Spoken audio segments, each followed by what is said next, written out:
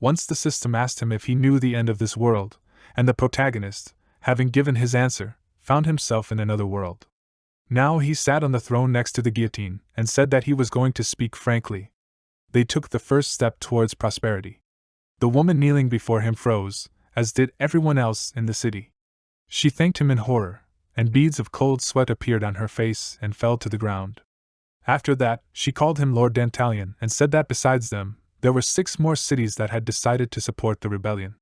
His Highness would need time and people to gather them all. He asked if she was worried about their burden. It was true, military campaigns were not cheap. She looked up at him and confidently hit her chest, saying that she could help. Her name was Christine, she came from a noble family, and her words carried a certain weight in the empire. With her influence, they could force them to lay down their arms without using force. He replied that her words made sense. She was happy and thought that a little more, and she would be able to convince him. She smiled nervously and offered to help him in the negotiations, but Dantalion did not let her finish and asked, in other words, she decided to betray her people? Her eyes widened in horror at these words, and he asked, did he understand everything correctly? Trying to answer something, she began to mumble, and he said that she should not have bargained for her life, but begged for death. She needed to be ready to sacrifice herself to protect the people. 2 monsters grabbed her arms, and he shouted, was he wrong? After that, he rose from the throne and spread his arms out to the sides, loudly asking the townspeople, did they hear her? Their leader, instead of thinking about the lives of people and their children, chose to save his own skin. Is she worthy of her title? Is she worthy of this city and this world? He raised his hand and shouted that she was not. He can't leave it like this, it's unforgivable. He will confront this selfish woman who only thinks about herself, and not just her. He will confront the world filled with such people. The townspeople burst into tears and he waved his hand, offering them to fight with him. They will destroy this rotten world. After his impressive speech, the townspeople began to joyfully chant his name, and Christine was led to the place of execution. She was horrified when she saw the guillotine, and when her head was placed in the hole at the base, she burst into tears and began to beg them not to do this, after which the mechanism was activated, and a huge blade flew down. The monsters showed her head and the people joyfully shouted the name Dantalion. Among the 72 demon kings who rule the world, he was ranked 71st. His name is Dantalion, he is a lower demon king, and this is the beginning of his battle. But when he first appeared in this world, he found himself in some kind of cave and wondered why all this is happening to him. Some time ago, when he was still in his world, he stood at the funeral and thought about how he always hated his father and wanted him dead, and today he finally died. The cause was a heart attack. He was a criminal, loved women and money. He was like a dirty spot in his life, and his death was the best thing he ever did for him. After the funeral, he returned home and started sorting out his things. When he was finally done with it, he remembered his father, and thought that maybe he guessed that he didn't have long left. But he didn't care. Who cares? He poured himself a coffee and thought that none of this mattered anymore. The sun was shining outside the window, office workers were going to work, and he was watching this, sipping his coffee. He clenched his hands into fists, and was happy with his new life. Who would have known that his father hid his money assets right in their basement, as much as 500 million. He lay down on the bed and told his father that he helped him a lot. With that kind of money he could have anything he wanted, a house, a car, girls. He just had to want it, but he didn't need any of it. Suddenly the doorbell rang and he jumped out of bed, shouting that he was coming. He opened the door for the courier, but before he could say anything to him, the main character took the parcel and returned back to the house, leaving the man perplexed. He jumped onto his new bed and thought that since he could buy anything he wanted, he decided to remodel his bedroom. It cost him 30 million yen in total. He has 3 rules: no work, no friends, and no marriage. He hates work and he definitely doesn't want to get involved with it. And what about friends? The most he has are colleagues with whom he's gone to barbecues, and he's already fed up with this constant internal squabbling of everyone with everyone. And a wedding is a soulmate with whom they swear to be together until death. His stupid father has married 12 times in his life, he is sick of it, and he is not going to go down the same path. He will sit at home under the covers and play games. This is the limit of his dreams, a real paradise. He turned on the TV, took out the console, and as soon as he connected it, he decided to beat all the games. 2 months passed like this. He finally finished a game called Dungeon Attack and sighed with relief, thinking that it took longer than he expected. All this time he did not leave the house, and many bags of garbage accumulated in his bedroom. Ignoring this, he decided to play something else, but suddenly a notification sound came from the TV, and he turned his gaze to the screen. There, a system window appeared with a message that he had one unread message. He did not understand where it came from. After all, he blocked his friends' list. He decided to check and saw that the message thanked him for completing the game. He thought it was a message from the developers. A simple act of politeness. The developers are also office workers. They were probably tasked with thanking the players. He thanked them for trying, read the message, and saw that they were offering him to take a survey. He raised an eyebrow in confusion and asked, "Why so suddenly?" After that, the survey started and he was offered two options to choose from: "I prefer pretty girls" or "I prefer more mature girls." He grimaced and thought, what kind of survey is this? Despite the strangeness of the questions, he still decided to choose one of the options, and then the system again asked him to choose what he liked more, when he was beaten or when he beat someone. He thought that this was another strange question, and then chose the answer. Suddenly his eyes widened when he saw the next questions. The simpler the better, or the more complex the more interesting? Does he solve all problems with brute force or with his mind? Does he keep other people's secrets or use other people's secrets? Is friendship when people strive for the same goal, or is friendship selfless? He had a bad feeling and exclaimed, "When will this end?" He finally got to the last question: does he know the end of this world? He sighed with displeasure and said that he had already completed the entire game. He answered the question and the system asked if he wanted to change the outcome. He thought that this was all somehow strange and asked, "What is this anyway?"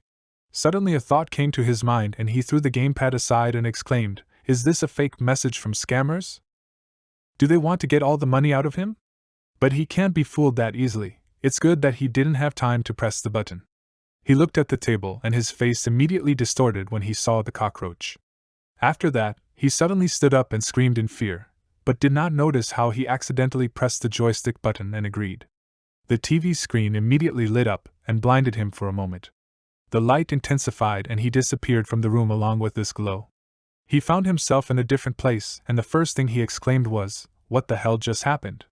He looked down at his hands and said, "That's not his." Suddenly something happened and he felt sick and started coughing, thinking he was going to throw up. Footsteps were heard in the cave. A group of adventurers approached him, and the most important of them, named Loof, told him to move and tell him where the treasure was. MC, not understanding what was happening at all, looked up at him in surprise and he asked, "Does he want them to hit him over the head too?" They called him the Demon King, and it was from that moment that the main character's terrible new life began. He thought, what kind of treasure is this? What Demon King? What are they even talking about, and what is this place? What the hell is going on here? He caught his breath and thought that he was at home, playing. His thought abruptly stopped, and he realized that he couldn't remember what happened next. But that's not important now. First he needs to figure out the situation. He felt his body ache. He looked down at his legs and saw that they were broken. He thought that he wouldn't get far like this. It looked like they would finish him off here. He decided to collect his thoughts and calm down. He needed to think.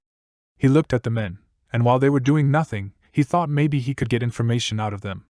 He asked the adventurers to wait, and hesitantly asked, "What kind of Demon King is this?" Luff grabbed him by the horn and asked, "Has he completely lost his mind?"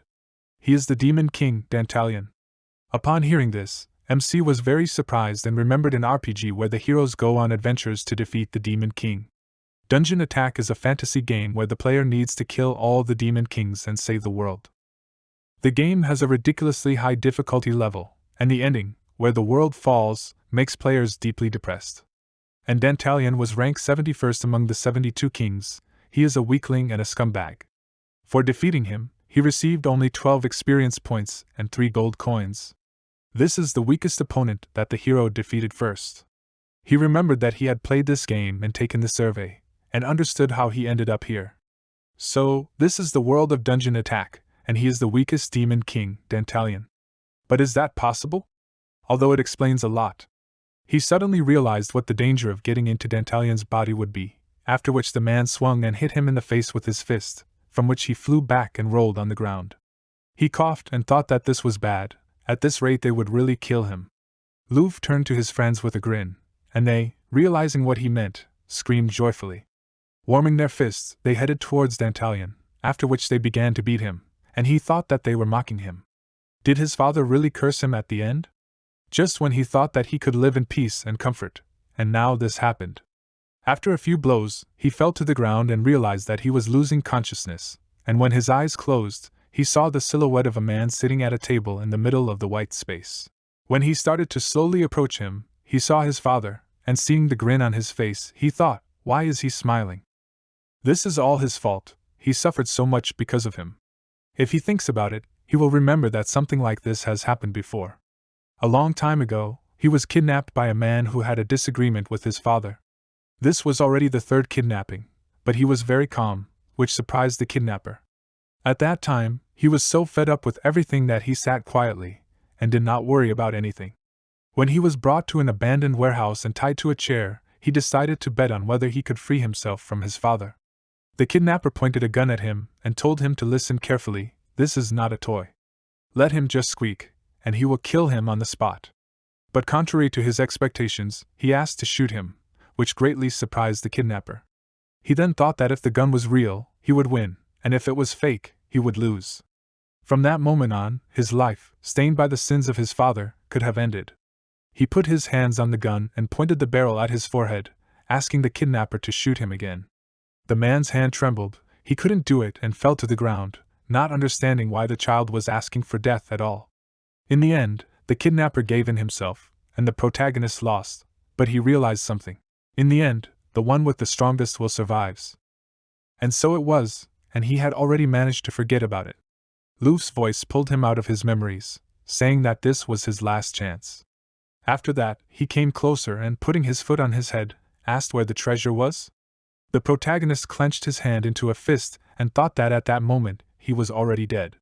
He gritted his teeth and wondered, in this game he can do whatever his heart desires, right? The adventurer leader snapped his fingers and asked, does he think he can drag the treasure with him to hell? His patience ran out. At his command, a man with a huge hammer approached him and asked if he was sure. He never confessed. Luffy exclaimed that he didn't care, they would find the treasure themselves, let him kill him quickly. The man raised the hammer above his head, and Luffy shouted that he would cry for the treasure in the afterlife, after which MC suddenly raised his hand up and exclaimed that he agreed. The man's hammer froze in the air and the adventurer leader looked at Dantalion with a smirk, and he gritted his teeth and, starting to rise, thought that he would do anything to survive. He would get rid of the curse that was his father. He was finally free, or so he thought, but suddenly he was sucked into the world of the game. What's worse is that he woke up in the castle of the weakest demon king, and in front of him stood a group of adventurers. The situation could not be worse, a little more, and he would be killed. But he will not let this happen, he did not have time to taste freedom. Standing up, he caught his breath and said that he would show them where the treasure was. In his mind, he added that he would survive at any cost. One of the men laughed loudly and exclaimed, did he finally understand? He thought that they would get what they wanted and his head would be taken to the boss. MC, meanwhile, thought that he had no idea where the treasure was. Even if he guessed, they would kill him without batting an eye. He needed to somehow charm them to buy himself some time. He knelt down on one knee and bowed his head, saying that he admitted defeat. The treasure was in the Demon King's chambers, however, it was hidden behind a secret magical door, and the only one who could remove the spell was him. He looked up at the men and wondered what they would say to this. Suddenly, a flash in front of his eyes scared him greatly. The adventurer leader swung his sword and stabbed it into the ground right in front of his face, and told him to listen carefully. If he was lying to them, then he was definitely dead. Dantalion replied that he understood, and then Luffy turned to his friends and asked if everyone heard everything. The treasure was in the Demon King's chambers. They were very happy and went to look for the treasure while MC looked at them and thought that it seemed like he got rid of one problem. Now the real fight would begin. They wouldn't kill him right now, he had time until they got there. He needed to think quickly what to do next. He was thinking about it as they walked, but Luffy suddenly called out to him and told him to hurry. He apologized to them and the man exclaimed, was he trying to stall for time? Did he really want to die? He kept silent and sped up, thinking that at this rate he would die anyway. Before they finished him off, he had to find a way to kill them. But how was he supposed to do it? There were 10 of them, and they were all armed. He looked around for something he could use, and remembered that this was Dantalion Castle. Were there really no monsters left here? The man turned to him again and told him to move, and then thought that once they had the treasure in their hands, they would kill him. Without further ado, MC walked on, and seeing the remains of monsters around him, he thought that they had been lying here for a long time. What should he do? Apparently, he would have to rely only on his own strength. How much longer would it take them to get to the Demon King's chambers? He thought about it, and thought that if this were a real game, everything would be easier. It suddenly dawned on him that he really was in the game world, and then, with a smile on his face, he used the Eye of God and thought that if this really was a game, then this should work. After that, a system window with information about Dantalian Castle appeared in front of him, where a map was depicted. Seeing this, he gritted his teeth and was glad that the skills worked here. God's Eye is one of the skills in Dungeon Attack. As the name suggests, it allows the player to see their location on the dungeon map, the location of enemies, traps, and items. This is a high-class skill that can only be obtained halfway through the game. But there is a loophole in the game settings, thanks to which the player can use this skill only in one place. This skill can be used in the very first dungeon, where they teach all the intricacies of the game. And that place is Dantalian Castle. And he was still wondering why this skill can only be used here. He did not expect that it would help him so much. He carefully examined the system window and frowned, seeing that there was no army in residence in this castle. Suddenly everything around went dark and a bright flash appeared in front of him, which made him surprised. A system window appeared in front of him, which informed him that there were currently no troops in the castle. High danger level, he should hire troops as soon as possible. This message was repeated several more times, and a system window appeared in front of him with the Hades contract, which would allow him to hire several monsters for a certain price. He was very surprised by this and smirked, thinking, the Demon King has a skill for summoning monsters? He looked at the number of coins in his wallet with a little confusion and mentally exclaimed, only 100 libra? He grabbed his head and thought, what was this Demon King doing here? There are 10 opponents, he can hire 8 goblins in total. They won't last long against them. Maybe he should summon golems and catch them off guard. But there is no guarantee that the golems will hold out. He turned his gaze to the map and realized that there was very little left until the chambers. He began to think hard about what he should do, and his gaze began to dart around the system windows. Suddenly, an idea came to him, and he thought that the success rate was 60%. This was too little to risk his life. He turned his gaze to the adventurers and thought that there was no time left for another plan anyway, so he would have to take a risk. He clenched his hand into a fist and froze in place, thinking that he was ready. In order for everything to work out, he needed to gain their trust.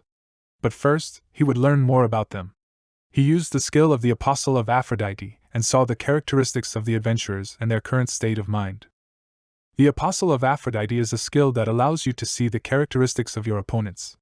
He turned his gaze to the main one and thought that now he saw everything, he had all the information he needed in his hands. But how should he play his cards? This man's name is Luf, he is level 13, he is an F-rank adventurer. Leadership and strength are D rank, intelligence and charm are F rank, and negotiation and skills are E rank. Right now, he was only thinking about the benefit he would get if he let the demon live. Noticing that the Demon King had stopped, he turned around and pointed his sword at him, ordering him to move. Dantalian apologized to him and thought with a smirk that it was time for him to make his first move. The key to success was to make their boss trust him more. He would have to take a risk, but it would be worth it. He smirked and thought that it was time for him to get down to business. They just walked around the cave for a while, and MC paid attention to the arrows lying around. He decided that it was time to make the first move, then called out to the adventurers and asked them to stop. They immediately turned around, looking at him in confusion, and Luf exclaimed, "What kind of nonsense is he talking about?" The Demon King apologized for interrupting them, then pointed ahead and said that there was a trap set up in that passage. The group leader exclaimed in surprise, "There was a trap?" Dantalian confirmed his words and headed into the passage, saying that there was a hidden device a few meters away that would fire about a dozen arrows. He passed by them and said that they were definitely going to get hurt, so he would go first and disarm the trap. Luf exclaimed, "Why would they take his word for it?" Suddenly, one of the adventurers called out to him and said that according to the map, the passage would only get narrower from here. The other adventurer agreed with him and said that it was so dark that they couldn't see anything. Luf looked into the passage and remained silent, and when he saw that the Demon King was heading that way, he ordered him to stop. He shouldn't even think about running away from them. Dantalian stopped and told him not to worry. He himself knew that with legs like that, he wouldn't be able to run far. He just wanted to show them respect. They were different from the other adventurers who had come here. They didn't try to kill him right away. If they didn't trust him, they could follow him. He glanced at them and said that he couldn't guarantee their safety, however. The adventurer leader hesitated, then exclaimed that he didn't care about it. He ordered everyone to follow him, and one of the guys called out to him excitedly and asked him to wait, saying that it was better for them to stay here. The other guy agreed with him and said that they had almost fallen into a trap at the entrance. They remembered how they had almost been crushed by rocks, and Loof, starting to realize the danger, suddenly turned to him and exclaimed, "Are they men or not?" While they were arguing among themselves, MC had already managed to walk deeper into the passage, smiling. After a while, he wondered if he had gone far enough. He clutched the arrow he had been hiding behind his back and thought that everything was going according to plan. The arrows he picked up from the bodies had managed to sneak in here without being noticed. Now it was time for him to put them to use. He gritted his teeth and told himself he could handle it. Then he stabbed the arrow into his leg with all his might, and his loud scream was heard. All the adventurers' arguments immediately stopped, and one of them asked excitedly, "Did they hear that? Was that the voice of the Demon King?" Loof turned to the passage and shouted, "What was going on?" Dantalion shouted that it was too early, let them not come any closer. One of the guys called out to the leader and asked what they should do. The man remained silent, thinking about it, and then turned around and ordered everyone to be ready. If anyone chickened out, he would finish them off on the spot. After his words, the guys became nervous and silent, and then headed to the passage, and Loof called out to Dantalion, asking where he was.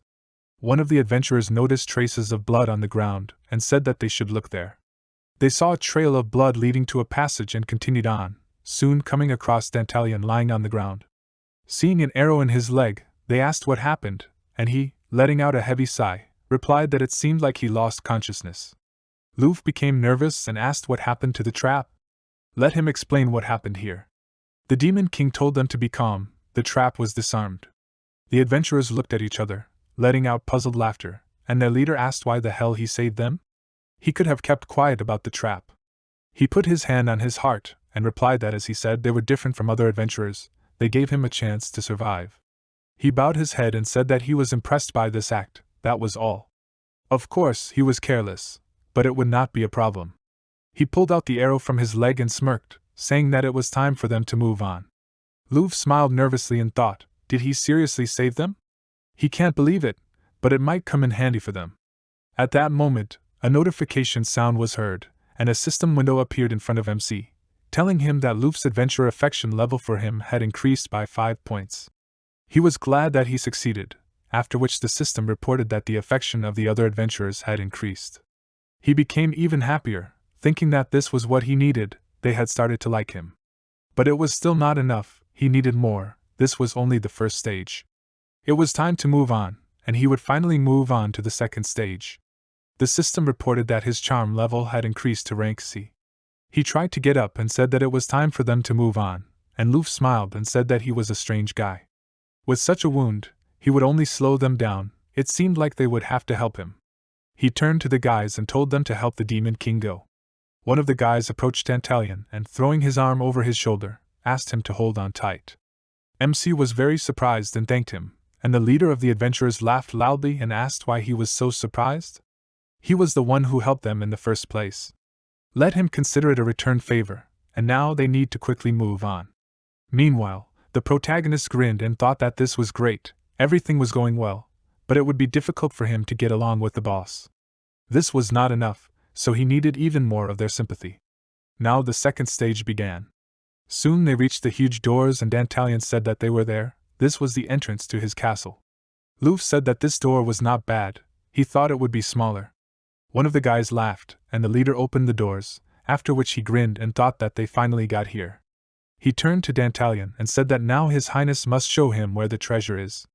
He suddenly fell silent, seeing tears on his face, and was very surprised, as were his comrades. The guy who was helping MC walk worriedly asked what happened. Why is he crying? He apologized to them and covered his face with his hand, saying that he could not hold back. This place reminds him of his comrades, or rather, his family. Loof asked in surprise, do demon kings also have families? Dantalion walked forward and confirmed his words, saying that a long time ago, even he had people whom he considered his family. He reached out to the corpses that lay in the dilapidated castle, and told how lively it used to be here. But one day, a huge group of adventurers in armor came and began to kill everyone around. Trying to save himself, he decided to run, but soon the people caught up with him and shot arrows at him. He turned around in horror and froze in place when he saw many arrows flying straight at him, and then blood spilled, but he was not hurt. Not understanding what was going on, he turned around and his loyal servant asked if he was okay. The Demon King burst into tears, realizing that his comrade took the full brunt of the blow, and he asked him to save himself. He would deal with them, and he should run away as quickly as possible. MC asked what he was talking about.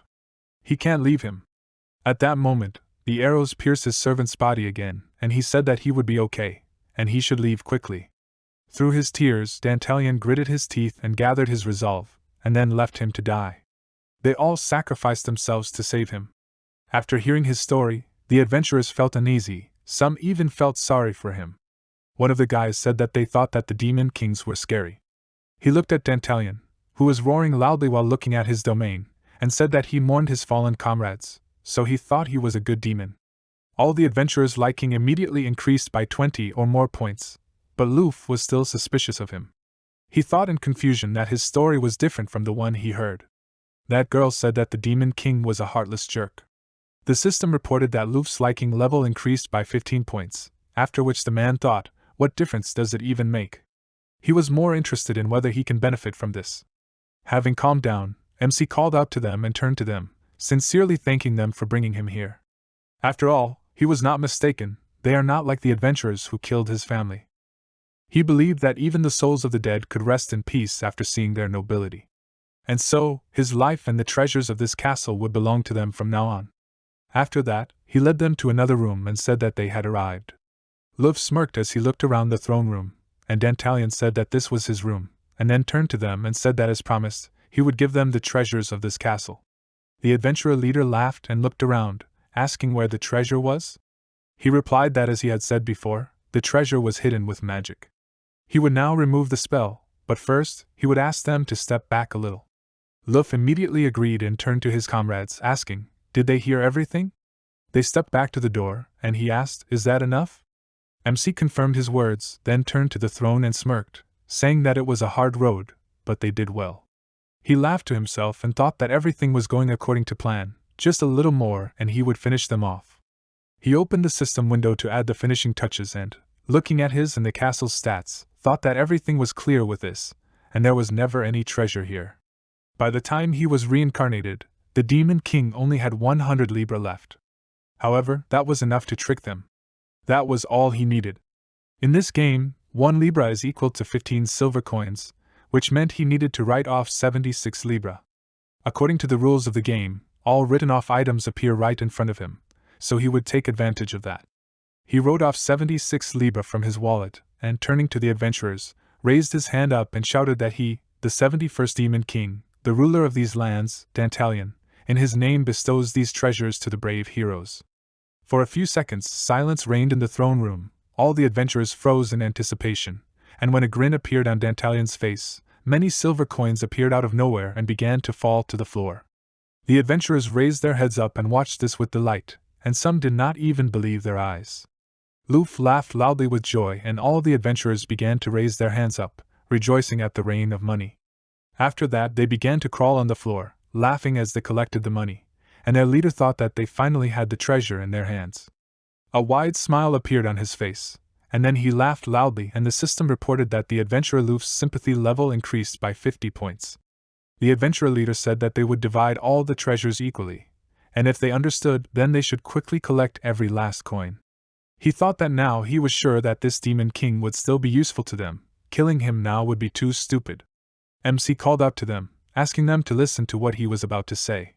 But the adventurers did not pay attention to him, and their leader asked what was wrong with him. Does he want to give them something else? Let him wait a little, they are a little busy right now. While they were collecting coins, their sympathy continued to increase. Dantalion called out to them again and apologized for distracting them, but there was a conversation that could not be postponed. Just then, 30 more adventurers entered the dungeon. Hearing this, Loof let out a nervous laugh and the others looked at the Demon King in fear. He continued by saying that he used magic to detect the intruders, but he didn't expect this result. The adventurers became very nervous, and one of them said that this can't be. Luffy became worried and thought, did he say there were 30 of them?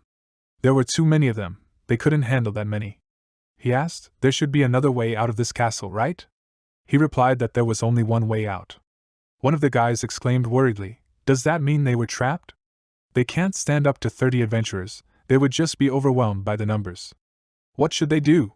They all started to panic and Luffy didn't know what to do either, but suddenly MC called out to him and said that he had an idea. If they can't escape, then they can only face them head on. The adventurer leader asked in surprise, what did he mean? The Demon King asked if he had a map, and when he confirmed his words, he said that unfortunately he could not predict which route they would take, but he could become bait. The man repeated in surprise he wanted to become bait. Dantalion confirmed his words and said that judging by the number, it was a military unit, which meant they probably used magic. If so, then the first thing they would do would be to follow his magical trail. There were 3 paths from the chambers, they would take one, and he would take the other. And then they would be able to escape. Luffy was very surprised and thought, is he ready to sacrifice himself for them again? He found this suspicious and asked if he was trying to escape now? Maybe there was no one there. MC became worried and extended his hand towards him, answering that of course that was not the case. He really wanted to lend them a helping hand, but now he did not have time to try to convince them. He came closer to him and whispered something in his ear that made him very surprised, and then he smiled widely and said that he understood, they will do as he planned. But he should not tell the others about the bait plan, otherwise they will get upset. After that, he turned to the guys and called out loudly, telling them to stop panicking. They will take the treasure and get out of here quickly. Dantalion thanked him in his mind and thought with a smirk on his face that he had no doubt that he would not believe him. After that, they began to put the plan into reality, and the Demon King, along with a separate group of adventurers, went down a different path. One of the guys turned around and said that their boss did something brave after all. MC remained silent and remembered what happened earlier. Luffy ordered everyone to grab the treasure and get out of here quickly. They split into 2 groups and moved along different paths to the exit. They got nervous and asked what he was up to. Let him explain. They didn't understand anything. He showed them a map and told them to shut up and listen to him. There are 3 paths leading from this room to the exit. Those who got in here are not stupid, so they will take the safest path. They will go the same way they did. There are 30 people there, it looks like some kind of combat squad, so they will definitely have a hard time with them. So they can only increase their chances of survival. The adventurers got nervous, and their leader said with a smile that with luck, everyone will stay alive. By splitting up, they will increase their chances of salvation, someone will definitely be able to get out of here. He grabbed one of the bags of coins and said that he will have all the treasures for now. The other adventurers were very indignant and exclaimed, what does this mean? Luffy asked them to calm down, he did not say that he was taking the treasures forever. But the second squad will get the Demon King. After his words, Dantalion frowned, and he said that they were lucky. If they survive, not only will they get a reward, but they will also become real heroes. He threw the bag of coins on his back and headed towards the exit, saying that it was worth it. One of the guys called out to him, and he immediately ordered them to shut up and pull themselves together. Or do they want to die here like dogs? The guys nervously looked at each other, and Luffy exclaimed, what will happen to their families then? They are not the last cowards, right? He is right? They remained silent, and he, taking this as an answer, ordered them to fight for their lives, after which some of the adventurers began to shout happily, believing in his plan. Currently Luffy along with his group moved forward and thought that they were idiots, he only had to put pressure on them, and they all agreed. And at first he thought that everyone was really finished. When the Demon King approached him, he quietly said that he could send a few people with him to make sure he didn't escape. And he could come up with a reason to take the treasure for himself. Either way, he would still be the winner. After all, if he told the truth, some of his comrades would die with him, and his share would be bigger. And if he lied, they would simply not let him escape. In any case, he didn't lose anything. Luffy grinned nervously and thought that he was a demon. Now he laughed and realized that he was right. If they died, the loss would be small. The main thing is that he himself could get out of here. Meanwhile, MC already knew what he was thinking. He glanced at the map out of the corner of his eye and, seeing their location, thought that it was time to begin. He opened Hades' contract and decided to summon a monster to finish them all off. Suddenly, the walls of the cave shook and the clanking of swords was heard, which were left lying here after the last battle. The adventurers became nervous, and one of them asked why everything was shaking. Are they really being attacked? The guy who was helping Dantalion walk was very scared, and then one of the guys saw something and exclaimed that the ground was glowing. A magic circle appeared in front of them, which raised the wind around itself, and the adventurers were forced to cover their faces, and the flames on the torches went out. Squinting because of the bright light from the magic circle, the guy turned to the Demon King and asked what was going on here. But MC immediately covered his mouth with his hand and advised him to keep quiet, or it would only get worse. He pulled out his sword and the guy started moaning, trying to call for help, and then the Demon King thanked him and said that he was in his debt. After these words, he raised his sword over him and killed him. The rest of the adventurers did not hear anything, as they were busy looking at the magic circle. They did not understand what was happening at all, and then the magic circle suddenly began to spin and stones began to appear from it. They became nervous, watching how these stones took shape, after which a huge golem appeared in front of them, which immediately screamed. The adventurers froze in horror, and in the meantime, the golem began to destroy everything around. Several stones fell from the ceiling and one of the adventurers told the others to run, after which the stones hit the ground with a roar and dust rose. After clearing his throat, the man waited for the dust to settle, and seeing someone's hand under the stones, he became very scared. Suddenly, a loud scream was heard from his comrade, who was grabbed by the golem. He immediately pulled out his sword and rushed to his aid, telling the monster to let him go, but when he struck, his blade broke and he looked down in panic. The stone golem clenched its fist at this time and a loud scream from the adventurer was heard, and the man looked up at him and cursed quietly. The stone golem swung its arm and slammed its fist on the ground, crushing the guy. Looking at the splattered blood, the man's breathing quickened in horror, and then MC approached him. The adventurer asked, "Does he know what this is? Do they need to escape?" Suddenly, he felt a burning sensation in his chest area and, realizing that Dantalion pierced him with a sword, asked why he did that. He pulled the sword out of his chest and smirked, answering that it was obvious. He brought his hand to his chest and said that he was the Demon King after all. The first group meanwhile was moving through the dungeon, and someone asked what that shaking was. Loof looked around and thought, did the second group run into that squad? If so, then that meant the Demon King hadn't lied to him. He laughed and thought that he had helped him a lot. But suddenly they all froze in place, seeing the Demon King in front of them. The adventurer leader's face immediately darkened, and he, faced with the demon's indifferent gaze, asked what he was doing here. He laughed and said that he understood everything. So, he managed to get around the invaders? So where are everyone else? Dantalion didn't let him finish and took out his sword, saying that the people he sent with him were all dead. Loof became very nervous and asked, then why was he here? If this was a joke, then he didn't find it funny at all. MC looked at his bloody sword and said that he already understood everything. Or did he just not want to accept reality? He smirked and said that his guess was right, he killed them all. Loof excitedly asked him to repeat it, after which Dantalion laughed and said that they were all complete idiots. They should have seen the look in his eyes, full of trust in him. The adventurer leader got angry and said that he used them. After this, all the sympathy the adventurers had for MC disappeared, but he was only glad about it. He laughed and said that he was lucky that they were dumber than monkeys. He was very grateful to them for that.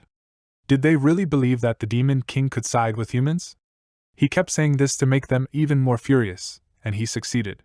Loof shouted Dantalion's name loudly and said that he was an idiot, after which he ordered his guys to kill him, and they rushed to attack in rage.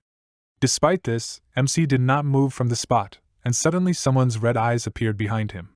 The stone golem immediately came to his aid and threw rocks towards the adventurers, causing a loud crash and dust to rise. The rest of the people froze in place, and realized that they had lost several people. One was crushed by the rocks, and the other was finished off by the golem. After that, the monster turned to them and began to smash everything around. The guy it was targeting screamed loudly in fear, and then his life was cut short. At this time, Loof just stood there and watched his comrades try to kill the monster. The man with the hammer attacked the stone golem from behind and struck with all his might, causing the monster's body to immediately crumble into several rocks. After that, he happily turned to the leader and exclaimed that he had succeeded, but Loof was very worried. Dantalion immediately finished off the man and thanked the adventurer's leader for helping him so much. Loof didn't understand why he was thanking him at all, and when he saw the golem regain its form, he was very surprised. MC said that this monster was not easy to kill. It was enough to simply destroy its core. At the very least, an experienced adventurer who knew about golems would be able to deal with it. In other words, if they didn't fall for such cheap provocations and thought with their heads instead of their muscles, they would have been able to finish him off. Now the situation had changed. What was he going to do? Luf gritted his teeth and wondered why he had changed so much. Now, this was the real Dantalion in front of him. He became very nervous and thought that it was too early to give up. He would not die in this place, he would definitely survive. That's right, he had gotten out of worse scrapes than this. He would get out of this one at any cost. He smiled nervously and asked the Demon King to listen to him. He threw his sword on the ground and then knelt down and said that it hurt him to admit it, but he gave up. So let him kill him. MC gripped the sword tighter in his hand and agreed, then began to slowly approach him. Listening to his steps, Luf lowered his head to hide his smile and thought that this fool fell into his trap. Who is he anyway to try to kill him? He is the one who will die today. Watching the Demon King approaching, he clutched a dagger hidden behind his back, while Dantalion opened the Hades contract and chose the monster he wanted to summon, then continued walking. Luf thought that he needed to get closer. As soon as he was very close, he would take out the dagger and kill him. 3 steps left, too. He looked up at him and smirked, thinking that he was a corpse. But suddenly he stopped, and Luf thought, what is wrong? Why did he stop? MC said that it was written all over his face. The adventurer leader didn't know that the Demon King had been seeing what he was thinking all this time. After that, Dantalion laughed loudly and pointed his sword at him, saying that this time he was really finished. Luf became very nervous and thought, is this the end? Will he kill him? He suddenly gritted his teeth in rage and mentally exclaimed that this will not happen, after which he pounced on him and exclaimed that he will not lose. He screamed loudly and rushed to attack, to strike with a dagger, but suddenly something restrained his movement and he fell to the ground. To find out what was going on, he turned around in confusion and, seeing a slime on his leg, exclaimed in surprise, where did it come from? Hearing Dantalion approach him, he became very scared and immediately turned around to strike him, but the golem grabbed his hand and squeezed it tighter, causing him to scream loudly in pain. MC looked at the dungeon's characteristics and said that everything went exactly as planned. It's good that he left money for the slimes. He can't even believe that everything went so smoothly. Luf screamed loudly in pain again, and the Demon King asked how it felt to be crushed into dust by someone he thought was weak. What was it like to experience such a death? He approached the man threateningly and he looked at him in horror, wondering when he went wrong. The moment he decided to hold off on killing him? Or when he took the castle map from that woman? No, the main mistake was challenging Dantalion. Now he realized that he should never have gone against him. He was the Demon King after all. After that, MC gave him a fatal blow with a big smile on his face and then lost consciousness.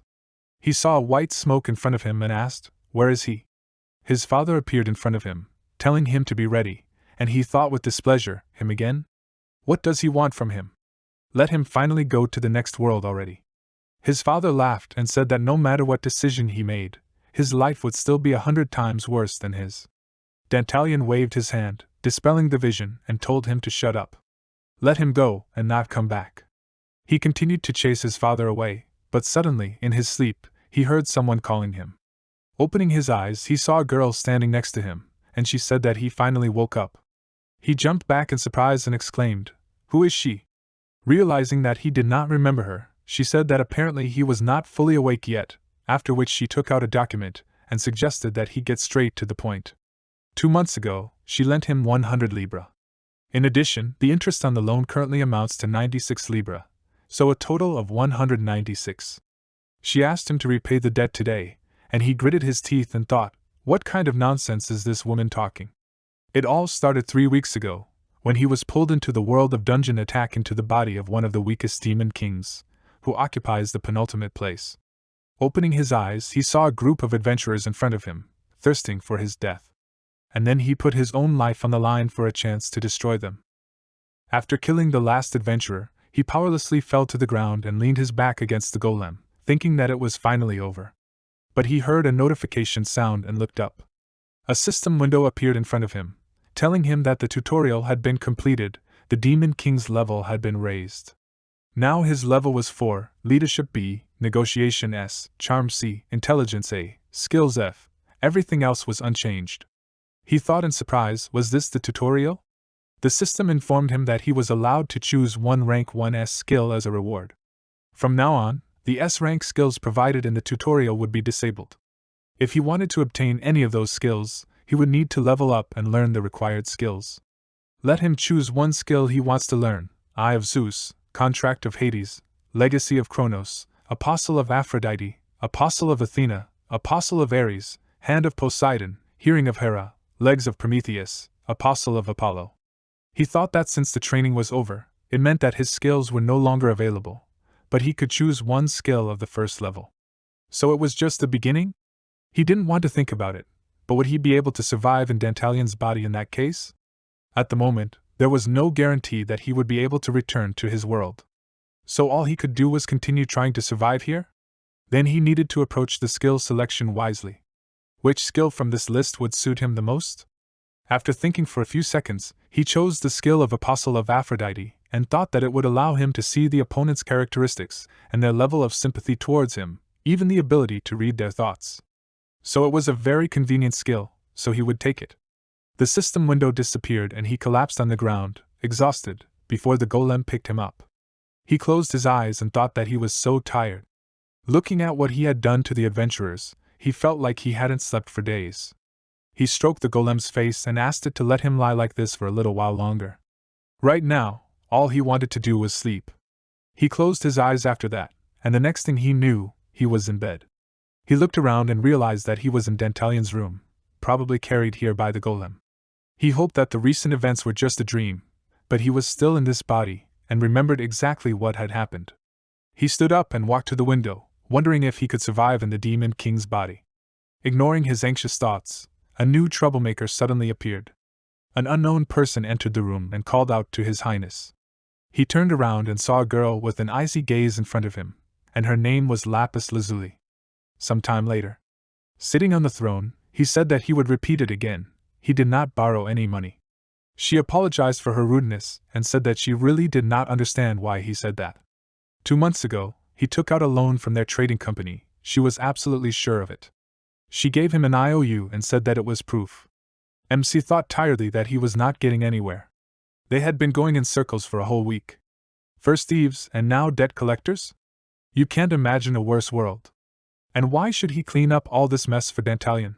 They were the ones who were stupid in the first place, lending money to such a fool. Suddenly he noticed the date February 1st, 1505 on the IOU and his eyes widened, after which he asked if she could answer one question.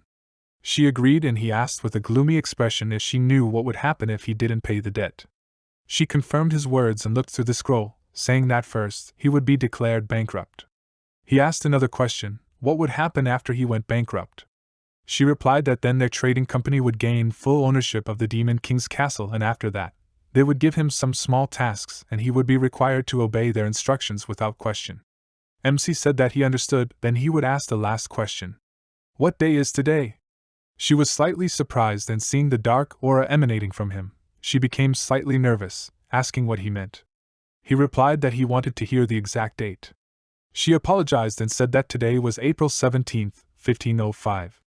He thought that 6 days had passed since the day the principal debt was repaid. That was too much, the interest would only increase and he would go bankrupt. He smiled and said that he understood everything. She looked up at him with a confused look, and he said with a smirk that he had a counter-proposal for her. He needed a loan of another 10,000 libra.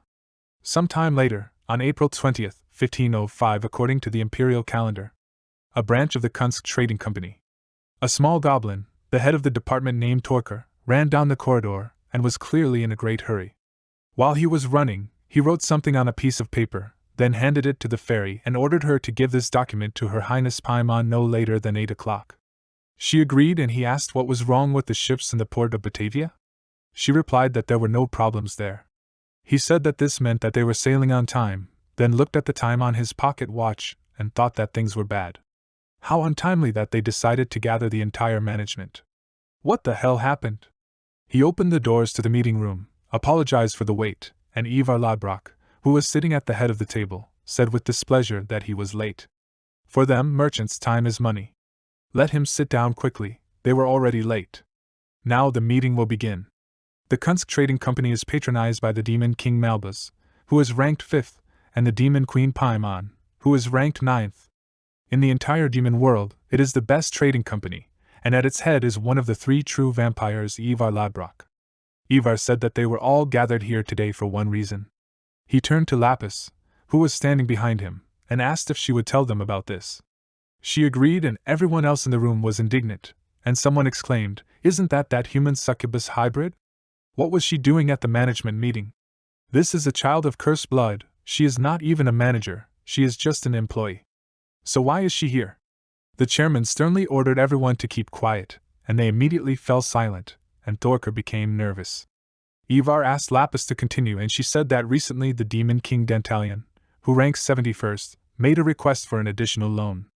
Thorker gritted his teeth in anger and thought they were gathered for such a small thing.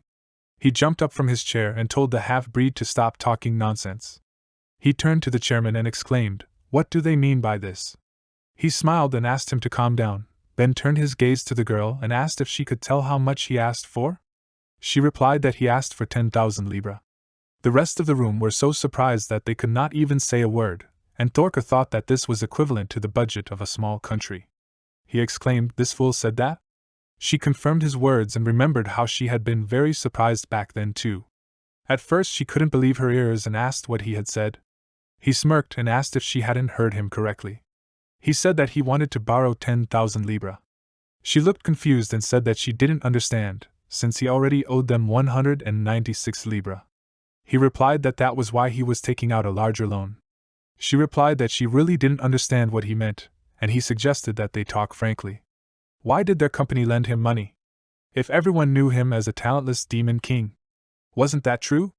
She hesitated and after a few seconds looked down, saying that she didn't think so. He laughed and stood up from his throne, saying that everything was fine. He assumed that they hadn't expected him to repay the loan in the first place. He walked towards her and said that they wanted to declare him bankrupt and make him a dog on a leash of the company. He came closer to her and then asked if that was their real goal or was he wrong? His expression turned menacing and she replied nervously that he was wrong. He said that he would rephrase his question then. Was it the trading company that ordered her to gain his trust and lend him the money? She replied that it was her own initiative, which made him smirk and think that this woman was lying and not blushing. It was quite interesting. He suggested that they return to the main topic and asked her if she was interested in why he needed 10,000 libra. It meant that he agreed to become their dog for the rest of his life, and in return he only asked for 10,000. What would she say to that? It was a fairly cheap deal. Besides, it was a very profitable agreement for her. She would be able to become famous as the one who single-handedly managed to turn the Demon King into a minion of the trading company, so success was guaranteed. He lifted her face by the chin and asked what she said to that. Did she agree or not? What would she do? Lapis immediately grabbed his hand and threw it aside, then agreed. Currently, she partly retold the conversation with the Demon King. An indignant voice of Thorker was immediately heard in the hall, who asked, did he ask for 10,000 libra? He couldn't even return 100 libra. This was clearly some kind of trap. Ivar said that this was a fair remark, then turned to Lapis and asked, is her words true? She confirmed his words and remembered what the Demon King ordered her to say if such a question suddenly arose. She said that Dantalion has gone crazy, now he is suffering from the plague of this world. Without a special cure he will die. Besides, he is doing this for the sake of his beloved. Thorker repeated in surprise, for the sake of his beloved?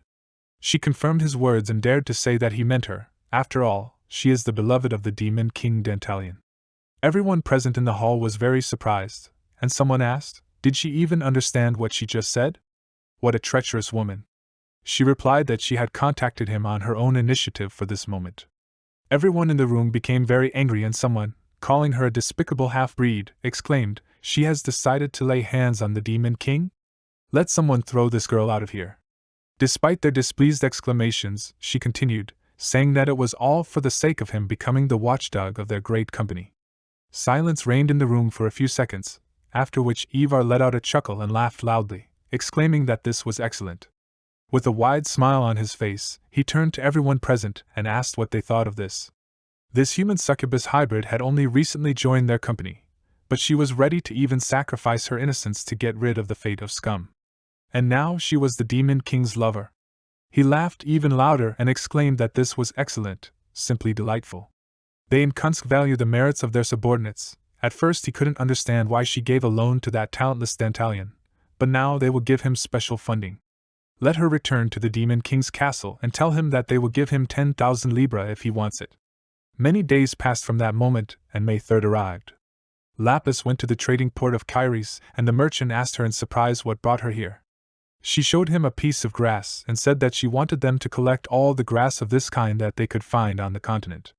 He was very surprised and asked, "Is she sure?"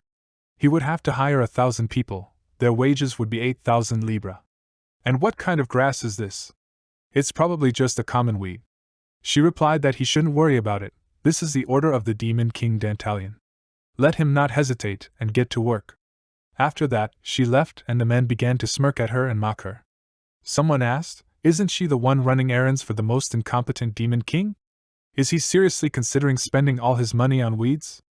It seems like this Dantalion has gone completely crazy." Another man agreed with him and said that they say she's even become his mistress. The man laughed and said that it's not for nothing that she's called a mudblood. Now Dantalion is definitely finished. On June 20th, Lapis returned to the Demon King's castle and came to His Highness's office to report that the order had been carried out. They did everything as he asked. There wasn't a blade of grass left on the entire continent. The grass was stored in pre-prepared storage facilities. He closed the book and said that she had done a good job, after which she asked what he was up to. She reminded him of his words about needing such a large sum of money in connection with the upcoming epidemic, and in the end he was buying up useless weeds. He chuckled softly and put the book on the table, asking what she thought. She frowned and replied that she would be frank. She saw absolutely no logic in his actions. He took the glass from the table and chuckled, asking so she saw no logic then? But first they would celebrate her success and raise a toast. She refused and he narrowed his eyes, asking what was it? Did she think he had put something in it? She apologized for being rude and replied that she had not, and he laughed and said he was joking and that she should stop frowning so much. He handed her the glass and offered to try again. She had done a good job, so they would drink to their future. She brought the glass to her mouth, then tried the drink and wiped her mouth in surprise, asking what it was. He covered his face with his hand, holding back his laughter, and then replied that it was the fruits of her labor, a decoction of the goods she had collected. "Tastes pretty good, right?" She frowned and asked discontentedly, "Is he joking?" He laughed and answered that he was not. The trading company must already know why he took 10,000 libra. They think he has gone crazy and is making a cure for a non-existent disease. Although there is even some truth in it. Her face darkened slightly, and she remained silent, and he decided to get to the main thing. "Does she know what date it is today?" She confirmed his words and said that today is June 20th, 1505 according to the imperial calendar. "Is there some special date today?" He did not answer and thoughtfully raised his hand to his face, saying that the time had come. He took a pen and wrote something on a piece of paper, saying that starting tomorrow she could not come to the castle. He handed her a note and said with a grin that instead he wanted her to look into this place and check how things were going there. She read the name of the place on the note and asked why she would go there. What was the point? He laughed in response and suggested that she just go there, then she would understand everything. He knew that she had been having a hard time lately. Taking breaks and relaxing is also important. On June 24th, Lapis arrived in the kingdom of Sardinia to a hot spring for travelers called Syracuse. After changing her clothes, she braided her hair and thought that she still didn't understand. What the hell was he up to? She walked out of the locker room into the pool and, noticing many women's gazes on her, thought, what could he need in such a place? She lowered herself into the water and remembered the contents of the note. It described the symptoms of the disease, body pain, fever, and black spots. She thought, is this whole story about the epidemic true? But it's just impossible, he's not able to predict the future. Then why is she so worried? Suddenly she heard a scream and immediately got up, after which she climbed out of the pool and ran to the girl lying on the ground, worriedly asking what happened. The girl sitting next to her, frightened, answered that she suddenly fell. Lapis saw that the girl lying on the ground was unwell, and she sat down next to her, asking, can she hear her? What's wrong with her? Let her just not lose consciousness. The girl's face turned red and she answered that she was in pain, and Lapis worriedly exclaimed, where does it hurt? She answered that her whole body hurt, and Lapis, touching her, determined that she had a fever, and asked her to be patient. Now they will take her to the hospital. Suddenly her eyes widened in shock when she saw a growing black spot on her neck. She remembered that the Demon King wrote about this in a note, after which her face darkened, and someone's scream was heard again. Several people fell at once from an unknown disease, and she thought, what the hell is going on here? After that, all the infected were taken to the hospital, but they soon died. The doctor asked to quickly place those who were still alive in wards, and said that this was already the 30th patient. What is going on? Lapis, sitting in the corridor on a bench, thought that this was impossible. There must be a reasonable explanation. The doctor came up to her and asked if she was okay. Everyone who was at the hot springs died except her. He coughed and said that she had better leave this city as soon as possible. She saw a black spot on his neck and looked down at her hands, remembering how she drank the decoction prepared by Dantalion. She still couldn't believe it, but everything fit. She gritted her teeth and thought that it turns out that Dantalion really did foresee the epidemic. On July 16, 1505, according to the imperial calendar, the Queen of Demons arrived at the Amstel branch of the Kunska Trading Company. The fairy rushed down the hallway holding a scroll in her hands and knocked on the door of the reception room, asking Thorker for forgiveness for disturbing him. He turned to the door and exclaimed furiously that he had a meeting with Her Highness Paimon. Let them all get out of here. He turned to his guest and apologized for his rudeness, and the Queen of Charm and Beauty replied that everything was fine, it must be urgent. She smiled and told him not to worry, she would wait. He apologized to her again and called out to the fairy, telling her to tell him what she had. She flew into the room and handed him a document, saying that the head office had recently contacted them. He unrolled the scroll and thought that if it was some nonsense, he was a dead man. But what he saw in the scroll shocked him greatly.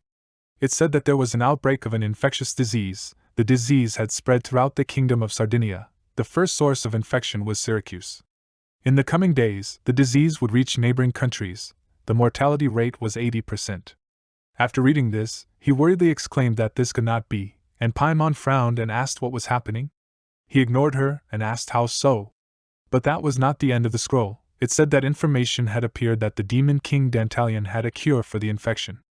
Under his orders, their specialist, Lapis Lazuli, organized the collection of herbs needed for the cure from all over the continent. The current value of Dantalion's property is estimated at about 1.3 million gold. An urgent meeting of the board of directors was scheduled. Paimon became interested and extended her hand, asking him to let her see, after which he handed her the scroll, and she, having read it, sighed thoughtfully. He called out to her worriedly, and she put the scroll aside and smiled, saying that it was quite interesting. Meanwhile, MC was in the castle as usual. Looking at the clouds with lightning outside the window, he thought that a storm was coming. The doors to his room swung open and he turned around, saying that she came back faster than he thought. Was she able to relax? She entered the room and remained silent, and he asked what was wrong with her. She looked pale. He guessed that she didn't like the hot springs? She frowned and asked, did he know everything, right? He smirked and asked what she meant. She asked him not to evade and said that the epidemic started in Syracuse, and the herb he told her to collect turned out to be a miracle cure. At that moment, a rainstorm began to pour outside, and the Demon King turned to her and asked what she was talking about. He laughed and asked, didn't he warn her? At that moment, lightning flashed and a roar was heard, and she, seeing his terrifying shadow on the floor, was horrified. He smiled and thought that she was right. He knew from the very beginning what future awaited them. In this game, the action takes place in 1515, when the plague, having engulfed the whole world, plunged it into darkness. According to the plot of the game, the outbreak of the epidemic occurred at the hot springs of Syracuse in the summer of 1505. And only a year later it turned out that the black grass has miraculous properties and is a cure for the plague. Until that moment, this plant was considered an ordinary weed. He laughed inside his fist and thought that he ended up in exactly this period of time, and knowledge of this era turned out to be incredibly useful. Then he noticed the date he needed in the IOU, but without Lapis he could not have coped. He asked, so what does the trading company say? She replied that the company is now in real chaos. It is more like a mad beehive. The entire management had just been called for an emergency meeting. He approached her and asked with a smirk, then why was she standing here instead of running there? Why did she come to him? Now he would try to guess. She thought it was dangerous to go back there now. The trading company probably thought that it was impossible to predict the start of the epidemic, which meant that someone deliberately released this disease into the world. But who did it and for what purpose? And they had one answer to that. He got closer to her face and said that she did it. She subdued the stupid demon king by becoming his lover. After all, she herself told them that she could make an obedient company dog out of him. And then a wonderful coincidence happened. She ended up at the right time in the place where the plague began, and earlier she searched the entire continent in search of a miraculous herb. All this smacks of betrayal. Finally, after learning his true intentions, she gritted her teeth, and he said that since she came here and not to the company, she should understand it herself. She took a step back in shock and thought that she had been treated like trash since birth. She had to work tirelessly to achieve this position and prove her worth to everyone. And now all her efforts were in vain. Everything she had strived for so long collapsed in an instant. Who is he? It was as if this was not the demon she knew before. What if this was not Dantalion at all? The Demon King said that she had only one path now. Let her bow before him, and if she did, he would give her true power. All the medicine would be under her control. She was surprised, not quite understanding what he meant, and he spread his arms out to the sides and with a wide smile on his face said that this world was destined to face an epidemic. Many will die, women and children, rich and poor, death will spare no one. And those who considered her a mudblood, including. They will desperately search for a way to survive and will come to her, wanting to make a deal. Half woman, half demon, the one who was considered scum, now holds the lives of hundreds of thousands of people in her hands. Does she want to have this power? He pointed his finger at her and asked her what her decision was. She became very worried and thought that she should not agree to this. She understands this, but still, why is her heart beating so fast? While she was thinking about this, silence reigned in the room.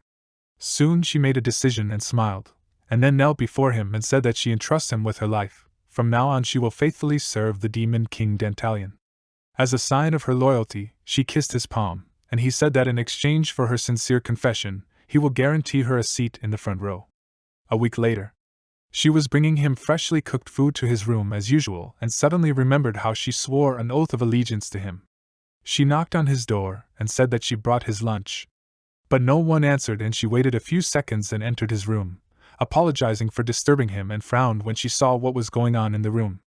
Ever since the Demon King became her master, he had either been reading the books that were in the castle or sleeping. Now MC was sleeping on a chair with his feet up on the table and a book lying on his face. He rolled over and the book fell and she looked at his face and thought that she didn't understand him at all. What was going on in the Demon King's head? She had contacted him half a year ago, wanting to get a promotion in the company. When she had just come to him and introduced herself, he had ordered her to keep quiet because he wasn't interested in the name of some mudblood. He turned out to be a real scumbag, but as she expected, as soon as she showed him the money, he immediately pounced on it. All she had to do was tell the right people about the treasures that had appeared in the Demon King's castle, and soon an adventurer came to her to take the map to the castle. Dantalion's words slightly hurt her, and she wanted to make him howl in pain. But this Demon King was beyond her comprehension. Right now, the lives of the entire continent's population were in his hands. Suddenly, she wondered out loud how he managed to sleep peacefully in such a situation. Several countries had already sent letters offering to buy herbs. Still, she found it hard to believe that a trading company would remain silent in such a situation. Meanwhile, Torka came to the chairman's office, knocked on the door, and asked if he could come in. Ivar allowed it, and finding himself inside the spacious dark office, he did not see the chairman and questioningly said his name, after which the vampire's voice was heard from the side of the table, saying that he was here. The candles on the table lit up and Ivar told him to sit down, then asked what the situation was. Thorka replied that the situation was as bad as it could be, the epidemic was still spreading. It was only a matter of time before the plague consumed the entire continent. Ivar said that their company estimated that 30% of the population would die. The goblin was very surprised and said that this could not be true. Was he joking? The chairman turned a stern look at him and asked if he had ever joked. His voice made the flames in the candles flicker and Thorka replied excitedly that this was not true. Ivar said that all the lords had suspended trading operations with their company today. What he heard greatly surprised the goblin, and he slammed his fist on the table in rage, exclaiming that this was all because of that hybrid. And where is she now? The chairman replied that they still had no way to contact her. He believed that she had planned to betray them from the beginning. Apparently, Lapis was in the place where the outbreak occurred. And before that, she had been collecting herbs needed to create a cure for several weeks. He laughed and said that no one could have predicted the outbreak of the plague, not even a god could do that. In other words, this epidemic was not an accident, it was obviously created on purpose. Realizing his words, Torker, after a few seconds of silence, nervously asked, "Does this mean that someone intentionally created this disease?" Ivar did not let him finish and said that the question is who is behind all this. It is clear that the girl released the disease into the world, but she could not have pulled off such a thing alone. Torker began to understand him and asked, "Does this mean that she and Dantalion did it?" The chairman thought about it and disagreed, saying that if Dantalion was capable of something like that, he would never have sunk to such a lowly position. Most likely, he was a small fry, the same cog as Lapis. Torker got excited and asked then who had arranged all this? Could someone really be capable of starting an entire epidemic? Ivar narrowed his eyes and thoughtfully said that he had one demon in mind. The goblins seemed to understand who he was talking about and got excited, and the chairman said that it was one of the greatest lords of this continent, an immortal black magician. Only this demon could do something so large-scale. This was the god of black magic and disease, Barbatos, the 8th in the demon rankings. Torker thought that if Barbatos was involved, then anything was possible. This demon hated people more than anyone else, she had started wars more than once and destroyed more than one country. The plague would mostly affect humans, not demons, and at worst they would go extinct. Ivar thoughtfully said that this was typical of the demon kings. The goblin became worried and asked if this was Barbatos's doing, then what should they do? Their company had built strong friendships with many demon kings, which was why they had risen so high. But if they had to go up against one of them, they would need to prepare carefully, find solid evidence. Ivar smirked and asked if he thought they lacked evidence. Lapis and Dantalion would tell them everything, so he shouldn't worry, he had already taken the necessary measures. He suddenly laughed and said that they would regret crossing him. Torker became very nervous, and then he heard the voice of Ivar's subordinate behind him. She approached him and handed him the scroll, and he laughed and asked if they had received an answer yet. He opened the letter and set it on fire, and when he saw what was written there, he laughed loudly and told Thorker to go to Her Highness Paimon and convey their request. She is the only one who can fight equally with Barbatos. His subordinate agreed and thought that Paimon and Barbatos are like cat and dog. Her Highness will definitely agree to help them. Suddenly the vampire laughed loudly and exclaimed, "These brats dared to oppose him?"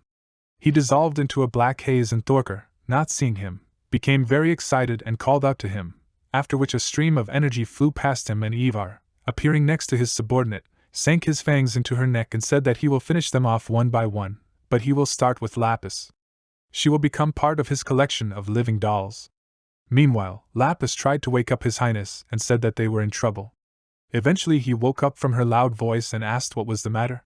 She looked down at the letter in her hands and said that he had received an invitation. He asked in confusion, "What was it for?" She frowned and replied, "To a meeting." She had never heard of it being organized so quickly. After that, she read him the lines from the letter. "Let the demon kings who rule this world gather in one place and hold Walpurgis night." Time passed, and somewhere in the vicinity of the castle, witches appeared, flying on brooms, heading to Dantalion's domain. One of them began to sing a cheerful song, and then turned to her little sister and asked her to tell her who their next client was. She laughed and said that it was the demon king Dantalion. Her sister asked, "Is he the one who fell in love with the half-demon, half-human?" The other witch pressed her hand to her chest and let out an enthusiastic sigh, saying that it was forbidden love. How romantic. She was sure he was a real gentleman. Their sister told them in a serious voice not to imagine anything unnecessary, they would be there very soon. Meanwhile, Lapis escorted His Highness to the exit of the castle and anxiously asked him to hurry. He wrinkled his face in displeasure and asked her to be quiet. Let her tell him why he needed to go there instead. He came out of the cave and, shielding his face from the bright sunlight, asked what this Walpurgis night was. She said that he was the demon king. Why was he even asking about it? She frowned and asked if he had never taken part in this meeting before. He spread his arms out to the sides and confirmed her words, and she sighed heavily and explained that this was an important event where all the demon kings and their closest subordinates gathered. Together they solved problems of a global scale for the sake of maintaining universal order. The meeting is not held regularly, but almost all the demon kings are invited to it. He scratched his ear and said that then even more so this meeting does not concern him in any way. Lapis frowned in displeasure and said that the topic of this meeting is the plague. Nibelheim was chosen as the meeting place. One of the branches of the Kunska Trading Company is located there. She can conclude that the company itself was the initiator of the meeting.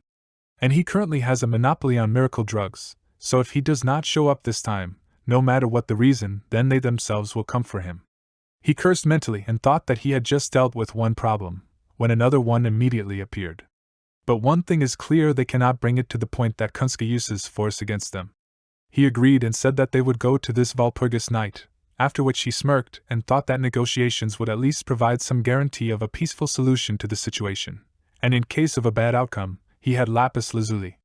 He squeezed something in his pocket and thought that it was not in vain that he spent so much. After that, he asked how they were going to get to this Nibelheim. It would be profitable for the company if he did not show up, and they would surely put a spoke in their wheels. She looked at her pocket watch and agreed with him, saying that, taking this into account, she had prepared transportation and escorts in advance. They should show up any minute. At that very moment, a cheerful song of witches was heard and they circled over the cliff, and Dantalion, seeing them, was very surprised.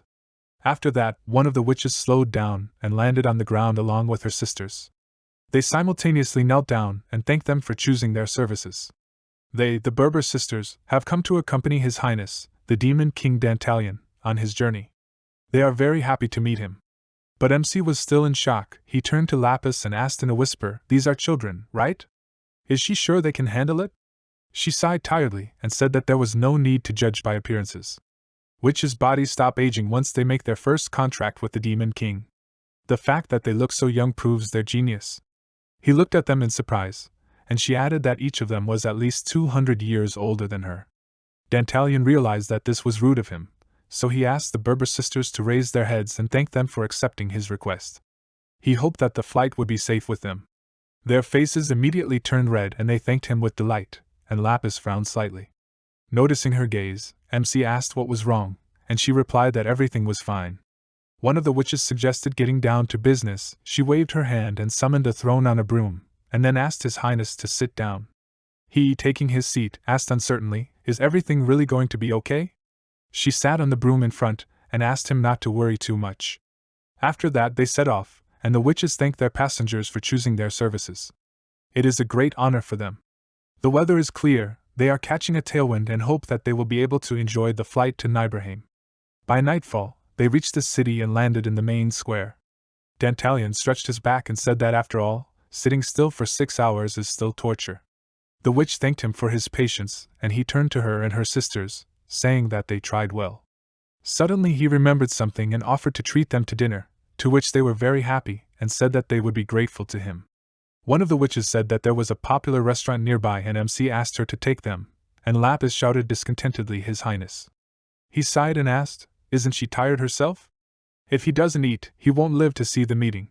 Her face darkened and she remained silent, after which he asked, "Is she afraid that the company will attack them?" "Let her relax. No fool would attack the Demon King in the center of the city." After thinking for a while, she agreed, and after that, they found themselves in a place where everyone was having fun and drinking. Looking around, he noticed that it was quite lively. The witch agreed with him and said that this was the only area where everyone was served, regardless of class and race. She pointed her finger forward and said with a smile that they were already close. Suddenly some kind of rumble was heard. Dantalion turned around and saw some scoundrel beating up a poor old man and insulting him in every possible way. The old man apologized, but the guy did not stop beating him and exclaimed that what he had was not alcohol, but some kind of crap, and also the chairs were uncomfortable. Old men like him were easier to get rid of. The man continued to apologize, and MC called out to Lapis and asked, "What kind of trash is this?" She replied that it was the 72nd Demon King, and Marius. Dantalion thought that in this game, the world was ruled by 72 demon kings. This is a fantasy game where you need to defeat kings, one of whom destroyed the protagonist's village when he was still a child. As he grew older, the boy gained a desire to take revenge on the demon kings and began to explore the world with his comrades on the way to achieving his goal. The action takes place in 1515 according to the imperial calendar. He came to this world in 1505, exactly 10 years before the events began. Here he is known as Dantalion, the 71st Demon King. And the one who destroyed the protagonist's village and gave birth to a great warrior is Marius, the 72nd Demon King. Meanwhile, Marius continued to curse and beat up the poor old man, while the rest of the townspeople stood there, not daring to intervene. MC smirked and thought that he was sure that he would be the one to attack the hero's village soon. The 72nd Demon King, in a furious shout, hit the old man again, and MC thought that things were moving faster than he expected. He walked forward and picked up a glass of wine from the table, after which he took a sip and wondered if he should just cut off the root of all the problems right away. He picked up the glass and Lapis frowned, after which he released his hand and laughed, saying that this journey was more interesting than he expected. The glass broke with a loud clang, attracting Andormarius' attention, and he turned around, meeting Dantalion's gaze. He let out a displeased sigh, calling out to him and asking what he was staring at. MC just smirked in response, which angered the Demon King, who then walked towards him angrily, calling him an idiot and asking why the hell he was looking at him. Dantalion turned to his assistant at this time and asked if Andormarius had any backers. She replied that as far as she knew, no. He spent most of his time in the gambling houses of Nibelheim, and was known for using his status to torture people. Even the Demon Kings themselves considered him a stain on their reputation. He said that everything was clear to him now, and the 72nd Demon King meanwhile continued to approach him and thought, why were they standing still? Andormarius narrowed his eyes, noticing the horn on Dantalion's head, and turned his attention to the girl with his back, thinking that she was a succubus, even a half-breed. He immediately realized that the rumors were about him, and Lapis turned to His Highness and asked him to refrain from rash actions. A battle between demon kings could cause a lot of trouble. He chuckled and asked, "Do you mean the common law?" She confirmed his words and said that demon kings are considered to be of a higher rank than aristocrats. They have incredible power that can destroy the world. And yet, there are only 72 kings. Due to a number of circumstances, instead of the laws of the empire, they follow the common law, which ensures their own safety, as well as the protection of their businesses. Any fights between demon kings are strictly prohibited. She is sure he knows this himself. If he, like a child, gives in to emotions and is the first to get into a fight, then inevitable punishment awaits him. MC laughed in his mind and approached the 72nd king, and he asked with displeasure, "Does he even know who he is?" He laughed in response and said that he didn't care. He looks at him mocking the weak and he almost wants to puke. Let him disappear from his sight. Andormarius asked, did he want to die? Dantalion laughed and told him to try to kill him. Or is he afraid? The provocation worked and Andormarius immediately attacked him with his fists, and Lapis, noticing this, rushed to him, but suddenly MC extended his hand towards her and stopped her. Watching his opponent, he was glad and in his thoughts told him to beat him up, but suddenly the Demon King's fist froze in front of his face and he was even slightly surprised, and then upset. Andormarius laughed and said that he heard a rumor that one Demon King lost his memory. He forgot what blood flows in his veins and now he runs around like a dog around a hybrid. Lapis gritted her teeth and became nervous, and he added, so he also made her his lover. He patted him on the shoulder and said that he did not expect to meet him in such a place, then got closer to his face and asked with a laugh, is he right? Dantalion thought that he seemed like a common idiot to him, and then asked, and how should he understand this? Andormarius said that he almost hit him and almost broke the general law. Demon kings are forbidden to attack each other. He laughed and added that if he had not realized that he was that Dantalion, he would have definitely gotten into trouble. He deliberately provoked him, wanted him to attack first. He laughed madly and exclaimed, did he think that he would fall for his trick? But he messed with the wrong person. Dantalion's face darkened and he remained silent, and Andormarius switched to Lapis and approached her, asking, and this garbage rat seduced the Demon King? Although she has a nice face, but they, hybrids, even smelled disgusting. He squinted slyly and, touching her chest with his finger, asked what this idiot saw in her. He ran his finger down, and said that he was even interested in trying her out himself. She asked him to stop and his face twisted in displeasure, after which he turned to Dantalion and said that the general law only prohibits battles between demon kings. After these words, he clenched his hand into a fist and turned his gaze to Lapis, which scared her, and then he slapped her in the face with all his might and a huge red mark remained on her cheek. Everyone present became nervous, and Andormarius turned to Dantalion with a laugh and exclaimed that he could hit anyone but him, and nothing would happen to him for it. He would teach this girl manners, and then return her to him. Just don't let him get mad if he ruined her face. They had an agreement, right? MC remained silent, glaring at him with displeasure, and the 72nd Demon King spread his arms out to the sides and laughed loudly, then pointed at Lapis, who was lying on the ground, and asked the people, did they see everything? Even if they were a woman or a child, he would not spare anyone who stood in his way. Now they should all bow before him, otherwise they would share the fate of this hybrid and experience his power for themselves. The townspeople remained silent and looked away, and he looked at Lapis, who was still not moving, then raised his leg above her and hit her in the chest, causing her to cough loudly. Andor Marius felt pleasure from beating her, and said that it felt better than ever, and Dantalion continued to watch him. Suddenly, he turned to him and asked how it felt. He was beating his woman right in front of him, and he couldn't even move a finger. He laughed loudly and threw his hands up in the air, exclaiming, "Who do they think he is? Let them say his name. He is the one who stands at the top of this world, the Demon King Andor Marius." Suddenly, he heard a chuckle behind him, and all his joy immediately evaporated. He turned to Dantalion and seeing him laugh, asked what was funny. He replied that he made such a pompous speech that he even wondered how many people here were listening to him. He asked, "Does he refuse to admit defeat? If they do not submit themselves, then he will simply use force, like with the hybrid." MC advised him to ask himself first, does anyone here even care about his strength? Andor Marius did not understand what he meant, after which he turned his gaze to Lapis and saw that she had already managed to raise her legs and was now looking at him with a cold gaze. This made him very angry and asked what she was doing? If she lay still and did not twitch, did she really want to die that much? She remained silent, continuing to drill him with an indifferent look, which only made him more angry. He immediately hit her in the face, and exclaimed that she was too arrogant for a hybrid. But seeing that she did not fall from his blow, his eyes widened in surprise, and she again turned her arrogant gaze to him. He got even angrier and hit her again, telling her not to be arrogant, after which he asked, did she understand her place? Watching this, the witches opened their mouths wide in shock, and he continued to beat her and ask who she was compared to him? Dantalion at this time rubbed his chin with a smirk and watched this with the thought that Lapis is a hybrid, and therefore she grew up in the slums since childhood, and she is already accustomed to beatings. Therefore, Andor Marius' fists are not scary to her. Continuing to splash out his anger on her, Andor Marius insulted her again and hit her, shouting that he is the Demon King, in this world he is the king. He hit her again and MC, taking a knife from the table, told the man that he will borrow it for a while. Lapis meanwhile continued to stand firmly on her feet, and the Demon King got angry and thought, what is wrong with this girl? Why is she still standing? Why is this hybrid looking down on him? He literally started to boil with rage and only one thought was spinning in his head about how he would kill her. Suddenly Dantalion called out to him, and he turned around, and then he swung his knife and cut Andor Marius' eyes, which made everyone else very surprised.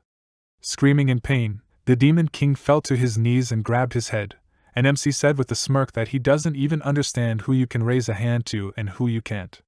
So he doesn't need useless eyes anymore.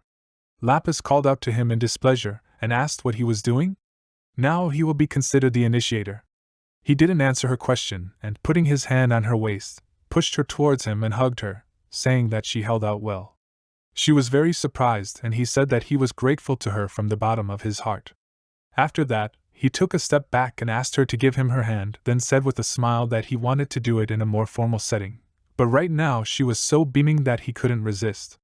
He took something out of his pocket, and she, looking down, saw a ring on her ring finger and called out to him in shock, and he grabbed her hand and told her not to say anything, to just be silent and watch.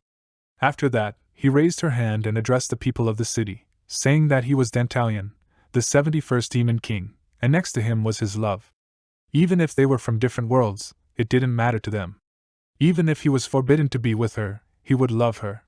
He pointed at the Demon King and shouted that he had started to mock his beloved for no reason. Let them tell him if he could turn a blind eye to such things. Such things were simply unacceptable even for the Demon King. All the townspeople and witches were very surprised, and one of them was shocked, thinking that he went against the rules and attacked the Demon King for the sake of his beloved. Meanwhile, MC asked Lapis to look back and said with a smile that it was quite a sight.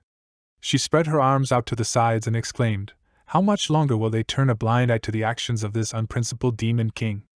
Everyone began to listen attentively and he shouted, are they really satisfied with everything? If there is justice in this world, then doesn't he deserve to be punished? Andor Marius told him to shut up and asked what he said about punishment. He pointed his finger at him and said that he was the only one in the wrong here. He fell for this small fry and broke the general law by attacking him. After these words, he laughed loudly and then raised his hands and ordered them to grab Dantalion, he broke the law of the demon kings. If they don't listen, then he will kill them all. The townspeople became nervous but did not rush to act, and the demon king praised Dantalion and said that he had no right to interfere. But in response, MC approached him and laughed, asking why he was still so arrogant. It seemed that he still did not understand anything. Andor Marius let out a surprised sigh, and Dantalion turned to the people of Nibelheim and shouted that on behalf of the demon king, he found him guilty. They should decide what punishment he would receive. The people began to listen to him, and he, putting his hand to his chest, said that they, the demon kings, exist to this day only because of them. He was just lucky to be born the demon king, and he imagined himself to be God knows what. Some people burst into tears from his words, while others were surprised. He continued, saying that instead of fulfilling his duties as the demon king, he went to gambling houses and bars, and even dared to raise his hand to the weak. What kind of king is this if he doesn't even know how to act? Someone like him has no place in their beautiful world. The townspeople started getting angry, and he asked, for the sake of their families and their future, should they really let someone like him live? He called everyone present the heroes of Nibelheim and said with a smirk that it was time to act. The people stood there dumbfounded, and Andor Marius called MC an idiot and told him to shut up, then asked if they were even listening to him. Let them grab this guy right away, let them just try to disobey him. Dantalion said that there was so much despair in his voice. Is he panicking?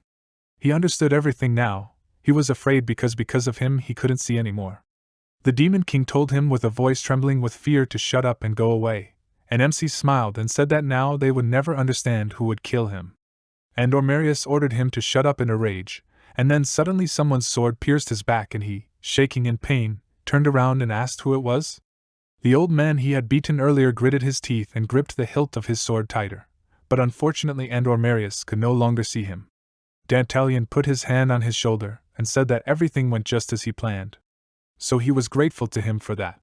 He exclaimed in response, what kind of nonsense was he talking about? Suddenly he heard some muttering and wondered what that sound was. He raised his head and asked in fear, who was it? The voices of the people became louder, and he began to look around in horror, asking what it was. The people approached him from behind and said that they would kill him, after which he turned around and smiled nervously, asking what they were planning. Let them stop immediately. MC at this time returned to his companions and chuckled, saying that this is cause and effect. Has he heard of such a thing? He looked at the demon king one last time and headed forward down the street, saying that they were done here. Lapis turned around, and one of the witches became nervous, after which loud screams of the demon king were heard. He began to beg people for mercy and apologize, but in the end they decided to get rid of him and stabbed him with the whole crowd. When they walked away from the restaurant, Dantalion sighed and said that he was tired, after which he apologized to the witches and offered them to eat next time. They agreed and said that it was better for him to rest today. They would take him to the hotel. He agreed, but suddenly noticed that one of them was missing, and one of the sisters turned around, exclaiming, "What the hell? Did Beatrice disappear again?" She apologized to His Highness, and said that she has a habit of wandering alone. He frowned and thought about something, and then said with a smile that there were more important things to do. He had one more request for them. The witch looked at him in bewilderment, and Beatrice meanwhile flew over the city and said with a smile that she did not expect this. Dantalion will still show himself. Meanwhile in the company, Torquer walked forward along the corridor and thought that Walpurgis night would take place tomorrow. Nothing had been heard from Sir Ivar for a whole week. He went to the door and called out to him, but hearing no answer, he decided to go inside and asked, "Is he here?" Seeing only coffins in the room, he realized that there was no one here, and wondered, where is he now? Suddenly he heard some sound from above and looked up, seeing the witch in the window opening. She smiled and asked, did he look after the company well? After that, she jumped from the window and landed near the coffin, and Thorker, perplexed, called her Sir Ivar and asked where he had disappeared to. It turns out that a vampire was in the witch's body all this time. Ivar replied that he wanted to see Lapis and Dantalion for himself. He laughed loudly and the goblin asked in surprise, so he found out something? He replied that they had not said a word about the plague, but something interesting had happened in Hermes Square. Thorker felt uneasy and Ivar thought that it seemed that he had slightly underestimated this Dantalion. But one thing remains true, he is terribly in love with Lapis, which means that this is his weak spot. He approached the coffin and asked if Her Highness Paimon had already responded. He replied that Her Highness had agreed to take their side and she would do everything possible to ensure that they succeed. Ivar pushed the lid aside and climbed inside with a laugh, then grinned and closed the coffin. After that, an ominous glow began to emanate from under the lid and a small blue light appeared, which moved into coffin number 1. Ivar's voice was heard from the coffin and he, coming out in his usual form, told his subordinate to listen to him carefully and convey his words to Her Highness Paimon. He smiled widely and thought that he had not felt such impatience in anticipation of tomorrow for hundreds of years. Let them prepare for that day, they will repay him all their debts. 24 hours have passed since the encounter with Andor Marius, and the day of Walpurgis night has arrived. All the guests have gathered in the main square, and knights have lined up along the red carpet at the palace. Suddenly someone shouted that the Demon King has arrived, let them step aside. The guests watched with delight as the carriage stopped at the red carpet, and then several masked men stepped aside and bowed to the Demon King in greeting. One of them helped Paimon get out of the carriage, and she said that they were so hospitable. The man replied that it was a great happiness for them. They were waiting for Her Highness Paimon. She asked, "Are the negotiations with Ivar over?" The man confirmed her words and she smiled, then looked at the guests and said that she did not see a single familiar face here. Had she arrived too early? Suddenly at that moment the voice of the man who asked everyone else to melt to the sides parted. The Demon King arrived. Paimon turned her gaze to the side and a loud clatter of hooves and neighing of horses was heard. They were approaching the landing place at great speed, which caused the other guests and servants to be very scared.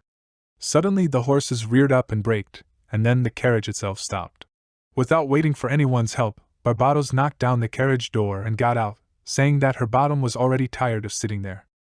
She suddenly froze in place and asked where this smell came from. "It stinks like an old sow." Clutching a bottle in her hands, she walked forward and gritted her teeth in rage when she saw Paimon.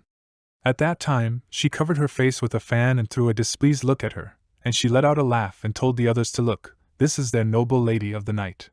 Paimon frowned and she continued, saying that nothing had changed, she still had the same disgusting taste. She heard what she did with the centaur and 2 other guys, it seemed like quite an adventure. Paimon's face darkened and she said that she was behaving so vulgarly in a place like this. Maybe she would finally calm down and start acting like an adult? She chuckled and added that she forgot that with such a body, adulthood was not available to her. Apparently, she was destined to remain a child forever.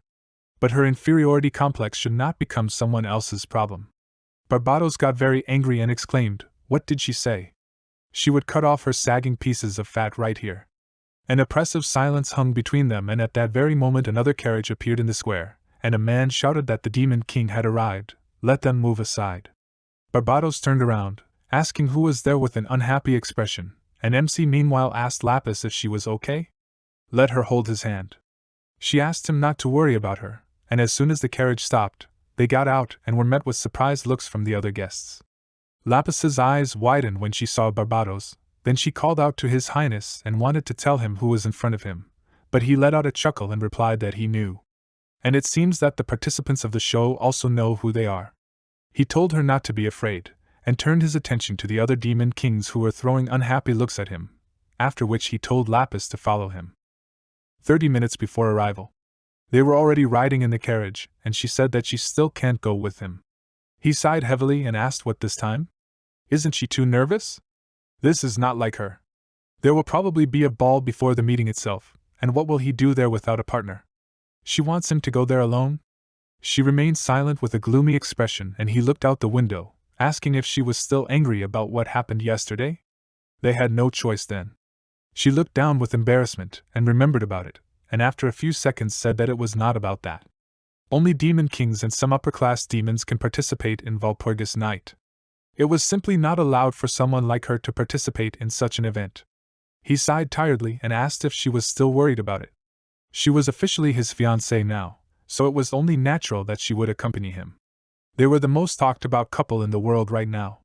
People wanted to see them together, and they should give it to them. She remained silent again, thinking that she didn't understand him at all. What was he up to? She looked out the window and thought, wasn't the story with the mistress just to get alone without raising unnecessary suspicions? The outcome of this meeting could start a war. Any little thing that happened here could be a death sentence for a dozen countries and hundreds of thousands of people.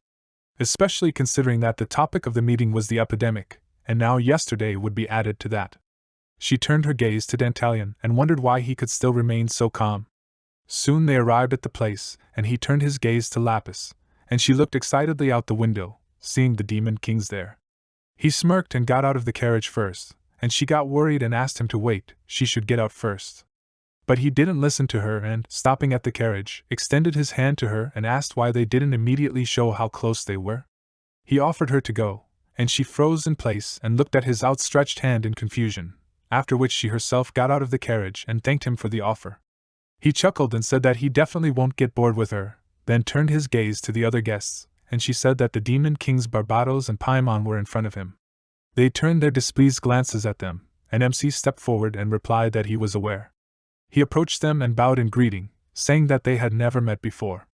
He looked up at them and introduced himself with a smile, and Barbados clenched her fist in anger and said that none of the low-ranking demon kings dared to communicate frivolously with her. She was in a lousy mood without him. He bowed again and offered his sincere apologies, saying that he was still a complete newbie. And then such a powerful person appeared before his eyes that he could not resist the urge to talk to her. Let her accept his sincere apologies if his actions offended her. She raised one eyebrow in confusion and gritted her teeth, then turned away from him and said that she had enough, she was fed up with everything. Lapis and Dantalion looked after her, and at that time she thought that this low-ranking demon ran into her and Paimon at once and was not the least bit scared, but rather the opposite.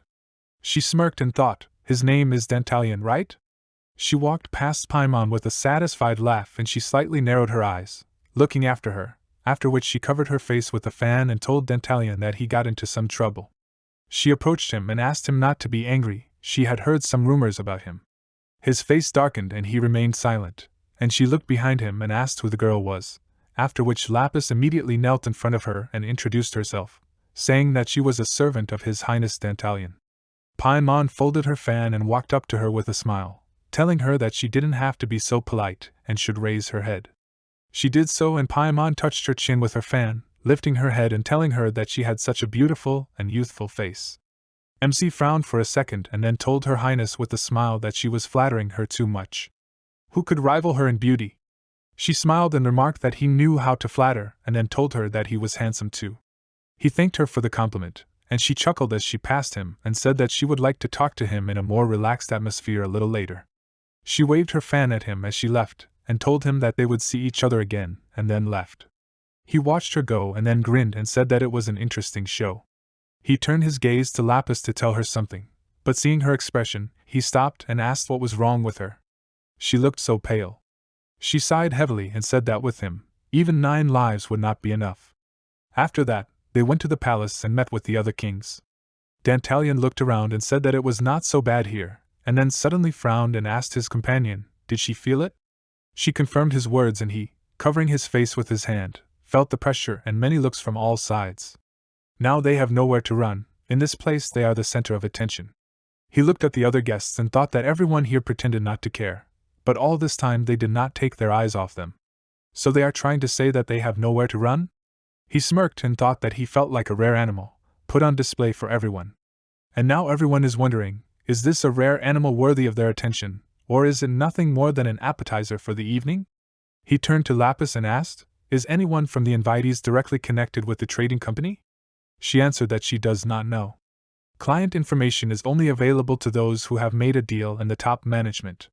She took out a scroll from her pocket and said that according to the guest list, 40% of the guests belonged to Her Highness Paimon's faction, which they met earlier, and another 40% belonged to Her Highness Barbados's faction. The remaining 20% belonged to His Highness Malbas, who is ranked 5th, and his faction is neutral. He replied that he understood everything, then turned his gaze to the other guests, and wondered how many of them were the trading company's dogs. He put his hand to his chin and smirked, and then wondered what he should do. Suddenly, the chandeliers went out, and the flames on the candles and lanterns were blown out. The hall went dark in an instant and one of the guests exclaimed, "What happened? They can't see anything." MC became wary, and then in the middle of the darkness, a blue light suddenly appeared, which lit up on a lamp floating in the air. The other lamps immediately lit up and the darkness dissipated, and then footsteps were heard from the other side of the hall and everyone turned around. Ivar came forward and thanked them for attending Walpurgis night to night. Let them allow him to greet them. He stopped and put his hand on his heart, saying that he was the host of this meeting. His name was Ivar Lodbrok, and he was the head of the Kunsk Trading Company. After his words, Dantalian smiled widely, and then turned to Lapis and asked, "Is this Ivar Lodbrok?" She became nervous and confirmed his words, adding that in the demon world, he was considered the richest existence. He was a true vampire and the owner of the company. And thanks to him, he became her former boss, whom she had to hand over. MC covered his smile with his hand and thought that he couldn't believe it. Has he already decided to show himself? The main boss finally showed up. Ivar was also smiling in the meantime. He turned his gaze to Lapis and thought that they had finally met. This pathetic hybrid dared to outsmart him, and she even became the Demon King's lover. She is truly a scary woman, but this is where it will all end for her, and he will sit and watch her fall from her pedestal. Anticipating his victory, he happily spread his arms out to the sides and addressed the esteemed guests, declaring Walpurgis Night open. But suddenly someone called him a noisy old man, and thereby interrupted his speech. Barbados took a sip from a bottle of wine, and Dantalian and Ivar turned displeased glances at her, after which she wiped her mouth and asked if he even knew how long she had been traveling here? Let her have a proper rest. A smelly old man like him only brings boredom. She almost wants to puke. Let him get some drinks instead. He is such a bore that she wants to kill him. MC smirked and thought that she took up the matter. Ivar turned to Her Highness and said that he understood her feelings, but Barbados did not let him finish and exclaimed, was he going to contradict her again? He bowed to her and said that he would not dare to do so. He heard footsteps and turned his gaze to Paimon, who decided to intervene in the matter. She stepped forward and told Barbados that she should assess the situation before starting to speak. She was ashamed at the thought of the fact that they were of the same race. Ivar specially prepared this place for them. Barbados exclaimed, "Is it her again?" She wanted to drink wine, but finding that it was already finished, she began to swear at Paimon and in a rage threw a bottle in her direction, which broke right at her feet. She frowned and Barbados pointed at her and told her to go home to her centaur and stop being an eyesore. Paimon pretended to be upset and said that not only did she look like a child, she also had a child's brain. There was such a thing as etiquette among adults, although she didn't know about it. Her words made Barbados very angry and she exclaimed, "Who did she call a child? Let her come to her right now." Paimon smirked and asked, "Is she angry?" The whites of Barbados's eyes turned black with rage and she, ready to attack at any moment, clenched her teeth, after which a murderous aura began to emanate from both of them, but suddenly a stern voice was heard telling them to stop. They looked at Malbaz and he said that it concerned both of them. Let them be silent for a bit. The Demon King of severity and steadfastness had his effect on them, and they immediately went their separate ways, after which he apologized to Lord Ivar and asked him to continue. He agreed and thought that His Highness Malbaz had done as he expected. Finally all the actors were in their places. Lapis noticed that Dantalian's hands were shaking and called out to him worriedly, and he, despite his great excitement, smiled broadly. Ivar said that he was glad to see them all this evening. He paused for a moment and everyone froze in anticipation, after which he announced that the Walpurgis night meeting was beginning. While Dantalian smirked, he was thinking only about what he had seen, such is the real power of the Demon King.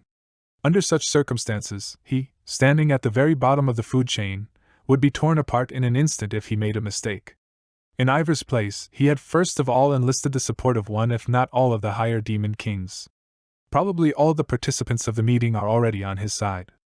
All that was left for them to do was take the seats prepared for them and enjoy the spectacle. Only something seemed wrong to him.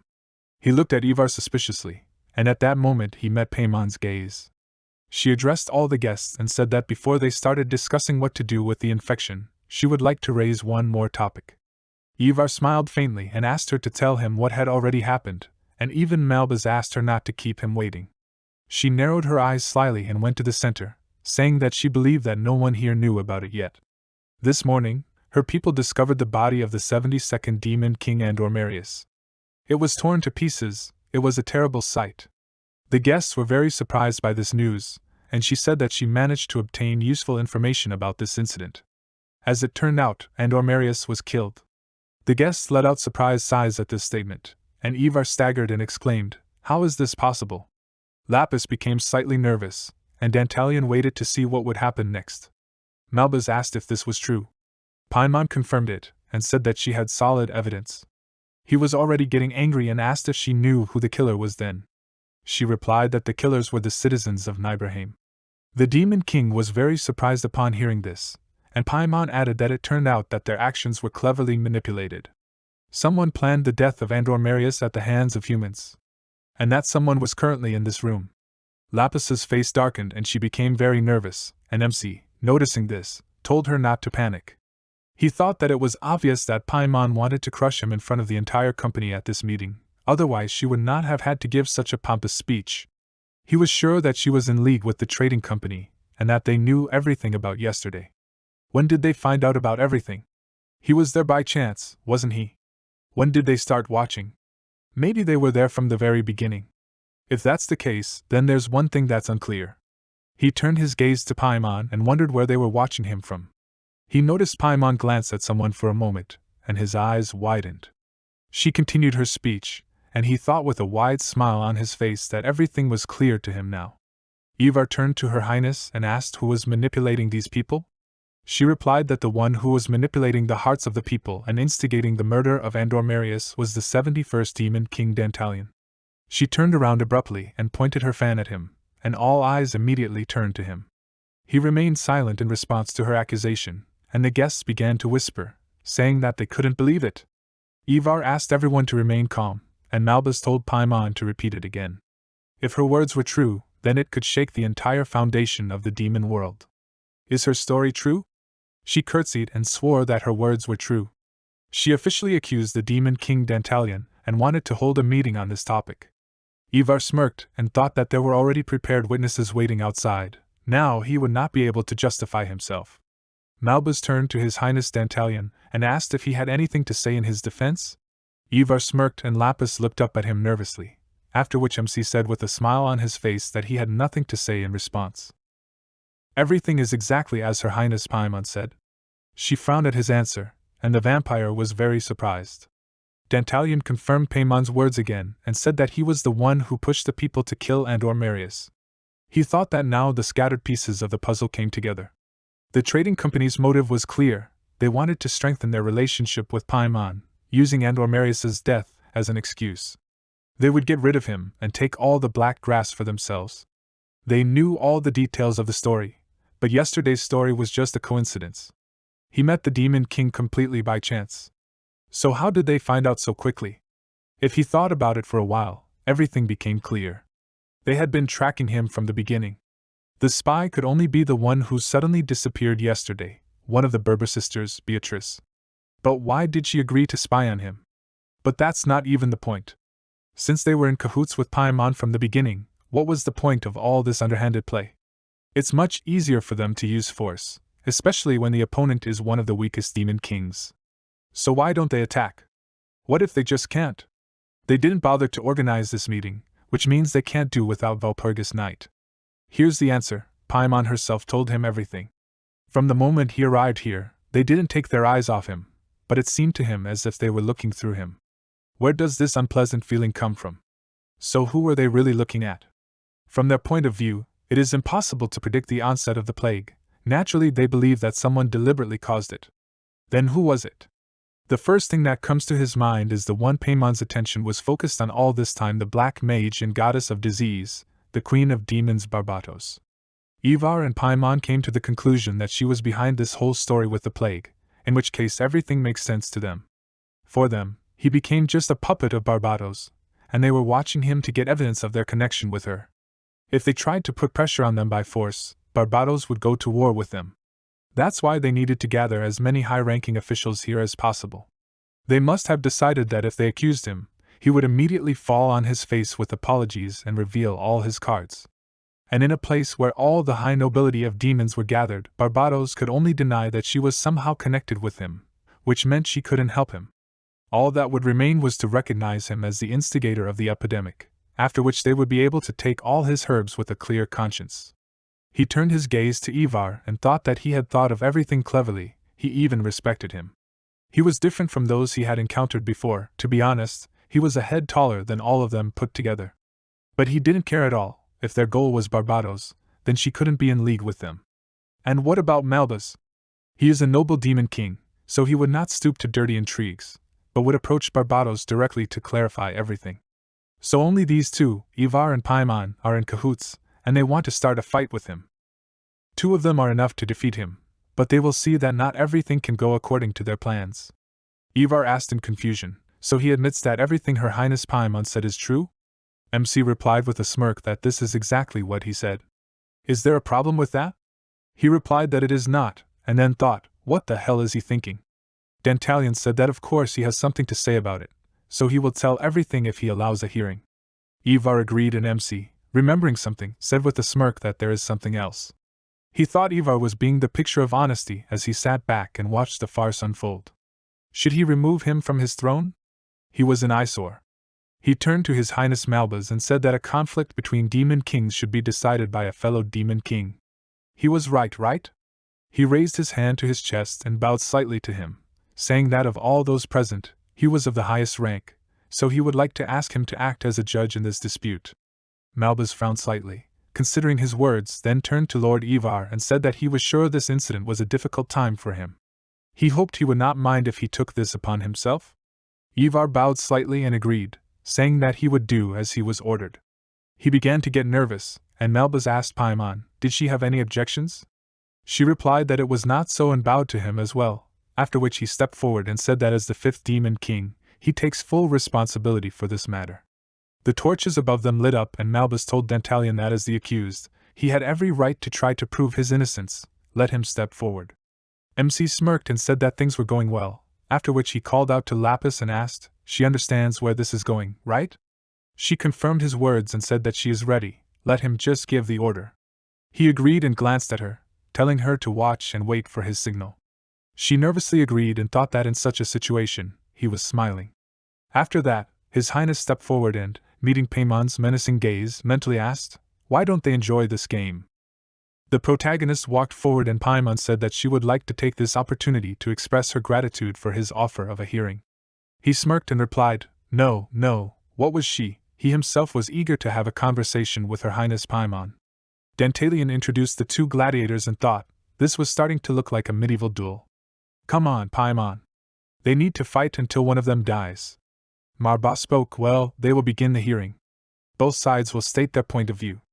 Then they will hold a vote and decide whether the accused is guilty or not. Does everyone agree? The protagonist stood in front of Paimon and looked at her carefully. He smirked and thought, a vote, huh? This is the thinking of powerful people. He thoughtfully looked away and looked at the people present, whose eyes were shining. Dantalion thought, according to Lapis, 40% of those present were from the Paimon faction. He put his hand to his lips and thought, so, to tell the truth, he is a weakling. In terms of physical strength, he is no match for Paimon. The only weapon he has now is the knowledge he gained from the game. He remembered the system window where it was written, name Paimon, race Demon King, affection 0. The protagonist thought, and the apostle of Aphrodite. In Dantalion's dungeon, he had already used this skill. But then he reached the maximum level, and after he completed the training, he dropped to the 1st. And now he only has information about the level of affection. He looked at the system windows that appeared above Paimon and Marbaz's heads, where it was indicated that their affection was 0. Dantalion thought, but this is enough. He covered his face with his hand and, with a flash of red eyes, thought, let's begin. Marba said, so they will start with Paimon. She can interrogate the accused. Paimon smiled and thanked him. She rubbed the fan in her hand and said, well, Dantalion, let her clarify. Yesterday he was in the square of Nibelheim, and even knowing that his opponent was the Demon King, he still provoked the people to kill him. Right. The protagonist grinned and said yes. He spread his hands and said approvingly again, she is absolutely right. But to be completely precise, although they most likely already know about it. Paimon frowned and looked at him questioningly. Dantalion remembered the fragment in the square and said, before pushing the people to kill, he cut Andromalius's eyes. The veins on Marba's forehead bulged and he looked at him in surprise. Everyone present opened their mouths in surprise and voices were heard everywhere. They can't believe it. Hasn't he heard of the common law? The protagonist extended his hand and said, but even if humans couldn't finish him off, he would personally rip out the idiot's heart and cut off his head. Small streams of energy appeared from his eyes again, and he smiled, revealing his white teeth. Dantalion said, and he doesn't care at all whether he's a demon king or not. Paimon's eyes widened in displeasure, and she clenched her jaw. Everyone present froze, and Lapis looked in his direction with displeasure. The system window reported that Baron Gilbert's sympathy level for Dantalian had decreased by 3 points. The Baroness's sympathy level for Dantalian had decreased by 5 points. The demon Angor's sympathy level for Dantalian had decreased by 5 points. Ivar lowered his head and mockingly thought, "Idiot, he's finished." The system window reported that Demon Queen Paimon's sympathy level for Dantalian had decreased by 10 points. Paimon asked, "How can he call the Demon King an idiot? He should be more careful with his words." The protagonist replied, unfortunately, he was not going to take back his words. He looked at Paimon, above whose head a system window was visible. It said that Paimon's sympathy for Dantalian was minus 10 points. The protagonist said he would repeat it as many times as necessary. He was a disgusting piece of trash. He waved his hand and shouted loudly, "This idiot was bound to die sooner or later." The Count raised his eyebrows and asked in confusion, what was he talking about? A loud question rang out, was he crazy? The system windows reported that the nobleman Garhoz's sympathy level for Dantalian had decreased by 6 points. The demon Zabara's sympathy level for Dantalian had decreased by 7 points. The mage Grum's sympathy level for Dantalian had decreased by 5 points, and the demon ranger's sympathy level for Dantalian had decreased by 8 points. Paimon got angry and opened her fan and shouted, "He talks too much, Dantalian." Andromalius was one of them. The protagonist smiled and asked to forgive him, Her Highness Paimon, but he did not agree with her. This idiot had nothing to do with them. He was a disgrace to their entire race. He spread his arms in different directions and shouted, what difference did it make whether he killed him or not? The devils in hell have been waiting for this filth for a long time. He just sent them their well-deserved prize. And seeing how they protect this trash, he honestly feels sick. Dantalian extended his hand and said, Paimon? She began to shake with anger and shouted, what? The system window reported that the level of Demon Queen Paimon's sympathy for Dantalian has decreased by 40 points. She shouted in displeasure, he dares to insult her? Let him apologize immediately. All the people in the hall froze, waiting for the next steps. Many system windows appeared in front of the protagonist. One of them reported that Paimon's sympathy level was minus 50 points. The Demon King Marbaz's sympathy level for Dantalian had decreased by 10 points. He stepped forward and spoke. The highest representatives of society had gathered there. Paimon was right. He should be more careful in his expressions. Dantalian lowered his head and asked for forgiveness with a smirk. He could not help it. He bowed and thought mockingly, the first stage has been completed. His target, not them. He looked away and thought, well, what will he say? He managed to irritate Paimon. She was shaking with anger, and her face turned red. The protagonist thought, it worked. After all, his target from the very beginning was her, Barbatos. The system window reported that the Demon Queen Barbatos' sympathy level for Dantalian had increased by 50 points. She looked at him enthusiastically, slightly embarrassed. The protagonist once again saw a multitude of system windows appear in front of him, reporting a decrease in sympathy towards him. He thought, great. His target is not them, his target is, right, her, Barbatos. The waiter brought a tray with a bottle of liquor to her, and she happily took it. Dantalian thought, to win, he needed to get a majority of the votes, and there were 40% of the people from the Paimon faction, 20% from the Marba faction, and 40% from the Barbatos faction. In other words, he needed to win Barbatos over to his side. That was why he was so ranting to Paimon. The protagonist remembered how he had shouted about killing the Demon King. He thought, all his answers were aimed at pissing her off. Paimon clenched her jaw, and the veins on her face stood out. Dantalian laughed and thought, well, did she like his performance, Barbatos? She wanted to hurt Paimon's feelings the most. He knew that their relationship was very tense. The protagonist smiled and thought, and he would help her with this. Well, Paimon, it's time to move on to the decisive battle. He put his hand on his heart, and bowed and asked for his deepest apologies, Her Highness Paimon. She only frowned in response. Dantalian bowed and said to forgive him for his rudeness. He also wanted to apologize to everyone present. The people in the hall asked in surprise, what? Is he repenting now? The protagonist said, he was not trying to show disrespect to them with his words. He grabbed his face and said, as they can see, his inexperience is showing. He has absolutely no control over himself. Among the Demon Kings, he ranks 71, he has no titles or achievements. He is like a baby compared to them. Marba continued to get angry and frown, and more veins appeared on his head. Dantalian held his head and said, But even someone like him knows that you can't mock the elderly and the infirm. He would never kill a child for not showing him respect. Everyone around him widened their eyes in surprise and froze questioningly. Marba asked Dantalian discontentedly, "What is he trying to say by that?" The protagonist laughed and asked, "Doesn't he know?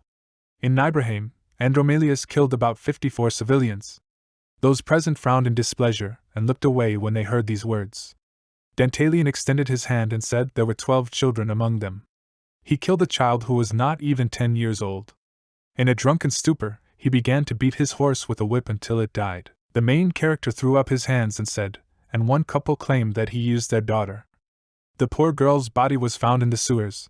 The parents were inconsolable. Taking into account non-fatal outcomes, a total of 327 residents of the city suffered at his hands. And these are only the known cases. Silence fell in the hall, and Paimon lowered her gaze to the floor. Marba narrowed his eyes and asked, "Is this true?" Dantalian firmly answered, "Yes." His subordinate personally investigated this matter. Behind him stood Lapis, who did not say anything in response. The protagonist laughed and thought. He decided to play it safe and sent Lapis in the morning to find out more about Andromalius's meanness. He turned around and thought, lucky that he really was such a jerk. Dantalian grinned and thought, although he embellished a little, the dead will not be able to dispute his words anyway. He clenched his hand and said, yesterday he heard a cry for help and rushed to the call. Then he saw the poor old man and Andromalius. He began to shout, "Hey, what are you looking at?" After which he approached him, even managed to swing. Those present listened attentively to his words, becoming more and more surprised. The protagonist said, but then he realized that he was also the king of demons. So instead of him, he began to beat his beloved. It was terrible.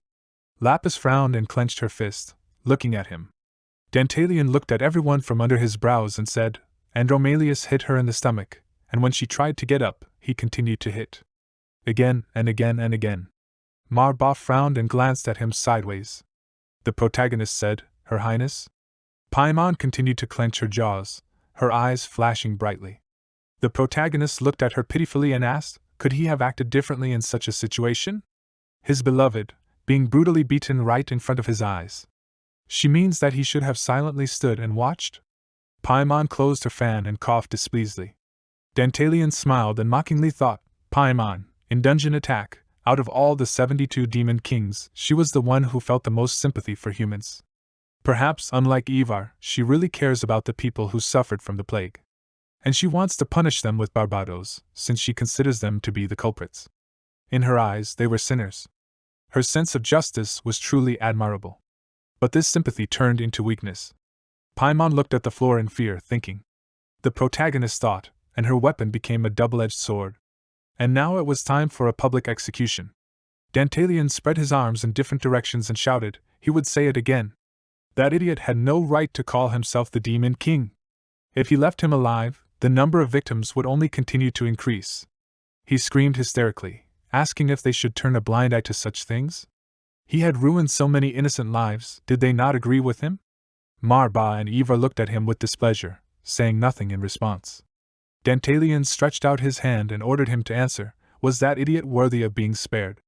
Those present froze in silence, not knowing how to react. The protagonist walked forward and asked again, Her Highness, is such trash worthy of being considered their kin? Paimon continued to look down, turning blue with fear. Dantalian said, just one rotten piece of trash can ruin the entire reputation of the Demon Kings with his behavior.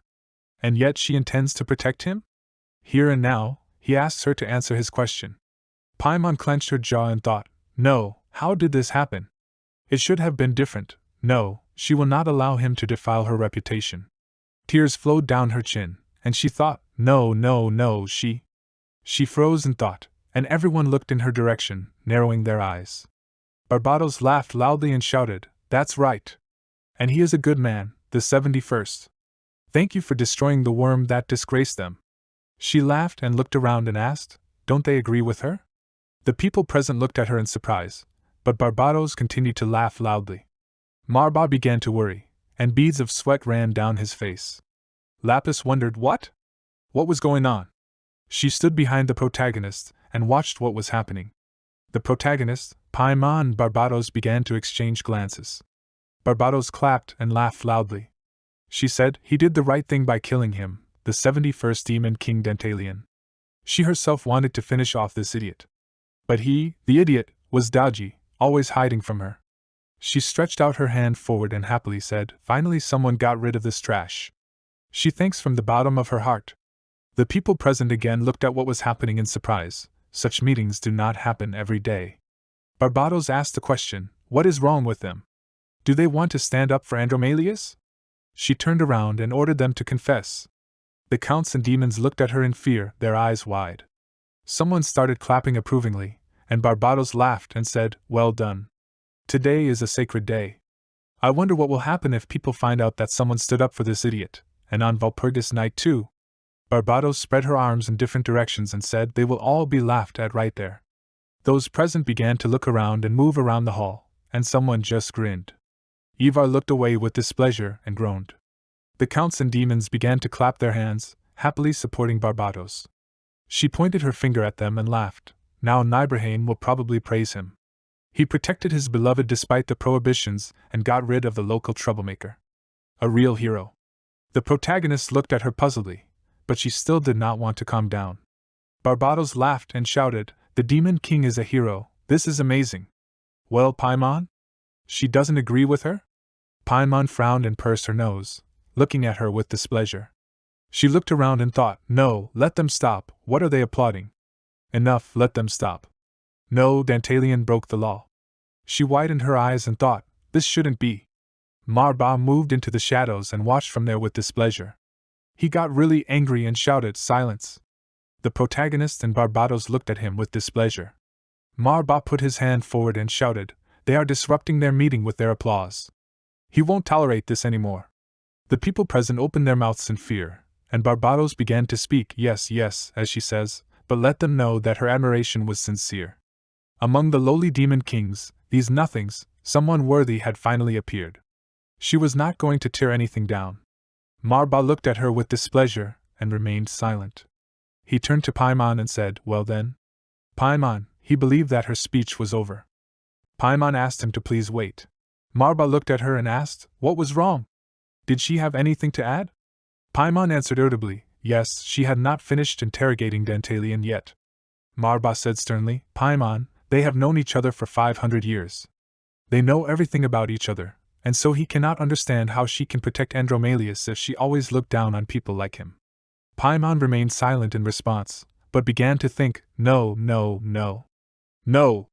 She looked at Barbados and asked, "What happened to her face? Why is she smirking? And Dantalian?" He looked at her and smiled slightly, showing his advantage in this situation. Paimon clenched her jaw and thought, aren't they the real evil?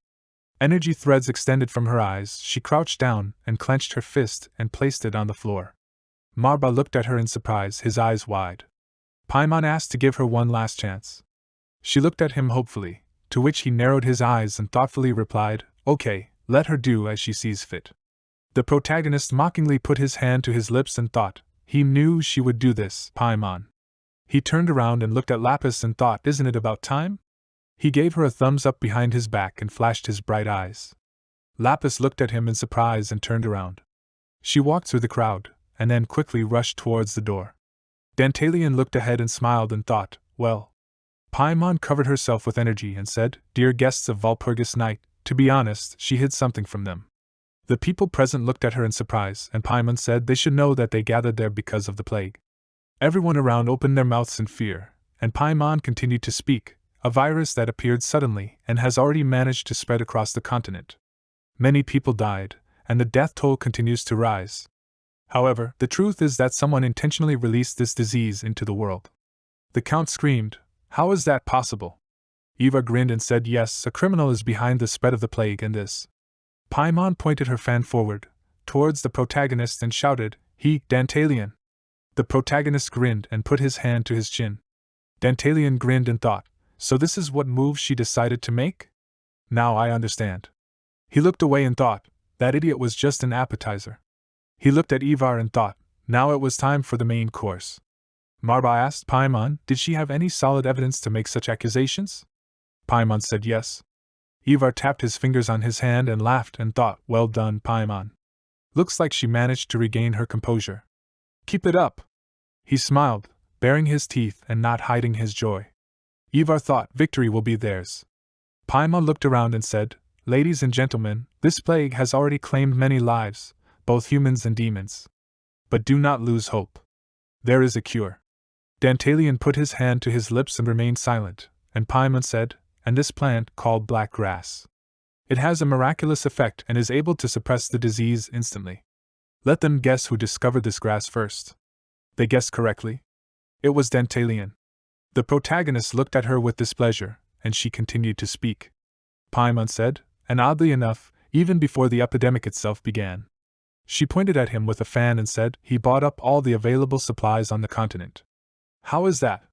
The people present looked at her in puzzlement, and Barbados clenched her jaw in displeasure. Paimon said the only thing she did not understand, Dantalion, he not only knew when the epidemic would break out, but also knew how to treat it. He was prepared. In the entire history of the continent, such an epidemic is happening for the first time, and black grass was not used as a medicine. Is there a logical explanation for this? The answer is obvious. Dantalion, he is the creator of the plague. The people present widened their eyes and fell silent. Someone asked, "Is it possible?" Paimon said, like her, Dantalion used the services of a consultant from the Kuska Trading Company. He instructed him to buy up all the medicine. So why did he need so much black grass? It is useless to deny it, all the facts are there. Silence hung in the air. Marba frowned and looked at the protagonist, and then turned around and said, "Lord Ivar." He answered yes. Marba asked, "Is Paimon's words true?" Ivar bowed and answered yes. "It is as she said, His Highness Marba. With his permission, he will show where the truth is and where the lie is. He does not dare to doubt his judgment, however, if such is his will, he will immediately provide all the necessary evidence." Marba turned around and thoughtfully asked, "Does he mean to say that they have everything ready?" Ivar flashed his bright eyes and said, "Exactly."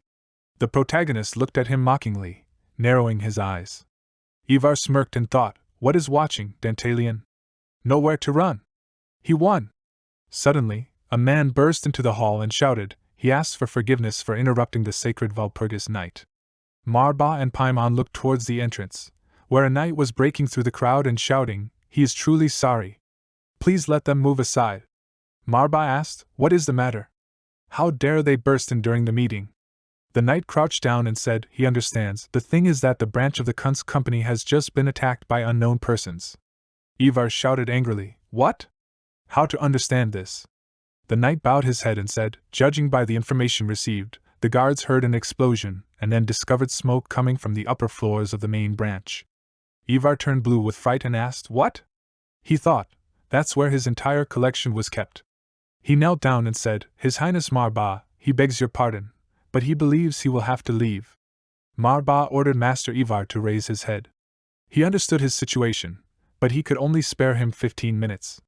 Even under the circumstances, this meeting was sacred. Did he understand? Ivar lowered his head and replied yes. He thanked him grumpily for his generosity.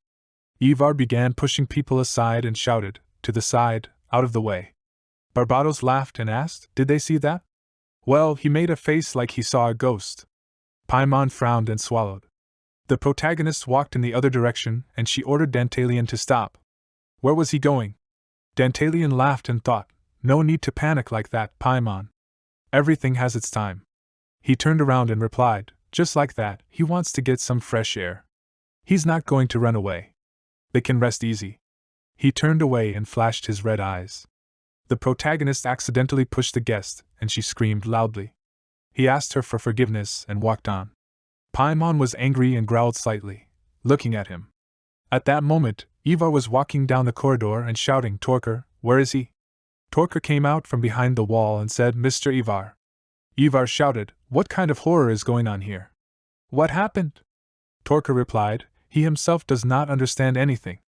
Ivar put his hand in front of him and said discontentedly, "Now is not the time to figure this out." He ordered him to immediately gather everyone who is free and send them to the headquarters. Torker replied, "It will be done." "Mr. Ivar, and where is he going?" Ivar replied, "He will go to the observation deck. From there you can see the headquarters." He cried out discontentedly, "Horror!" He frowned and thought, who has enough courage to do something like this? Did they really take advantage of Walpurgis night? and even found a weak spot in their defense. Ivar sighed and said, what if his collection was damaged? He climbed the stairs and thought, it was hard to climb the stairs in this form. As soon as the meeting was over, he would move into a dull. Outrageous. Whoever it was, he would make him pay.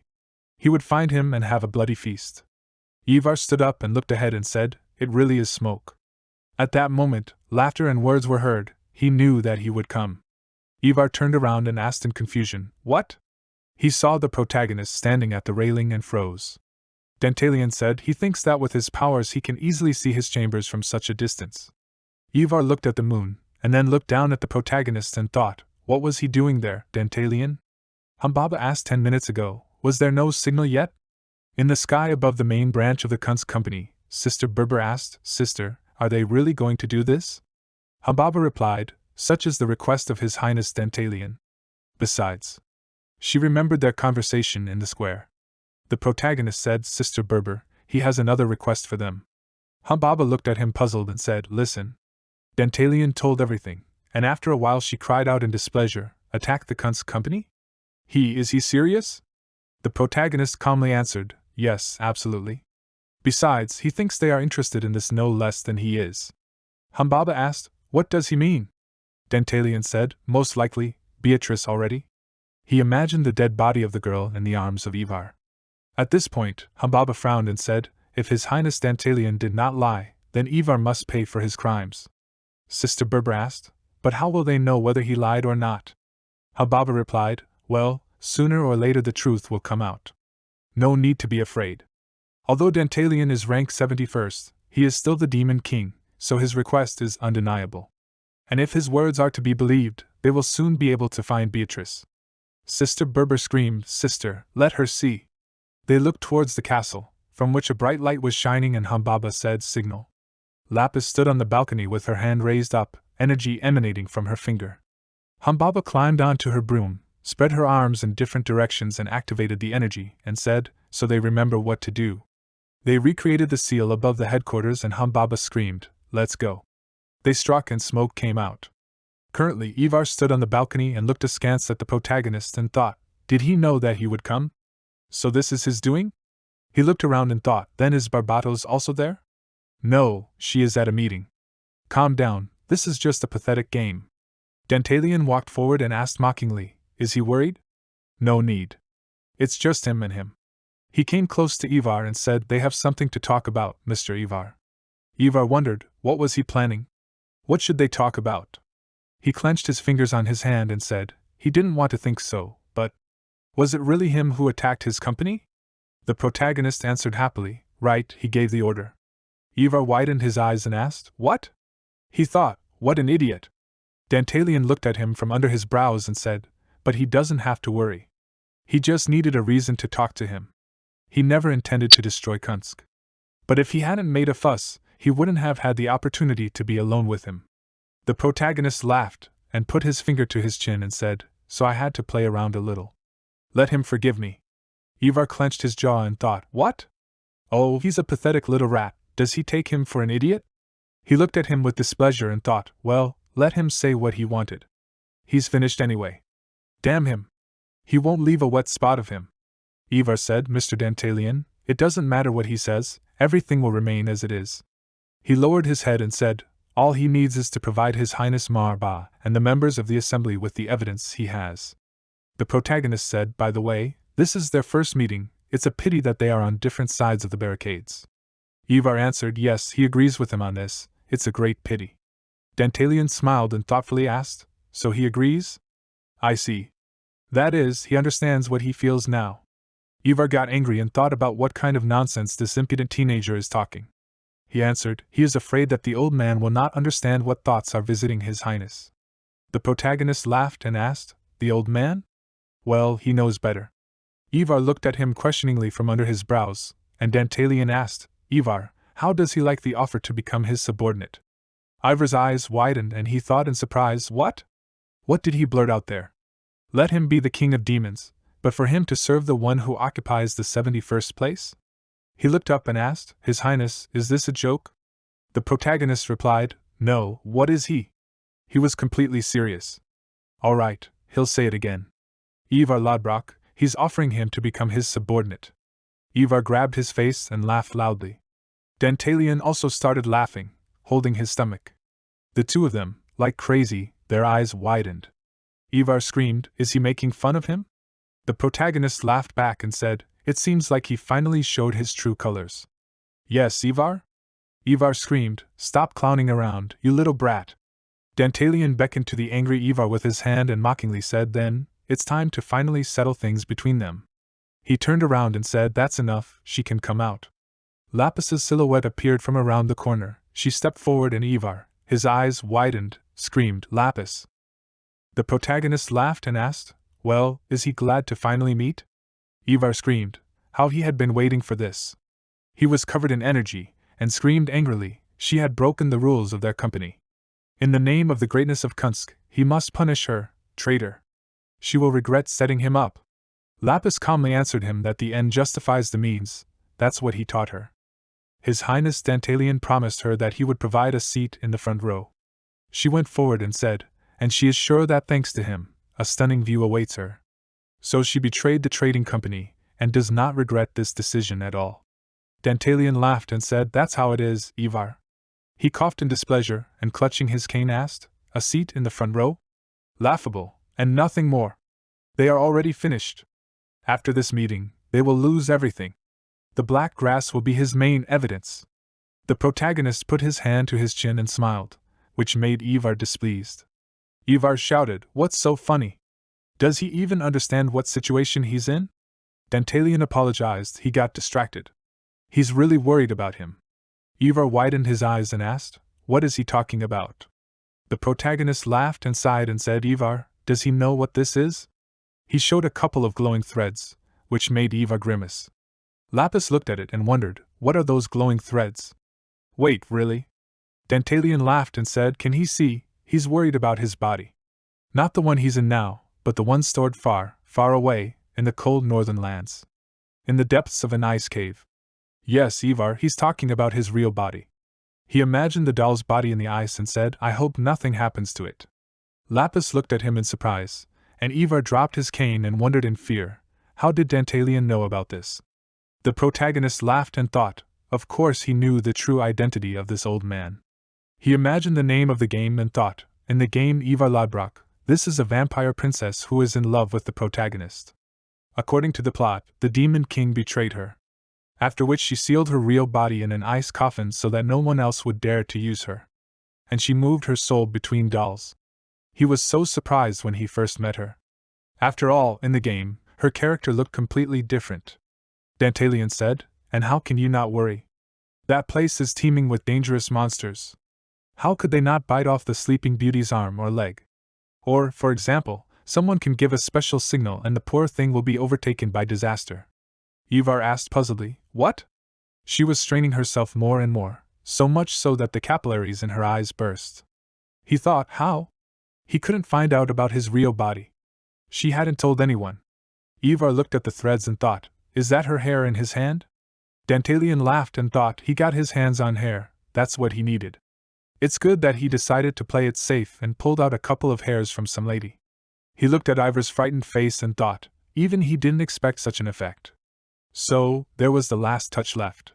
Lapis looked at him and thought, what is His Highness talking about? Judging by Ivar's reaction, the master is not bluffing. The protagonist said, "Ivar, he will repeat his offer." Ivar screamed in fear, and Dantalian said to give up and join him. Ivar was shaking and thinking, how? Why did everything turn out like this? No, she would never serve him for anything in the world. No, no, no. No, it was impossible, she couldn't bear it. A huge stream of energy appeared in front of the protagonist, and he and Lapis looked at it in surprise. Ivar's head came off and was covered in bright energy. Dantalian looked at it in surprise, and Ivar turned into a monster with many tentacles and reached out to the guys. The protagonist covered his face with his hands and screamed. Ivar ordered Dantalian to stay put. She grabbed Lapis's neck with her clawed hand and pulled her towards her. She said that if he made a single move, she would kill her. The protagonist looked at her and froze. He said, "Ivar, what is she trying to do?" Ivar ordered him to shut up and not move. Dantalian looked at her with displeasure, and she screamed, she was serious. "He will move, and she will cut her. The protagonist stopped and looked carefully in their direction, and Ivar screamed, she is offering a deal. She ordered them to immediately recall their people from her body. And only after that will she let Lapis go. Ivar frowned and thought mockingly, what will Dantalian do? The life of his beloved is in her hands. His weak point, for her sake he even went against another demon king. He has no choice but to agree to her terms. At first, she wanted to finish her off right away, but then her real body might suffer. She doesn't want to admit it, but she just released almost all of her magic. So she won't last long, which means she has no choice. But when she returns to her real body, she will definitely kill Dantalian. Come on. The protagonist stood silently, and Ivar thought, let him call them off quickly. The protagonist answered, okay. Ivar frowned and thought, great. Dantalian continued to speak, if she wants to kill her, then go ahead. Ivar widened her eyes in surprise and screamed, what is he? The protagonist asked, did she not hear? He smirked and said, he doesn't care if Lapis dies or not. Ivar thought, what is he talking about? Did she imagine it? The protagonist laughed and asked, and she calls this a deal? Deals are made between equal parties. Or in the event that one of the parties is much stronger than the other. He laughed and said he didn't think that the head of Kunsk did not know such basics. Ivar ordered to shut up. She will really kill her. Dantalian shouted, go ahead. Let her kill. Lapis, she agrees to this, right? He looked at her carefully and she answered, she agrees. She does not mind sacrificing her life. Ivar began to panic even more and thought, what's wrong with them? The protagonist went forward and said, let her listen, Ivar, she miscalculated from the very beginning, putting forward the assumption of the outbreak of an epidemic.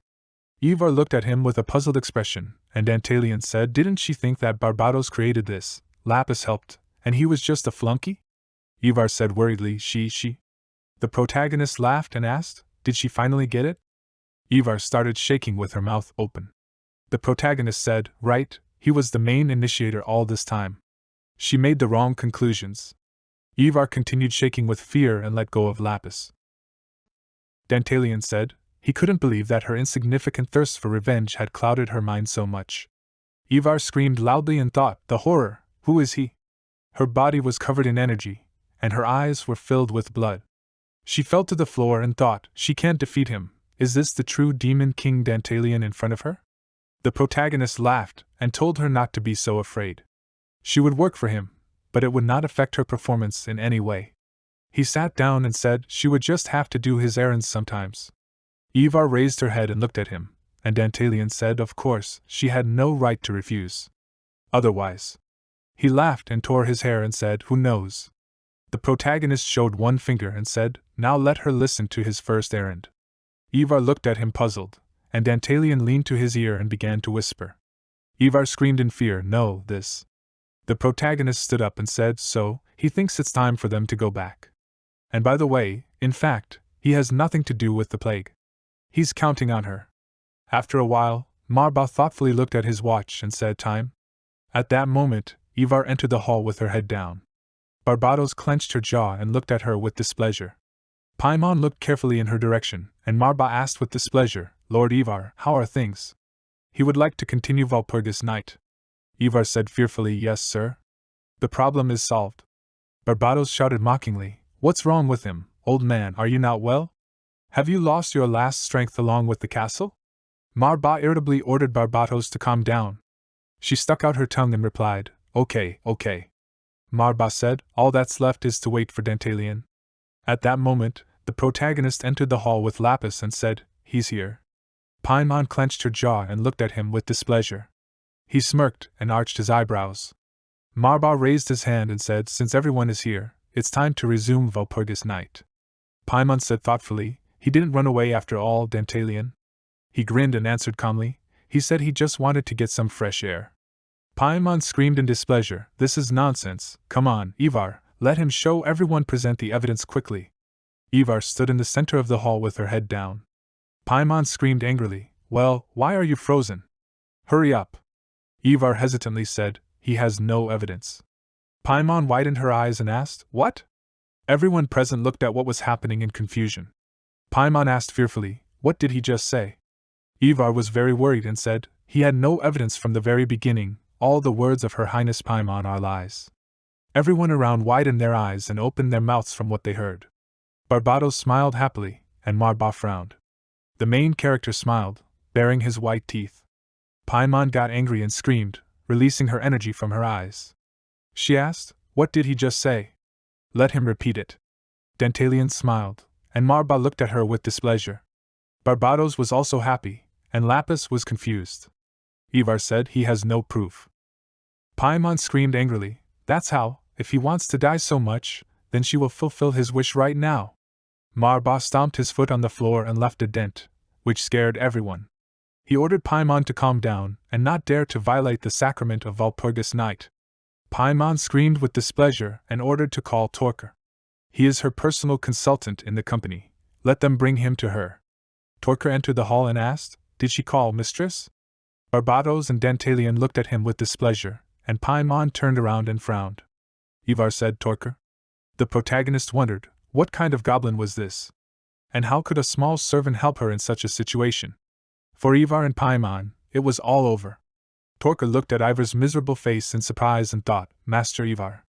Paimon screamed, "Torker, he himself told her that Dantalian was to blame for the spread of the plague. And there was no doubt about it." Torger answered, "That's right. Everything is as Her Highness Paimon said." Those present were again surprised by the turn of events. Torker frowned and said he claimed that Dantalian was behind the outbreak of the epidemic. However, he made it all up. Marba looked at him with displeasure, and Ivar was very surprised and asked, "What?" The protagonist flashed his red eyes, and Paimon lowered her head and asked Torker, "What is he talking about?" "Someone ordered him to say that, was it Ivar?" Torker answered, "No such orders came from anyone. He himself was to blame for everything." Paimon angrily shouted, "What?" "Torker, let him tell them the truth. He couldn't have made such a stupid mistake. How long have they known each other? She knows him inside and out. And she's not asking him as a client, but as an old friend. Who set all this up?" Torker frowned and replied, "It was all his fault. He wanted to get the black herb that His Highness Dantalian owned, but he couldn't do it alone. He spread his hands and said, so he used Her Highness Paimon and Lord Ivar to achieve his goal." Paimon asked in confusion, What nonsense?" Torker continued to say that he took advantage of Her Highness's favor, as well as Lord Ivar's power. The protagonist looked at him in surprise and wondered, could it be that he?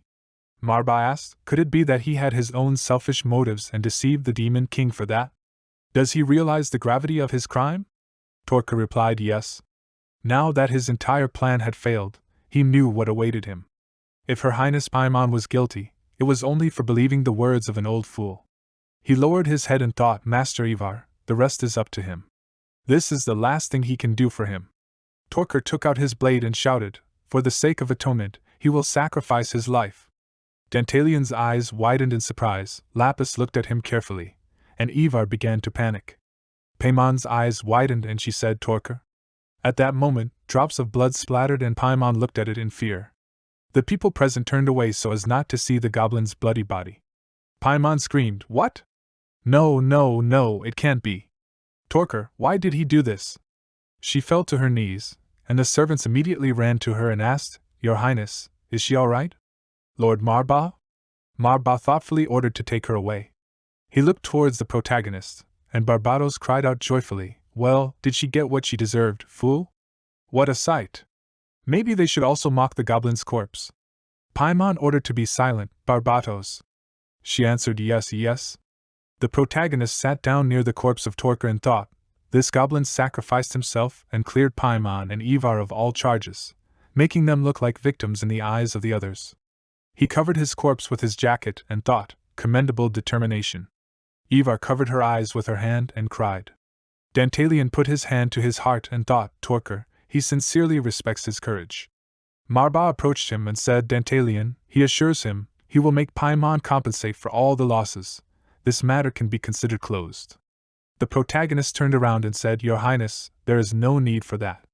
Marba widened his eyes in surprise, and Barbados looked at him with displeasure. Lapis frowned and looked at him with puzzlement. Dantalian stood up and said, Lady Paimon was just a victim of deception. Torker is already dead, he has no right to make others bear responsibility for his actions. Marba thoughtfully said, Commendable, young man. The system window reported that the level of Demon King Marbaz's sympathy for Dantalian increased by 20 points. Marbaz spoke, he respects his decision.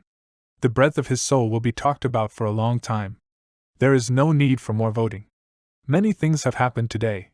He shouted, with this, Walpurgis night is officially over. So, gentlemen, he invites them to enjoy the local alcohol until dawn. Barbados screamed, what? This is generosity. Then she will not refuse, let them bring everything they have. She looked towards the protagonist and beckoned with her finger and said, hey, Dantalian, let him come here and drink with her. The protagonist narrowed his eyes and thought doomedly, horror, it seems she will still cause him problems. Bright lights shone in the large palace, and the guests began to dance and enjoy the drink. Ivar approached Torker's body and picked it up in her arms. She looked at it sadly and thought, Torker, they lost. She is truly sorry. She hopes he will forgive her, one day she will repay this debt. At this time, when the moon was covered by night clouds, Dantalian went out onto the balcony and looked ahead.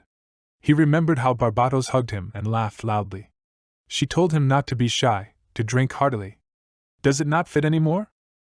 Currently, the protagonist stood on the balcony and held his hand to his mouth thinking, Barbados, how does she drink so much alcohol alone? Or are all demon kings like this? He started to go down the stairs and thought, horror, it seems, finally hit his head. Since he got into this game, a lot of things have happened. Dantalian began to remember many past moments that happened to him throughout time. He laughed and thought, see, a terrible dad? He managed to arrange a good life for himself in this world. Suddenly a voice was heard from behind him, he is here, as she thought. The protagonist thoughtfully turned around and said, as expected of his fiancée. She knows him very well. In response, at first there was silence, and then Lapis said today he acted rashly. Why did he spare Paimon? Isn't it better to get rid of the root of the problem? And he let her escape. Dantalian tiredly asked, what, is she going to lecture him again? He's tired, let her rest a little. Lapis looked at him carefully, and he turned around and asked, what? You shouldn't look at him like that. Paimon and her friends won't stop them. Let her listen, he plans to do something that no one in this world has ever dreamed of. The protagonist turned around and with a smile on his face said not to worry, he will fulfill his promise. She will see an unforgettable view. Lapis looked at him in surprise and said, okay. Dantalian exhaled and grinned slightly and said, that's straightforward. And he thought she would scold him first. Lapis grabbed his jacket and pulled him towards her, touching her lips to the protagonist's. She stepped back, and he cried out in embarrassment, what was that? Lapis replied, she knows the real face of His Highness. Dantalian looked around and cried out, real face? Let her listen, he made her his bride for the sake of achieving his goal and for his own interests. A pink blush was visible on his face, and he continued to say that he could leave her at any time, as he did during the conversation with Ivar. Lapis answered, she understands this. And she believes in him, His Highness. The protagonist answered shyly, I understand. It seems that he sees her smile for the first time. He puts his hands on her waist and pulls her to him. They melt into a kiss again under the night sky. The past cannot be fixed. The woman swung the knife and screamed, the children of the prodigal woman, let them die. The children held each other and cried in fear. Bright spotlights illuminated fragments of people's lives. The little protagonist held his father's hand and asked him to please break up with her. The father replied that he couldn't leave her, she was his mother. Did he understand that? The boy screamed in fear, Mom? She wanted to kill his sisters just because they weren't her children. A little more and she would definitely kill them. Who would he choose, them or her? The father remained silent, and then answered his mother. Tears appeared in the boy's eyes, and the father smiled and said, he loved her. The boy cried and clenched his fists. The father said, he always thinks about the bad. Can't he be a little more positive? The protagonist thought about it, no need to talk nonsense. Horror, does that mean he loves? He won't forgive any of them. At this time, Lapis slapped Dantalian, which greatly surprised the townspeople at the fountain. He grabbed his cheek and looked at her with displeasure. Lapis said she didn't expect that he, His Highness, would fall so low. The protagonist frowned in displeasure and said, Lapis, she raised her hand against her master. And in front of a whole crowd, does she even understand what she's doing? Lapis replied, yes. Dantalian said, yeah, okay. The townspeople watched everything that was happening, their mouths open in surprise. The protagonist waved his hand and shouted in irritation, lapis lazuli, from this moment on she is fired. 2 hours later. September 20th, 1505 according to the imperial calendar. The residence of Admiral Nibrahim. The protagonist sat on the throne and holding his cheek said, "That's how they broke up." "So, why is she there?" Barbatos. She smiled and holding a glass in her hand said, "It's understandable why, in the demon world, everyone only talks about the fact that the hottest couple broke up, it's so funny." So she came to find out the details. Dantalian waved his hand in displeasure and said they broke up 2 hours ago at most, and the rumors have already spread. Alas, he is not in the mood now to discuss this with anyone. Barbados laughed and said how cold he is.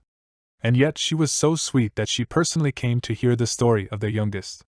The protagonist asked again, "The youngest?" Barbados looked at him through her glass of wine and said, "Usually, mongrels like her are killed even if they just try to touch the demon king." "Let him tell, what did he do?"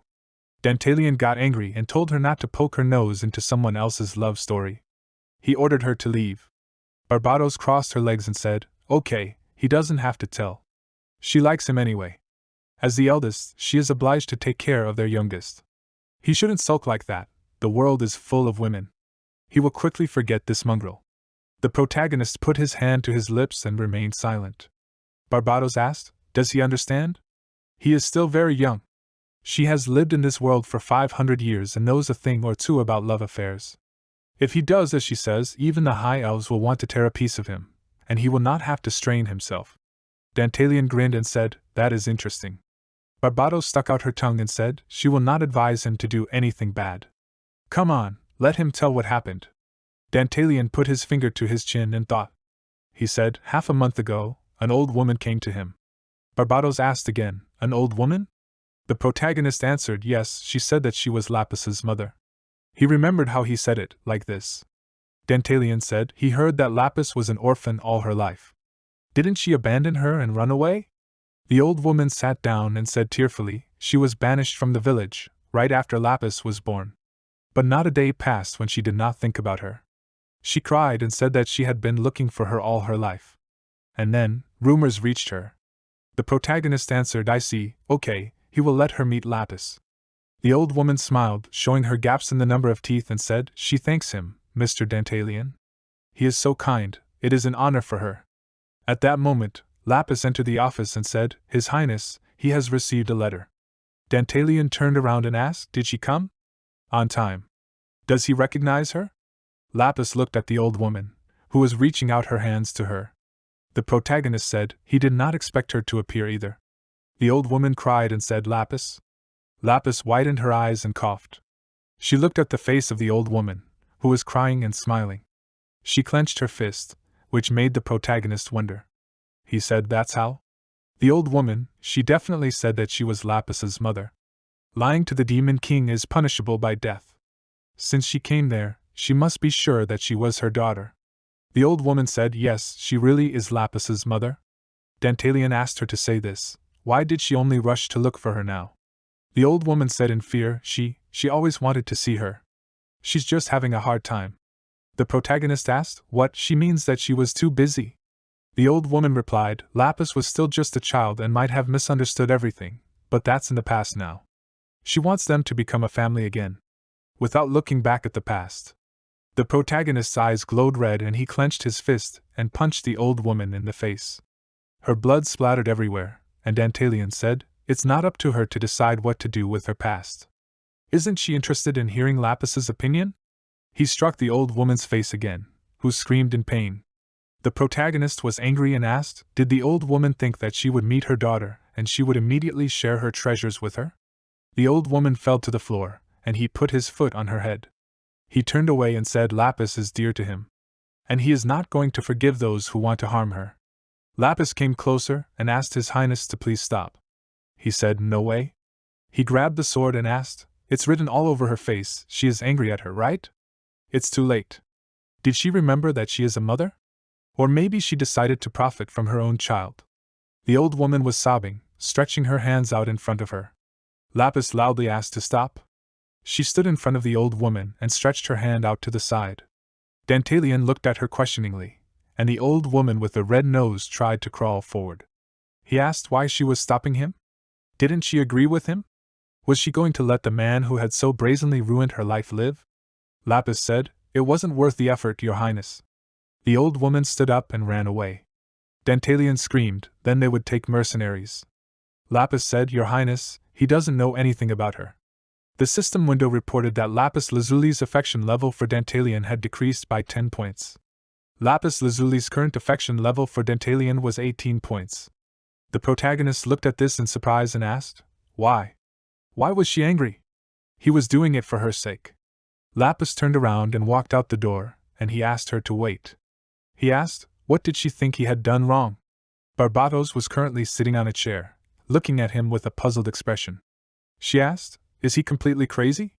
Does he even realize what he had done?" Dantalian spread his hands and answered, "The woman who ruined her life came into his arms. He acted wisely."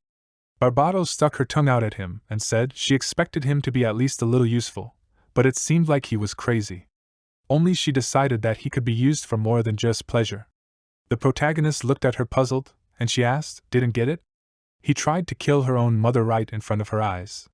Dantalian answered, "If a person deserves death, it's easier to kill him on the spot."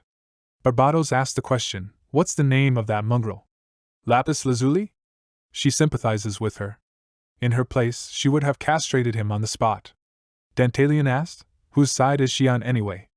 Barbatos said, "Oh well, what next?" The protagonist lowered his head and asked, "What next?" Barbatos asked, "This happened half a month ago, right? Something else happened after that, right?" Dantalian thought and looked at the exposed parts of her body and fell silent. Barbatos asked, "Hey, what is he staring at? If he wants to watch, let him pay." Dantalian put his hand to his chin and said to listen, he was already tired today. And for such conversations you need to be in the mood. Especially since he was abandoned 2 hours ago. Barbatos answered discontentedly, "Okay, let him admire if he wants to." The protagonist said, "Then he will continue." That time, Lapis brought a letter. Barbatos asked again, "A letter?" Dantalian answered, "Yes, here it is." He handed her the letter, on which was written, "This is their next target. In 10 days, his castle will be attacked by 2,000 soldiers." Barbatos imagined a huge crowd of knights with flags and spears. The next target. In 10 days, his castle will be attacked by 2,000 soldiers. Barbatos sat on a chair and smiled. She spilled wine on herself and said, "This looks like a threat." The protagonist frowned and said, "Not a threat, but more of a warning." Barbatos asked again, "A warning? Is there any difference?" Dantalian handed over the note and told her to take a closer look. Just 2 sentences. But many important details. Barbatos began pouring wine into her glass and asked, "Details?" The protagonist showed her the note and said, "Firstly, he is the next target. This can be interpreted as, he is not his enemy." He thought, yes, this letter is written too softly for a threat. Something is wrong here. Who and why sent him this letter? Barbatos put the half-empty bottle of wine on the table and laughed, and said, "Interesting idea." "Well then?" Dantalian said, "The author of the letter is clearly someone from the upper class, there is not a single mistake in the letter. And judging by the slant of the letters, he can write with both his right and left hand." Barbatos laughed and asked, "Could he understand this too?" "Funny." The protagonist slightly bent his fingers and said, "You can understand a person's lifestyle from their letters. The author of their letter clearly holds some kind of high position." Barbatos grinned and asked, "Really?" Let him show her the letter again. She waved her finger and with the help of magic pulled the sheet of paper towards herself. Barbatos read the note and thoughtfully began to read. She asked, "And how was he able to understand this?" The protagonist asked, "What are her eyes for?" Let her look more closely. Between the 2 and the zeros. Barbatos asked, "A comma?" She looked at him puzzledly and said, "Well, okay." Dantalian frowned and said, "A commoner wouldn't waste time on a comma to write a warning.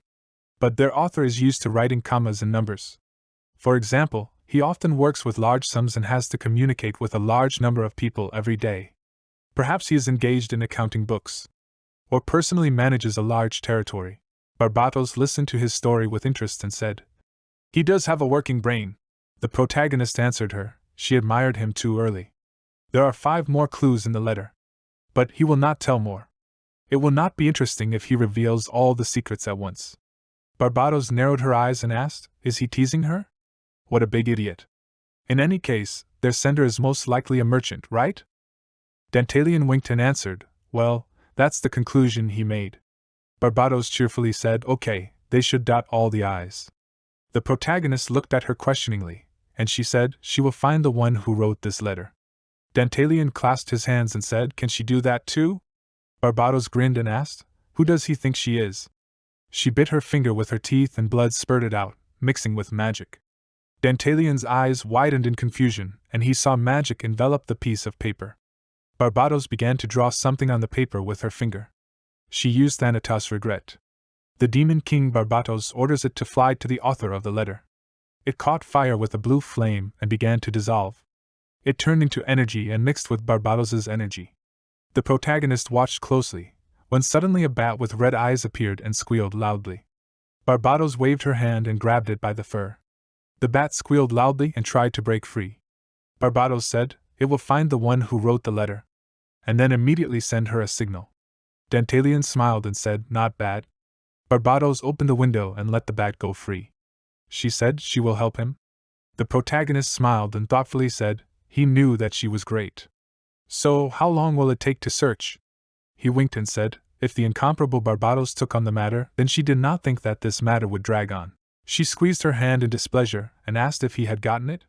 If she were not there, he would have been looking for it for months. She spread her arms in different directions and said to be grateful that she was looking for the author. She pointed her finger at the protagonist and said to listen, her magic does not fail. And is he sure of his conclusions? The protagonist answered, they will check it. Barbados asked, so, in his opinion, the letter was written by a merchant? Dantalian remained silent in response, and then smiled and said, it is just a guess. He has one friend who is a merchant. So if he is one of them, then they will quickly catch him. Barbados smiled and asked what he would do. The protagonist asked, hadn't he already said? He held up one finger and said, he has a merchant friend. September 5, 1505, Imperial Calendar. Nibelheim. Kunska's Trading Company. A voice rang out, he didn't write this letter. Ivar stood in front of the protagonist and frowned with displeasure. Dantalian said, Ivar, he wants to believe her, but she has already tried to get rid of him. Ivar said fearfully, no, she no longer has the intention of harming His Highness. The protagonist looked at her and said, Ivar, he believes in her powers, but not her. Ivar looked at him from under her brows and said, then how can she earn his trust? The protagonist laughed and asked again, how? Just fulfill a couple more of his requests. Ivar asked fearfully, what exactly does he want? Dantalian put his hand to his chin and said let him think first. He wants to hire mercenaries. He imagined the images of the strongest fighters and said, but he only needs high-ranking mercenaries. In 2 days he should have 3,000 men. Ivar looked at him with displeasure. Ivar asked puzzled, His Highness Dantalian, what did he just do? The protagonist laughed and asked, did she not hear? He needs 3,000 high-ranking mercenaries in 2 days. Ivar frowned with displeasure and looked at him. She asked, what? 3,000 and she only has 2 days? Dantalian asked, what is it? Does she mean that she can't handle it?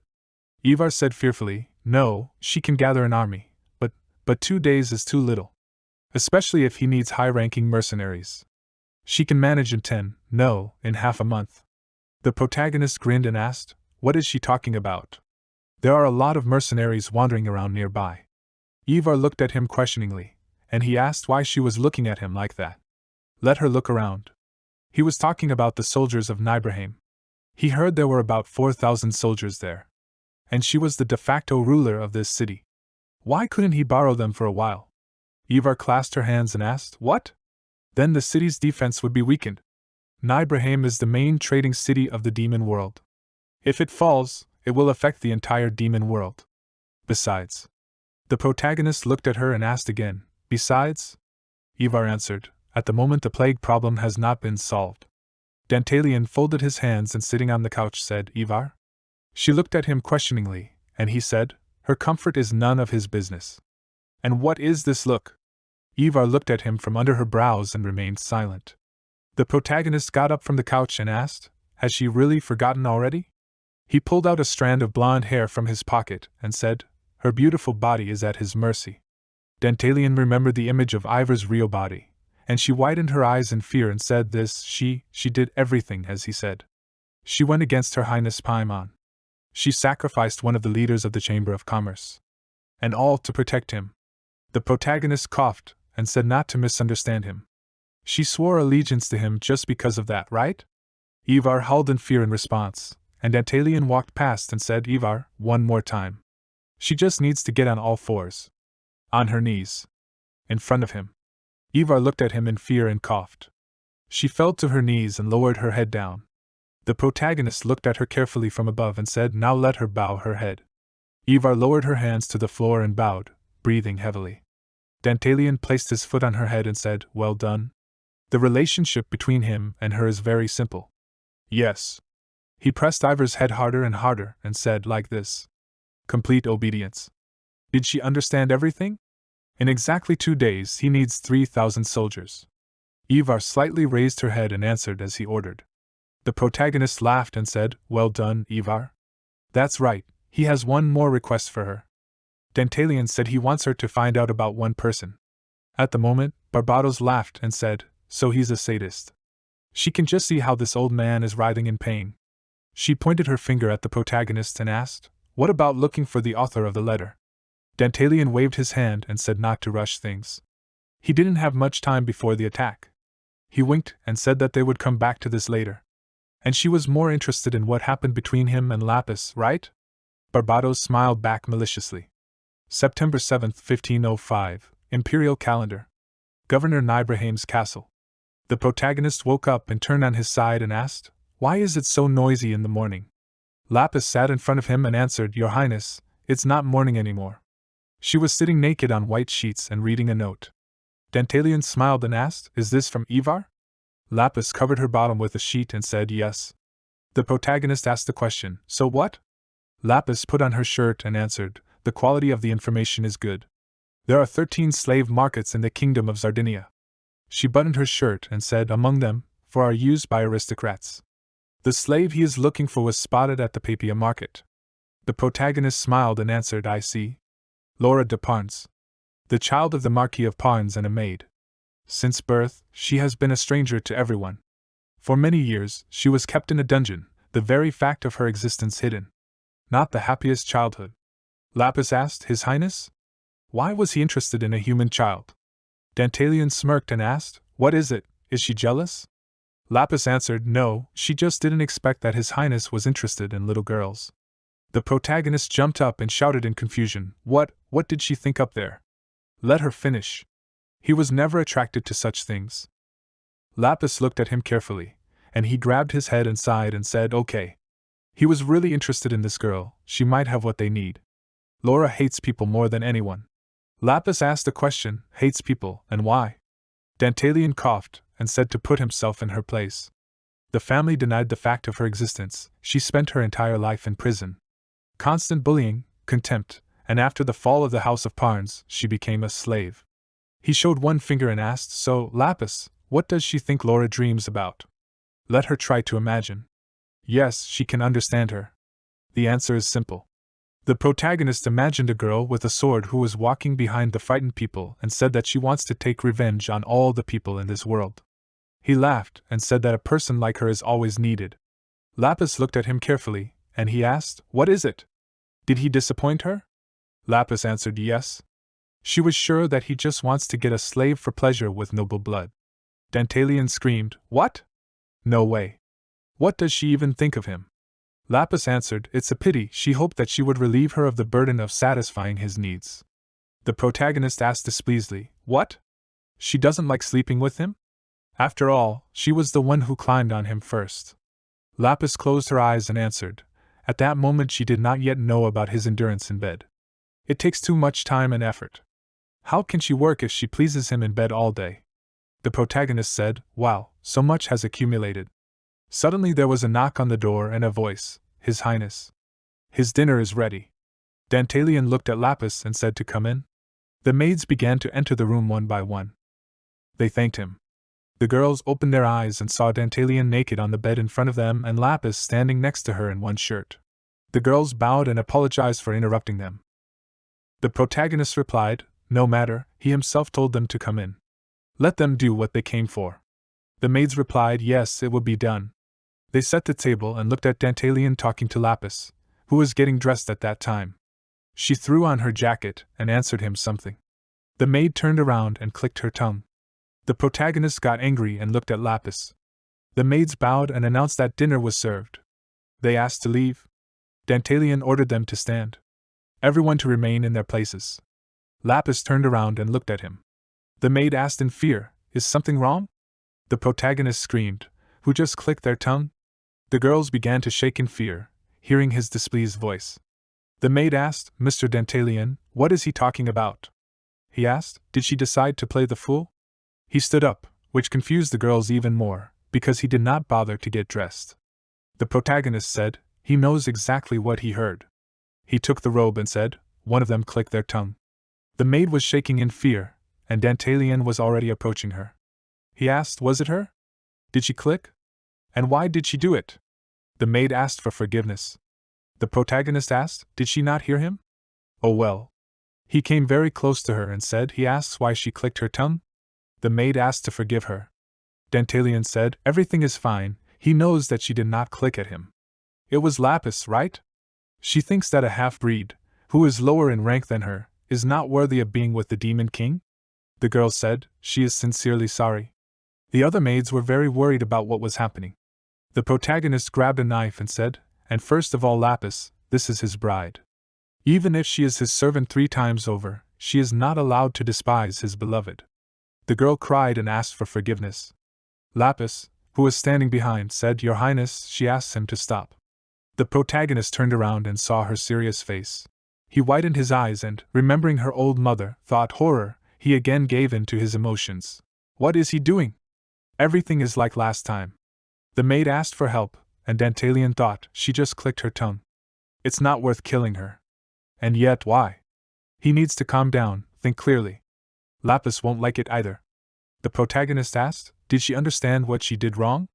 The maid stretched out her hand and answered yes. Dantalian turned away and said, that's enough. Let them go. The girls grabbed each other and quickly headed for the exit. The maid turned around and said, they are sincerely sorry. The protagonist looked after them, and then turned around and winked and said, Lapis, when it comes to her. But this time he was able to pull himself together. Lapis looked at him and said nothing, and the system window reported that Lapis Lazuli's sympathy level for Dantalian had dropped by 7 points. The protagonist thought, had it dropped? Lapis's current sympathy level is 11 points. Lapis passed by him and said, she will prepare everything necessary for the trip to the slave market. They can leave right after lunch. She asked to leave. Dantalian extended his hand and asked Lapis to wait. He coughed and thought, why did she not forgive him for this? What did he do wrong? After a while, Hamaba stood in the desert and said, so, Your Highness Dantalian, it is time to begin. The protagonist replied, yeah, let her begin. Humbaba activated her magic and winked and said, well, Hermes equipment. A large energy flow appeared above the protagonist, to which he looked at in surprise. Humbaba asked Mrs. Lapis to move a little and waved her hand and said, go ahead. A large energy flow went to Dantalian's body and completely covered him. Lapis looked at it carefully, and Humbaba said, done. The topic of the day, the mysterious merchant. The main character touched his head and thoughtfully said, the horn really is gone. He waved his hand to the side and said, not bad at all. Humbaba cried out happily, thank you. Dantalian looked thoughtfully to the side and said, now no one will think he is the Demon King. Humbaba said, Your Highness, there is one detail. He should be careful. After 24 hours, the transformation magic will wear off. In other words, his time is limited. The protagonist grinned and asked, Cinderella's magic, huh? Well, this time should be enough. He turned around and said, Humbaba, let her gather her sisters and wait for him to give the signal. Humbaba put her hand to her head and replied, it will be done. Dantalian looked at Lapis's thoughtful face and coughed and asked, sometimes it is useful to change appearance, huh? How is he to her, Lapis? She turned around and said, Your Highness, before heading deeper into the city, they should find a guide. Let him follow her. Lapis stopped and asked to be allowed to speak. Today's matter must remain a secret. He must try not to expose his identity as the Demon King. The protagonist looked at her with displeasure, and then answered, he understood, they had to go. He turned around and thought upset, horror, all because of that time. He remembered fragments of the situation with the maid and thought, the relationship with Lapis is only getting worse. The horror, what did he do? The protagonist put his hand to his face and thought, he can't understand anything. Humbaba looked puzzled as the protagonist walked forward, and Lapis slowly followed him. September 10, 1505, Imperial Calendar. The Kingdom of Sardinia. The Babia slave market. There were merchants standing in the square, and a man was whipping the slaves and ordering them to move. There were slaves standing or sitting everywhere, and merchants were standing next to them. Lapis handed the bag of money to the goblin, and he asked, so much? They can rely on him. He can show them all of Babia. He laughed and asked, is this their first time here? Dantalion folded his hands behind his back and answered, yes, that's right. The goblin walked forward and asked, what kind of slave do they want to buy? The protagonist looked around and asked for time to think. He hadn't decided yet. The goblin laughed and said, there are about 4,000 slaves in Babia. It's a small town, but the goods here are top-notch. He introduced many magical slaves and said, even the rarest specimens can be found here. Dantalion chuckled and said, can't wait to see. By the way, he heard a rumor that a knight of a fallen noble appeared on the market today. Is that true? The goblin laughed and said, as expected, rumors spread quickly. Well, this is definitely an unusual curiosity. And like all rarities, it will be put up for sale at tomorrow's auction. Dantalion laughed and said, it seems he knows a lot. The goblin laughed and extended his hand and said, it is an honor for him to receive praise from him. But it is unlikely that he will be able to buy it. He turned around and said, if rumors are to be believed. The protagonist looked at Pabius with a sarcastic face and asked, who is this? The goblin replied, the one on the left with the eye patch is Pabius, the head of the slavers. And the one on the right is Count Roselle. He plans to buy that young lady. Dantalion grinned and said, now I understand why it won't work. It turns out her buyer has already been determined. He put his hand to his lips and said, interesting. He laughed and said, well, what if he wants to get close to the slavers like that nobleman? What should he do for that? The goblin exhaled and said, sir, that's impossible. The slavers of Pabius don't befriend everyone. The protagonist said, Lapis? She said yes. She walked up to the goblin and handed him a bag of money. The goblin squealed with joy and asked, more? He thanks. Well then. He smiled and said, there's a dinner party tonight, all the slavers in the city will be there. Dantalion smiled when he heard this information. He walked up to the bar and remembered what the goblin said, he needed a bar on the outskirts of town. It was a gambling house run by slave traders. The protagonist walked inside and the men inside turned to look at him. He walked forward and went to the counter and ordered a glass of wine. The bartender looked at him silently. Suddenly, there was a scream, horror, he lost again. Dantalion turned around and remembered the conversation with the goblin. He said, and one more thing. He wants to know the name of the slave trader who owns that young lady. The goblin grinned and answered, it's a young guy named Giacomo. Giacomo was currently sitting at the table and slammed his hands on the table and shouted, just a little more. He offered again. The protagonist looked at the time and then laughed slightly and thought, he found it. He raised his glass of wine and smiled. After a while, the old man asked, hey, Giacomo, is he okay? He's been a bit wild today. Giacomo took a sip from a large mug and replied, everything is fine. He put it down on the table with a bang and suggested they begin. Someone replied, great, let's begin. The merchant laughed and said to look, this hasn't happened for a long time. He raked all the coins into himself and said, 21, he won. He laughed and said, today really is his day. Giacomo grabbed his face and said, horror, of course, he lost again. Another merchant looked at him and laughed and said, this happens, well, there's no need to be sad. He got the girl from the pawn's house. Giacomo's eyes widened in surprise, and the old man laughed and said, right, you can get a lot of money for her. He's even a little jealous. After all, that Count Rosal will buy her. He certainly won't skimp. The merchant laughed and folded his hands together and said, Count Rosal is known for his love. The girl will live happily ever after as his slave. Giacomo clenched his jaw in irritation and said nothing. The old man winked and said, although he would also like to try such a beauty once. Giacomo said discontentedly, enough already? She is not like that. The merchant pointed his finger at the card and asked, hey kid? Usually he rarely contradicts them. Let him just not say that he is attached to the goods. Giacomo shouted, no, of course not. He asked, maybe they will start playing already, what next? The merchant laughed and said to give them time to think, they have the whole night ahead of them. He hid the card under the table in his hand and said, well, now it is his turn. He thought, let them see how this idiot got excited. They are both slave traders, but he is such a good-natured person, it is infuriating.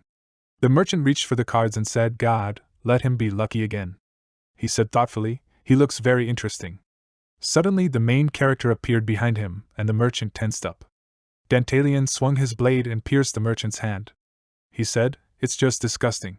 The merchant turned blue with fear and screamed. Everyone around looked at it in fear, and the merchant screamed loudly in pain. The protagonist smiled and said, now that's a real slave trader, he doesn't even think of perceiving people as equals. The merchant continued to scream loudly, and Dantalian asked, he cheated, right? Giacomo asked in confusion, he cheated?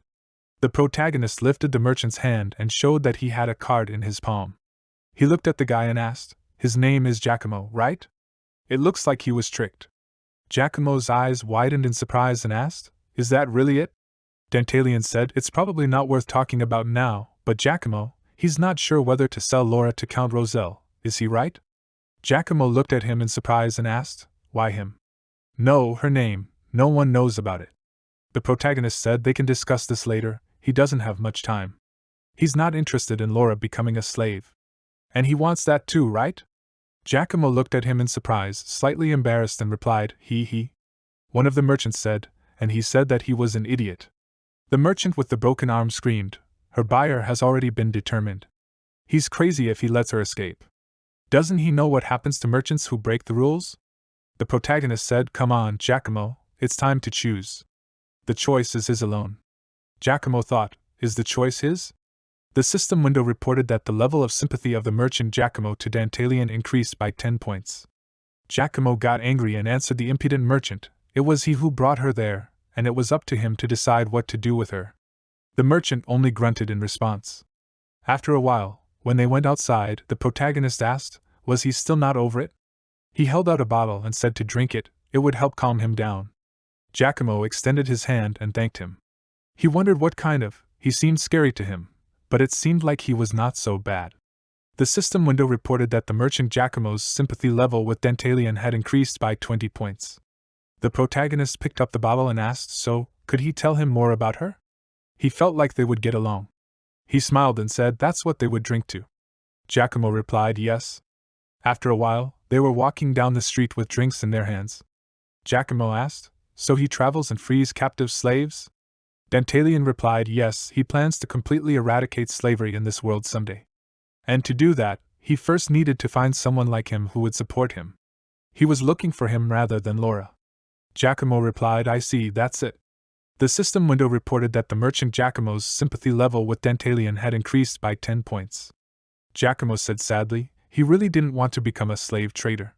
But his father was in debt, and there was no other work in the city. He bowed and said, please, can he help her escape? The protagonist looked at him carefully and asked, Giacomo, why does he want to help her so much? Giacomo was slightly embarrassed and frowned and replied, she won't be a human here.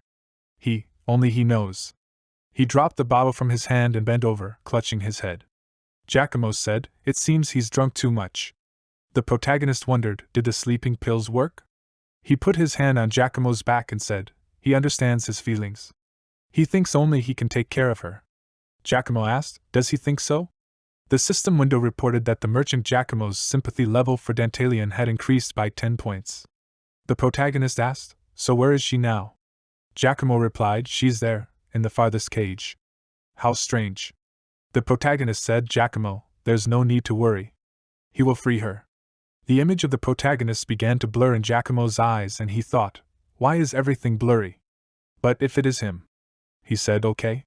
The system window reported that the merchant Giacomo's affection level for Dantalian increased by 20 points.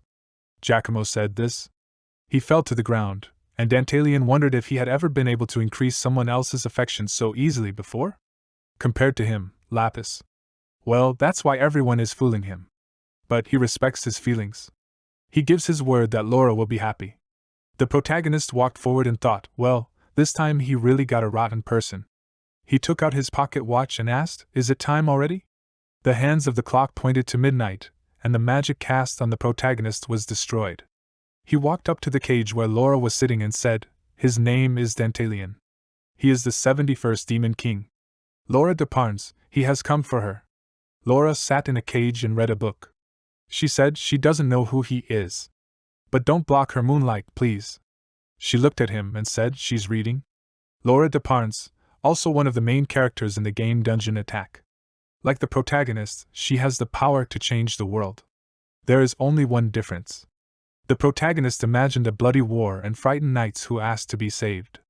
She brings not hope, but despair. The protagonist of Dungeon Attack represents the Gatsburg Empire. And Laura represents the Britain Kingdom. The Britain Kingdom and the Gatsburg Empire started a great war for domination of the continent, which lasted for many years. In that war, Laura killed more people than all the demon kings combined. Dantalian thought, in a sense, she is the main threat to the protagonist, not the demon kings.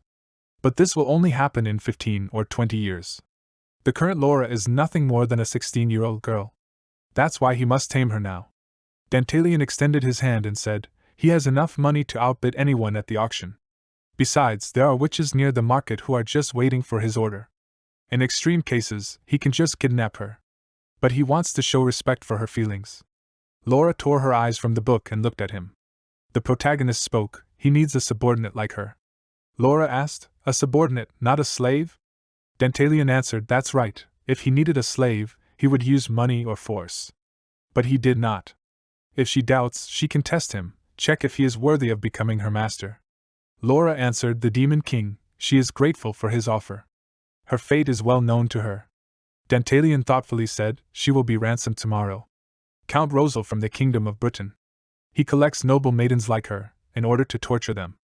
First there will be wax torture, and then she will be roasted alive.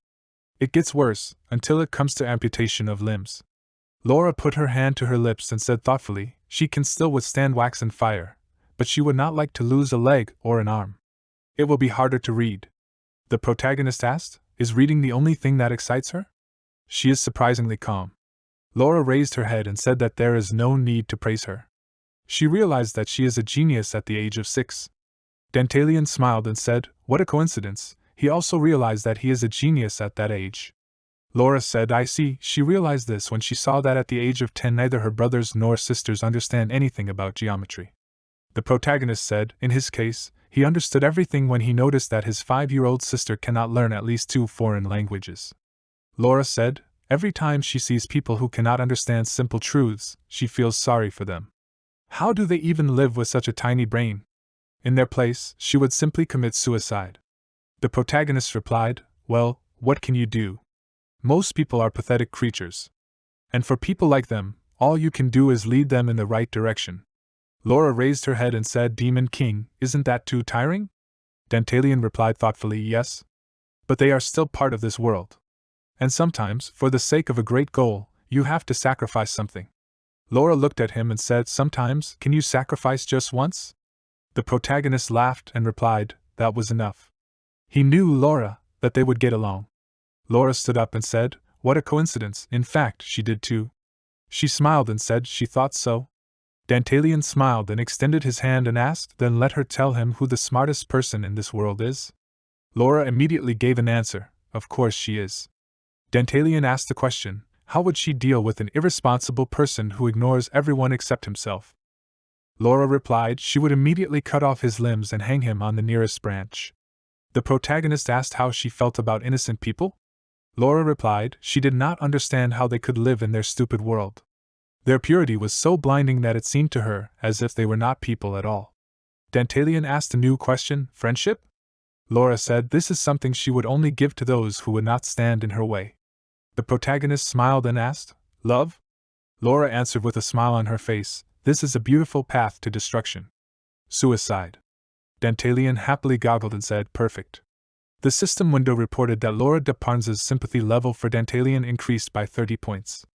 After a while, the shackles were removed from Laura's legs and arms, and she said, it's better this way. The protagonist released her from the cage and asked, well, how does she like the feeling of freedom? Laura put her hands behind her back and thoughtfully answered, very comfortable. Dantalian laughed and said, I see then. He unrolled the scroll and told her to accept the first gift from him. A bright lightning shot into the sky and witches appeared, creating many seals. Laura smiled and asked, is this? Many energy streams shot down and struck the houses. Everything around began to burn, and the protagonist laughed and told Laura to watch carefully. Today, this city will be cleansed. Humbaba snapped her fingers contentedly and zombified all the slaves in the area. The merchants looked around in fear and asked, "What the hell is going on? Quick, we need to put out the fire. The goods are burning." The slaves went wild and began to beat them, splashing blood. A scream rang out, "Who is she? Does she even know who he is?" Roselle grabbed his cheek and screamed, "He is Roselle from Brutani. Let her not think that she will get away with this. She will regret it." Lapis stood in front of him with a knife in her hands. Roselle screamed in fear. He understood everything calmly. "What does she want?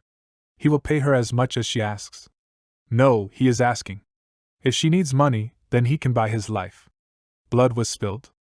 At that moment, Giacomo came to his senses and sighed heavily. He grabbed his head and said, "That's right, Just now. He saw that the whole city was on fire and screamed, 'What's going on?' He remembered the words of the protagonist, that he wants to save Laura from slavery. Let him gather courage, he will succeed. So, where is Laura now?" Giacomo screamed in fear, "Laura. Yes, he must save." He looked around, and the witches at that time continued to burn the city. They screamed joyfully, and the slaves killed their merchants, who cried pitifully and begged not to kill. Dantalion raised his hand up and asked, "Does she hear that, Laura? The dying cries of her tormentors." Laura smiled as she had never smiled before. The protagonist closed his eyes and said, "Well, this is where her new life begins. These preludes are dedicated to her, Laura." She looked at the burning city and said, "Demon King Dantalion." She knelt down on one knee and placed her hand on her heart, and said, "She, Laura de Parnes, will henceforth acknowledge him as her master. She swears that the life he has given her will be dedicated to serving him. As long as he does not betray her, she will obey his every command." Frightened merchants ran everywhere, with slaves chasing after them. Laura said, "As long as he respects her, her soul will be in his hands." The protagonist turned around and said, "Laura, he swears that he will always protect her dignity. As the 71st Demon King, he promises that her loyalty will be rewarded." He walked up to her and smiled and placed his hand on her head. Giacomo saw this and told her to wait. He stopped and asked, "What the hell is going on there? Laura? What is she doing?" Dantalion clenched his jaw and looked at him with displeasure. He turned around and said, "Giacomo, he should have continued to sleep peacefully. He would have been happier knowing nothing." Giacomo asked, puzzled, "Where did his name come from? Him, how is he?" He remembered the image of the protagonist under the influence of magic and looked at the real one.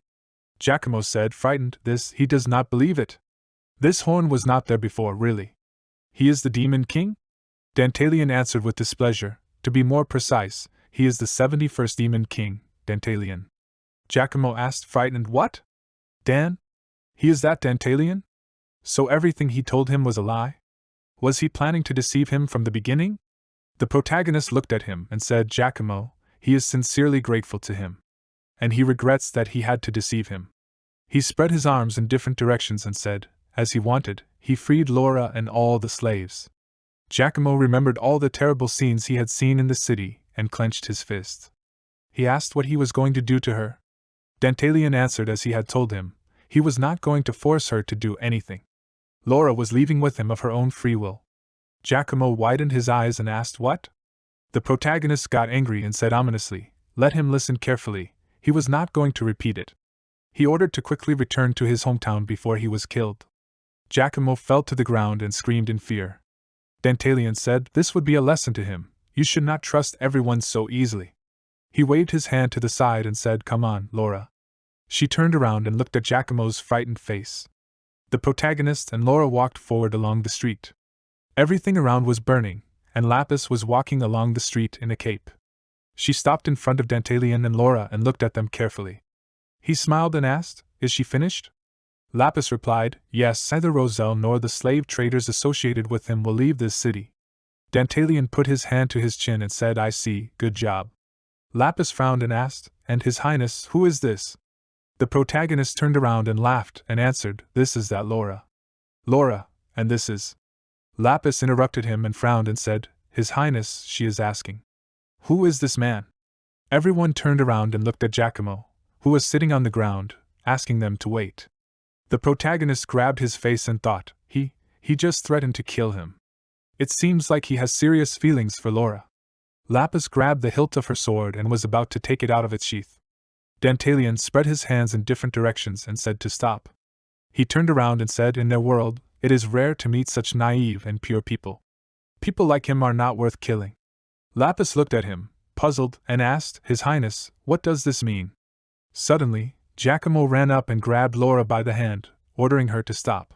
He asked, Is she sure about this? This guy, he is the Demon King.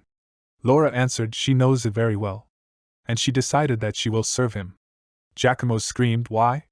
They can do anything to her. Laura looked at him and asked, What could be worse than her current life? The master will give her a new life.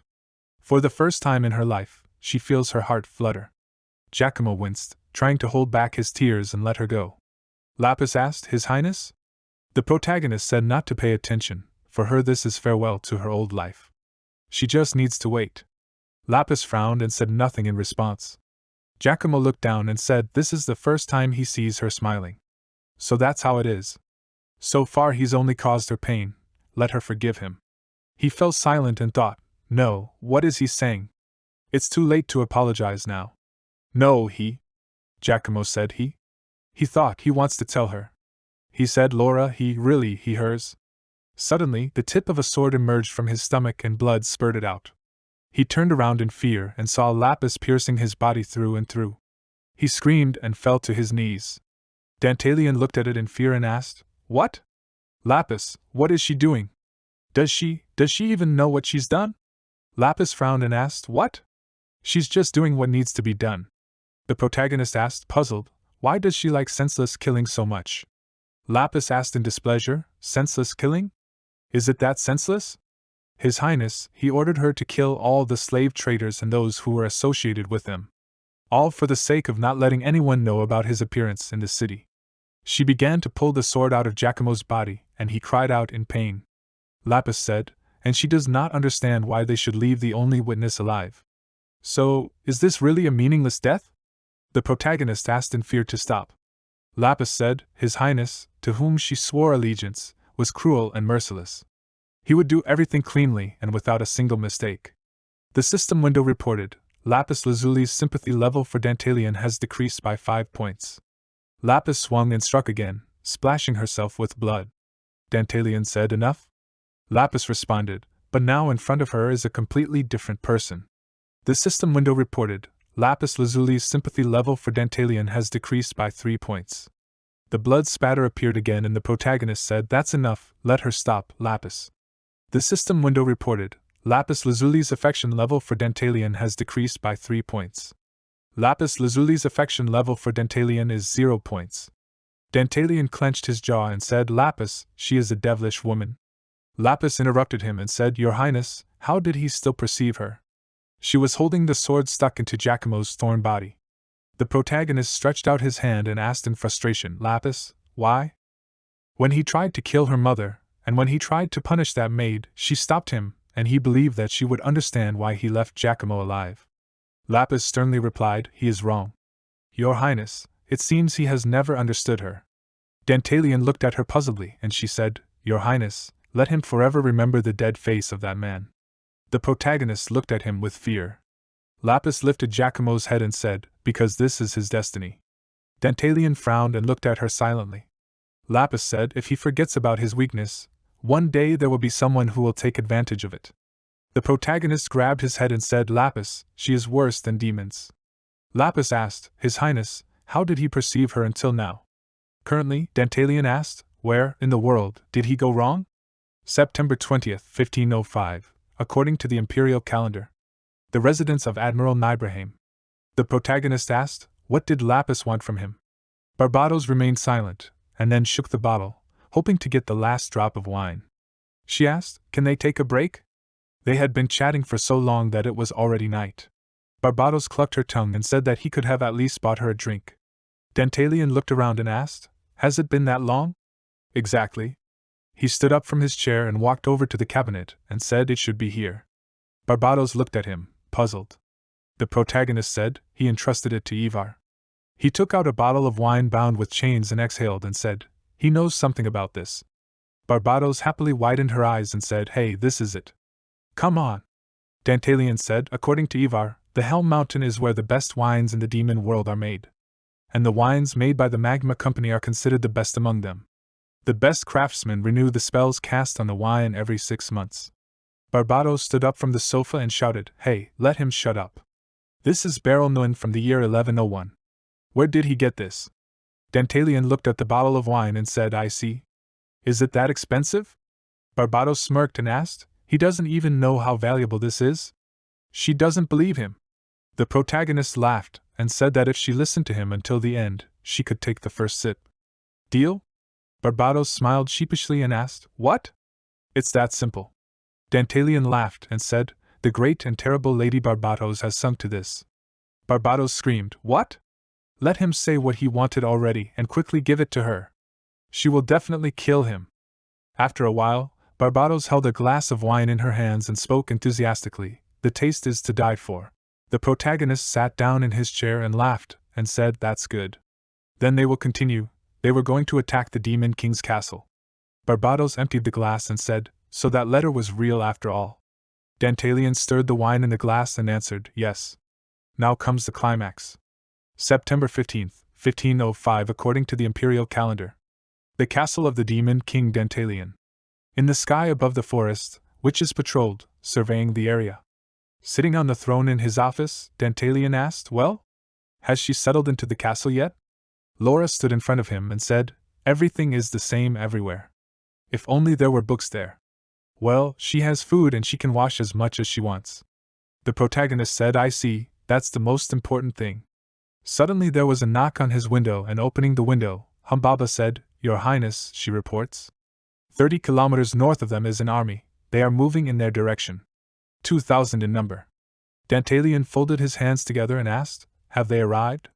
At that moment, a call roar was heard. The knight standing under the banners blew his horn. Many armed knights were moving forward.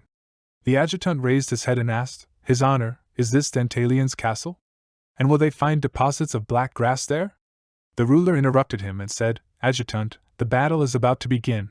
Let him call him General. The adjutant replied, Yes, he begs for forgiveness, General. On horseback sat the Guardian of the North, Margrave Rosenberg. George von Rosenberg. He frowned and said, And whether the rumors are true or false is not important. The problem is that these rumors have spread to his land. And now the people are consumed by fear and panic.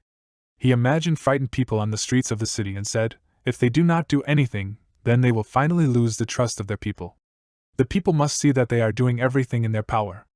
And whether there is black grass in the castle or not is no longer so important.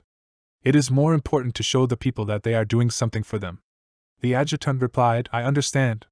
So this is politics. George said discontentedly, Their opponent is the 71st Demon King. A weak king who does not even have allies. By defeating Dantalian, they can easily regain people's faith in them. He introduced the territory of Rosenberg and said, And their lands are relatively close to Dantalian Castle. Across the hilly terrain, forests and mountains is Dantalian Castle. George said, If they find the cure for the plague in Dantalian Castle, it will be an incredible stroke of luck. Suddenly, a knight knelt in front of him and shouted, General, reporting. No hostile structures have been spotted ahead. The adjutant shouted, General. George frowned and said, Yes, the goddess herself favors them. He waved his spear and shouted, They are not afraid of the demon King Dantalian. Together, their army will defeat him. At this moment, the protagonist was sitting at the table in his office. He said, Laura, her first battle has finally begun. Laura walked forward and said, Master, she has spoken before, but she will give him advice one last time. All her knowledge is from books, she has no experience in real battles. She can kill all his mercenaries. Is that okay with him? Dantalian listened to her carefully and answered, as he had already told her, she should not worry about it. It's fine, they are mercenaries. She can kill as many as she wants.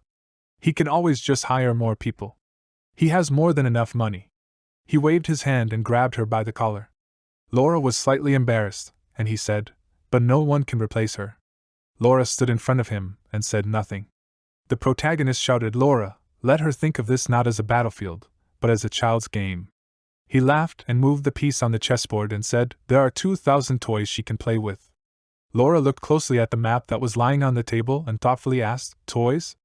Good. She pulled out a chair for herself and sat down on it in front of the protagonist. Laura said then she will follow his order. She suggested playing with soldiers. Laura picked up the figure and placed it in front of the mountains that blocked access to Dantalian Castle. The protagonist said, so it's time to begin? The enemy army was already ready to begin the battle, and in the distance, groups of mercenaries were visible. Laura looked closely at the map and remembered the words. Laura, let her think of this not as a battlefield, but as a children's game. And she has 3,000 toys she can play with. She put her hand to her chin and asked, toys? Good. Then she will follow his order. She suggested playing with soldiers. So it's time to begin. At this time, a knight approached George and said, General, they have returned from reconnaissance. George thoughtfully said, let him report. The knight answered, yes. About 3 kilometers from them, the way is blocked by armed troops. Presumably, these are enemy forces. George asked displeasingly, what? He thought Dantalian had an army. He asked, can he describe them? The knight answered, yes. Apparently, this is a detachment of mercenaries. The general asked a question, the number? The knight stood on one knee and said, probably 200 people. George asked again, probably? This is a battlefield, does he understand this? Inaccurate information can be fatal for them. The knight shouted, yes, he begs for forgiveness. The adjutant looked at George and asked, General? George looked at him out of the corner of his eye and said, okay, they will see for themselves. Adjutant, let him follow him. He kicked his horse and quickly rushed forward. After a while, he stopped and looked through the binoculars, with which he saw the warriors. George thought about it, he was right, there were about 200 mercenaries, not that many. But there was something he didn't understand. Why were they located exactly there? It could mean one thing, Dantalian already knew about their arrival. How did this information leak to him? No, he needed to calm down. The most important thing now was to defeat the enemy in front of him. The decision to invade was made half a month ago. Even if he learned about it, he couldn't gather many mercenaries in 2 weeks. He turned around and said, Adjutant, let him listen to his order. The adjutant answered, yes. George ordered to mobilize the archers, to attack from both flanks at once. The knights blew their horns and a loud cry rang out. They moved forward, accelerating their horses and holding spears in their hands. At this time, the protagonist was sitting with his hands folded on the table. He laughed and said, finally it has begun. The figures on the map were covered in energy. Laura smiled and looked at the situation carefully. At this time, on the battlefield, the mercenaries were standing against the night guard. An order was given, get ready, aim. The archers pulled their arrows and pointed it towards the mercenaries. Many pointed arrows were directed upward. After a while, George said, Adjutant, let him report the situation. The adjutant replied, yes. This. George looked ahead, puzzled, and asked, what? They are not in contact? He wondered, what is going on? Are they planning something? The mercenaries covered themselves with iron shields, and George wondered, support from the rear? No, there is nowhere to hide, they would have already seen the arrival of reinforcements. He does not understand what they are trying to achieve by this. What is their commander doing? They have not changed their formation, they are not attacking in response, they are just standing there and taking blows. Even if they are mercenaries, should their lives be wasted like this? The adjutant shouted, General, it seems they managed to disorient them. George looked at him thoughtfully and said, this is a good moment for them. He ordered to continue firing. The adjutant replied, yes. George wondered, what is this? There are no words to describe it. Such a disgusting feeling. The archers drew their arrows and aimed them at the mercenaries. The heads of some of them were pierced by arrows. After a while, nothing remained of the 200 mercenaries. George and his army rode up to them and he wondered, Demon King Dantalian, what the hell was he up to? At that moment, the protagonist was sitting in the office and looking ahead with displeasure. Laura said, I see, and she didn't know. So, one infantry cannot resist a detachment of archers. She will take this into account for the future.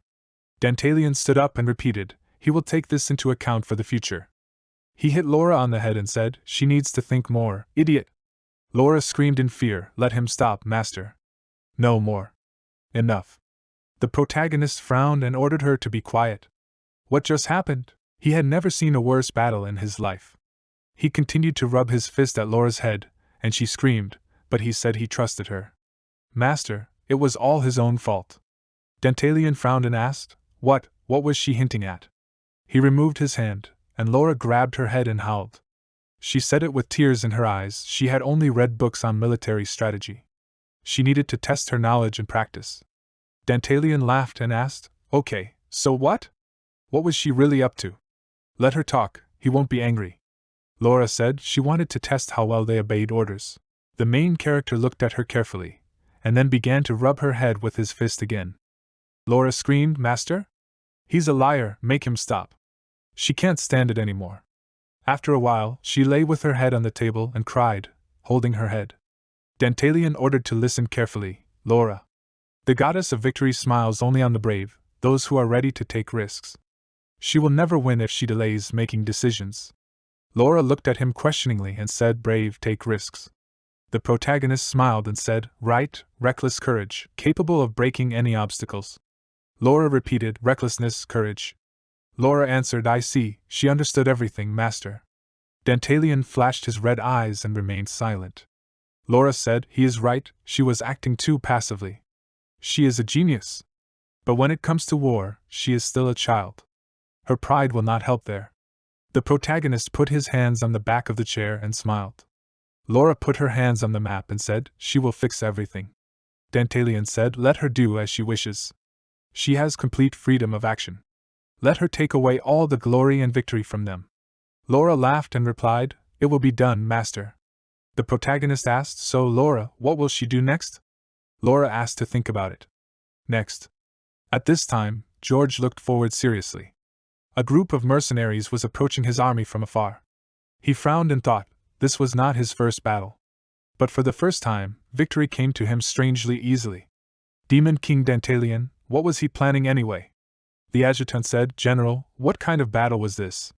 George frowned and remained silent. The adjutant clenched his fist and said, "This is too cruel. He used mercenaries as human shields. Their lives were wasted in vain." George ordered not to show sympathy to the enemy. He always cares about others more than himself. This is a bad habit. The adjutant looked at him guiltily and bowed and said, "Yes, he asks for his forgiveness." George frowned and replied, "Nothing. As a person he respects his position. But they are on the battlefield. For a warrior, sympathy can be fatal, let him take this into account." The adjutant smiled and said, "Yes." George said, "They have their own way of carrying out justice. Dantalian must calmly accept his death." Suddenly, a knight appeared in front of him and knelt down and said, "General, the messenger of the reconnaissance detachment has arrived." George looked at him puzzled and thoughtfully said to report. The knight answered, "Yes." A new detachment of mercenaries appeared ahead. At this moment, the protagonist stood behind Laura and carefully watched her movement of figures on the map.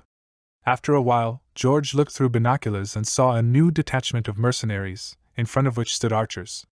He thought, this time there were about 150 of them. The same mercenaries as last time. The mercenaries pulled arrows, and George thought, this is it. How to understand this? Last time they came across an infantry detachment, and this detachment consists entirely of archers.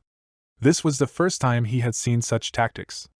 Once the infantry got close to them, they would be unable to counter them. Did they even know the basics of warfare? No, that didn't seem to be the case. George put his hand to his face and thought, it was probably not intentional. It looked more like the archery unit was supposed to help the infantry. Had they been delayed in time? If that was the case, it would explain why the previous unit hadn't put up much resistance. George frowned and thought, right. This was just a bunch of mercenaries. They had only recently been assembled and couldn't act together. And there were probably other units nearby. Then a decision had to be made quickly. George shouted, "Cavalry, let them attack the enemy. Let them smash them, we can't give them a chance to resist." Not a step back. The knights moved forward and quickly approached the mercenaries. They pulled the arrows, but it was too late, the knights struck them. After a while, George saw smoke in the distance where the mercenaries were. He asked, "Is it all over?" The adjutant shouted joyfully, "General! The goddess herself must be smiling at them." George turned around and ordered not to relax. They will celebrate the victory when they return home. He raised the scepter up and shouted, "Great, they are getting closer to victory, moving on. At this rate, they will destroy Dantalian's castle." At this moment, the protagonist grabbed Laura's head with both fists and twisted it, getting very irritated at this moment. Laura was crying and asked to stop this, "Master." Dantalian hit her on the head with displeasure and said, "Of course he told her to give in to recklessness, but recklessness and stupidity are two different things." Laura grabbed her head and shouted displeasedly, "Master, let him listen to her. She will not repeat her previous mistake." Well, according to her calculations, she could defeat a third of their warriors. Dantalian's eyes widened in confusion and asked what she meant. Laura turned around and asked, "Master, how does he feel now?" Playing real soldiers turned out to be a lot of fun. The protagonist chuckled, and Laura looked at her hands and said honestly she was surprised herself. When he advised her to treat the soldiers' lives like toys, she wasn't sure if she could do it. She thought she had morals and a sense of ethics, and she believed that only books could bring real joy. How could you do something that went against reason? She didn't believe that it could bring any pleasure. Laura shook with joy and clenched her fist and said, "But in practice it turned out to be more fun than she imagined." Dantalian laughed and put his hand on her shoulder and said he knew that they were made of the same stuff. He spread his arms out and said, "Laura, does she know what this pleasure is called? The desire to own, the desire to control, the feeling of superiority can be satisfied in many ways. But there is something more intuitive, more simple. This feeling is called power." Laura asked again, "Power?" The protagonist spread his arms out and said, "Right, the power that can turn this world into a bloody massacre. For him, this is one of the reasons to exist in this world." Laura smiled and said, "Master, does power make life more fun?" Dantalian told her to think about it herself. Why are there endless wars in the world? He imagined warriors during a battle and said, the answer is obvious. Power is sweet, so sweet that it surpasses human lives. No one can resist it. Laura smiled enthusiastically and looked at him. Dantalian waved his hand and asked, "She also wants more, right? To manipulate people, control their lives, decide when they will die. Doesn't it bring a feeling of superiority over others?" Laura put her hands on the table and said happily, "Master. Since she was born, she has never experienced anything like this." Dantalian's eyes widened and said, "Laura, she is truly living now. How does she feel about true feelings?" Laura was slightly embarrassed and said, "Master, she really feels like she is truly living now." The protagonist laughed and said, "Right, that's how people like them feel about life. So? With him, she can see a better scenery." Drops were dripping from his chin, and he imagined that they turned into water. Dantalian remembered telling Lapis to kneel before him and acknowledge him as her master. Then he would grant her true power. Lapis replied, "She dedicates her life to him, Demon King Dantalian." The protagonist's eyes widened and he thought. He said, "Laura, he will step aside, everything is on her." He rushed quickly to the door, which puzzled Laura.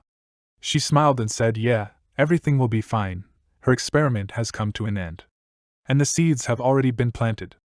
Dantalian was running down the hallway at that moment and thinking, everything was connected. He remembered Lapis, who protected her mother, and remembered her words, "It seems he doesn't understand her at all, Your Highness." The protagonist remembered Lapis's blood-stained face and her question, "Your Highness, what does he think of her now?" He wondered why Lapis was angry with him. He finally understood the reason for her disappointment. Dantalian ran to the door and quickly opened it. Lapis was standing inside, looking at him carefully. The protagonist said, "Lapis, he fell in love with her." Lapis said, "Your Highness, this is not the first time she asks him to knock before entering." The protagonist said, "Lapis, they need to talk now. About a very difficult and delicate topic that is happening between them." Lapis looked at him puzzled and asked, "Why so suddenly?" Dantalian smiled and said, "Lapis, he fell in love with her." At this point, Barbados looked at him with displeasure and screamed, "Why should she listen to this nonsense?" The protagonist laughed and said, "But love is love." Barbados rolled her eyes in displeasure, and Dantalian pointed his finger at her and asked why he wanted to kill Lapis's mother so much. After all, he wouldn't really get anything from her death. He spread his arms out to the sides and said, "But he still wanted to kill her, so what was the reason?" The answer was right before his eyes. He reached out to the flowers in the vase and picked up one. The protagonist brought it to his lips and winked and said, "The thing is, he fell in love with Lapis." Barbados laughed and asked, "Did she really hear everything correctly? He fell in love and that's why he wanted to stab her mother?" Dantalian sniffed the flower and thought, firstly, he tried to kill Lapis's wayward mother, then he almost killed the maid, who simply clicked her tongue. If the public found out about this, his reputation would fly into the gutter. Thirdly, he wanted to save the life of Giacomo, the witness. And the reason, his honesty. He was hypocritically trying to win Lapis over. The protagonist began to tear off the petals from the flower and said, once, it's an accident. Twice, it's a coincidence, and 3 times, it's statistics. He is not so stupid as to not notice such obvious things. So why did he choose to turn a blind eye to everything? That's right, lapis lazuli, this woman drove him crazy. He looked down and imagined her image and thought, initially, his greatest pleasure was driving people to despair. That time with Ivar he felt happy, but in those incidents with Lapis's mother and the maid, he felt only anger. The first he did for power, and the second for love.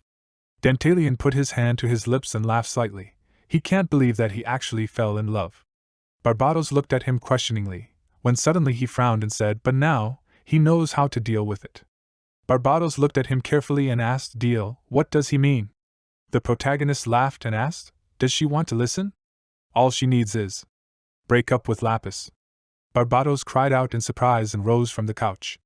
Dantalian laughed and said, just imagine. Lapis had already been disappointed in him so many times. Lapis never sought his love. Although, they did a lot of things in bed. Barbados put her hand to the side and arched her eyebrows, rolling her eyes. The protagonist said, but the body and the soul are 2 different things. Her body alone will not be enough for him. He needs a deeper connection with Lapis. She is ready to do anything for power. Dantalian imagined Lapis sitting in a cage and said, his love will only hinder her. Her mother, her maid, Giacomo. Because of his love, he unknowingly hindered Lapis and her thirst for power. In other words, he completely ignored Lapis's desires.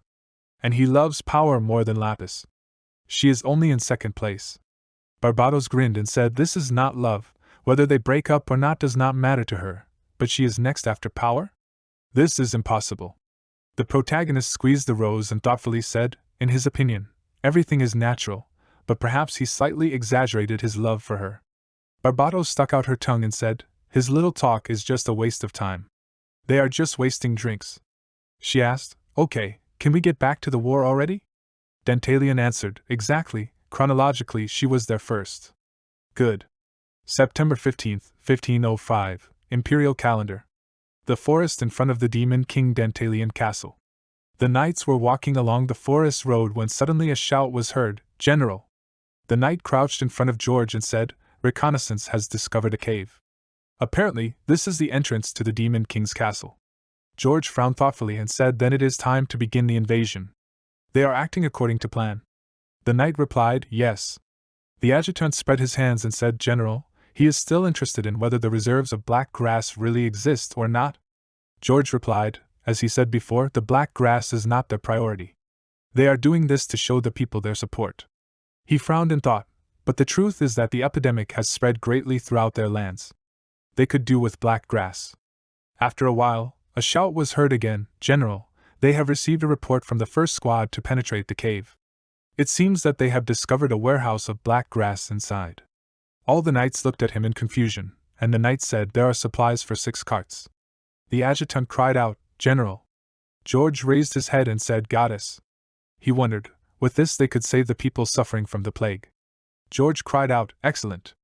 Let them be careful, extract all the supplies of black grass. They continued to act strictly according to the plan. At this moment, the protagonist entered the office and asked, what is the situation, Laura? Laura remained silent in response. After a while, the knight reported, General, they took out everything that was from the cave. George answered, good. Let them listen to his further instructions. The knights answered, yes. The adjutant stretched out his hand and shouted, everyone listen to his command, they act quickly. Let everyone be evacuated from the cave. Suddenly, light appeared in the cave and an explosion occurred. Pieces of stone flew in different directions and collapsed the cave. George cried out, excellent. Warriors, they are returning home. The adjutant said, General, they are already retreating. Haven't they come for Dantalian's head? George turned around and said, now that they have the black herb, wasting time on this demon's head is pointless. He thought, if he still had troops, he would never give them the black herb. So there is no need to expect pursuit. George turned around and said, they must return as soon as possible, for the sake of the sick people. This is the best solution. The adjutant cried out, General. He is truly the voice of the people. George shouted, so it's time to take all this black herb to their homeland. Their families are waiting for them. The knights joyfully raised their hands and shouted. At this moment, Dantalian asked displeasedly, "Did she give them the black herb?" Laura answered yes. She raised the figure and told the owner to watch carefully. From now on, it will only get more interesting. After a while, the army moved forward with the carts containing the black herb. The adjutant said joyfully, "General, the lands of Rosenberg are saved." He is sure the people will be ready to believe that he is a saint. George smiled and answered yes, finally. They will rid them of the epidemic. The adjutant asked, "General, shouldn't they send the black herb to market? He will be praised for the opportunity to buy medicine." George looked at him displeasedly and answered, "No, all the medicinal herbs will be distributed free of charge to the sick." The adjutant asked fearfully, "Why?" George answered, luck had already been on their side twice. First, their lands were located close to the Dantalian holdings. Second, they were able to repel the enemy attack without losses. Now it was their turn to sacrifice profit for the good of the people. Is he wrong? The adjutant bowed and said, he was absolutely right. He asked for his forgiveness. He should not have disputed his decision. General, he swears that he will serve him until the end of his days. George smiled and asked, by the way, how old will his children be this year? The adjutant replied, his daughter will be 6 years old. And his son will be 2 tomorrow. George turned around and said, I see, then they need to hurry so that he can meet his family. The adjutant replied, yes, he thinks. Suddenly there was a cry, General, General. The knight fell to his knees, and George ordered them to calm down. He asked, what was going on? The knight replied, a message from intelligence. There are enemy soldiers up ahead on the hill behind the forest. The adjutant shouted, what? How is that possible? George waved his hand and said, calm down, the war is not over until they return to their homeland. So, he needs precise information. Where are they and how many soldiers do they have? The knight replied, yes, sir. They are stationed on the hill just behind the forest. Their numbers theirs.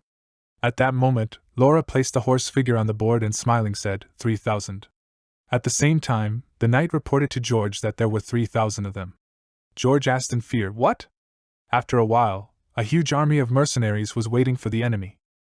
George looked thoughtfully through his binoculars. The adjutant shouted in fear, General?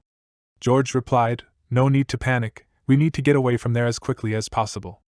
They may have to give battle, let them be ready. Understand him? The adjutant replied, yes. He raised his sword and shouted, soldiers, move forward at maximum speed. George frowned and thought what to do. They have 2,000 soldiers, and the enemy has 3,000. He turned around and thought, horror, it is obvious to them whose side has the advantage. The knights began to shake with fear. George frowned and thought, but he is the commander, and he has no right to doubt. Besides, they have cargo, black grass. Calmly, we need to think calmly. Why did the enemy settle there? If they had 3,000 soldiers, why didn't they send all their troops to them from the very beginning? They had a chance to attack them at the very beginning. But they only showed up after they had destroyed the enemy warehouse. No matter how he looked at it, it was abnormal. He couldn't figure out what the reason was. George became even more angry and shouted, soldiers, listen to his orders. He thought, it's time to raise their morale, it's now or never. They will fight. George shouted, everything is fine. The enemy has just arrived on the battlefield. Even if they try to attack them, they are faster than them. The destroyed enemy warehouse is proof of that. The adjutant looked at him puzzled, and George raised his hand and shouted, they underestimated them and thereby contributed to their success.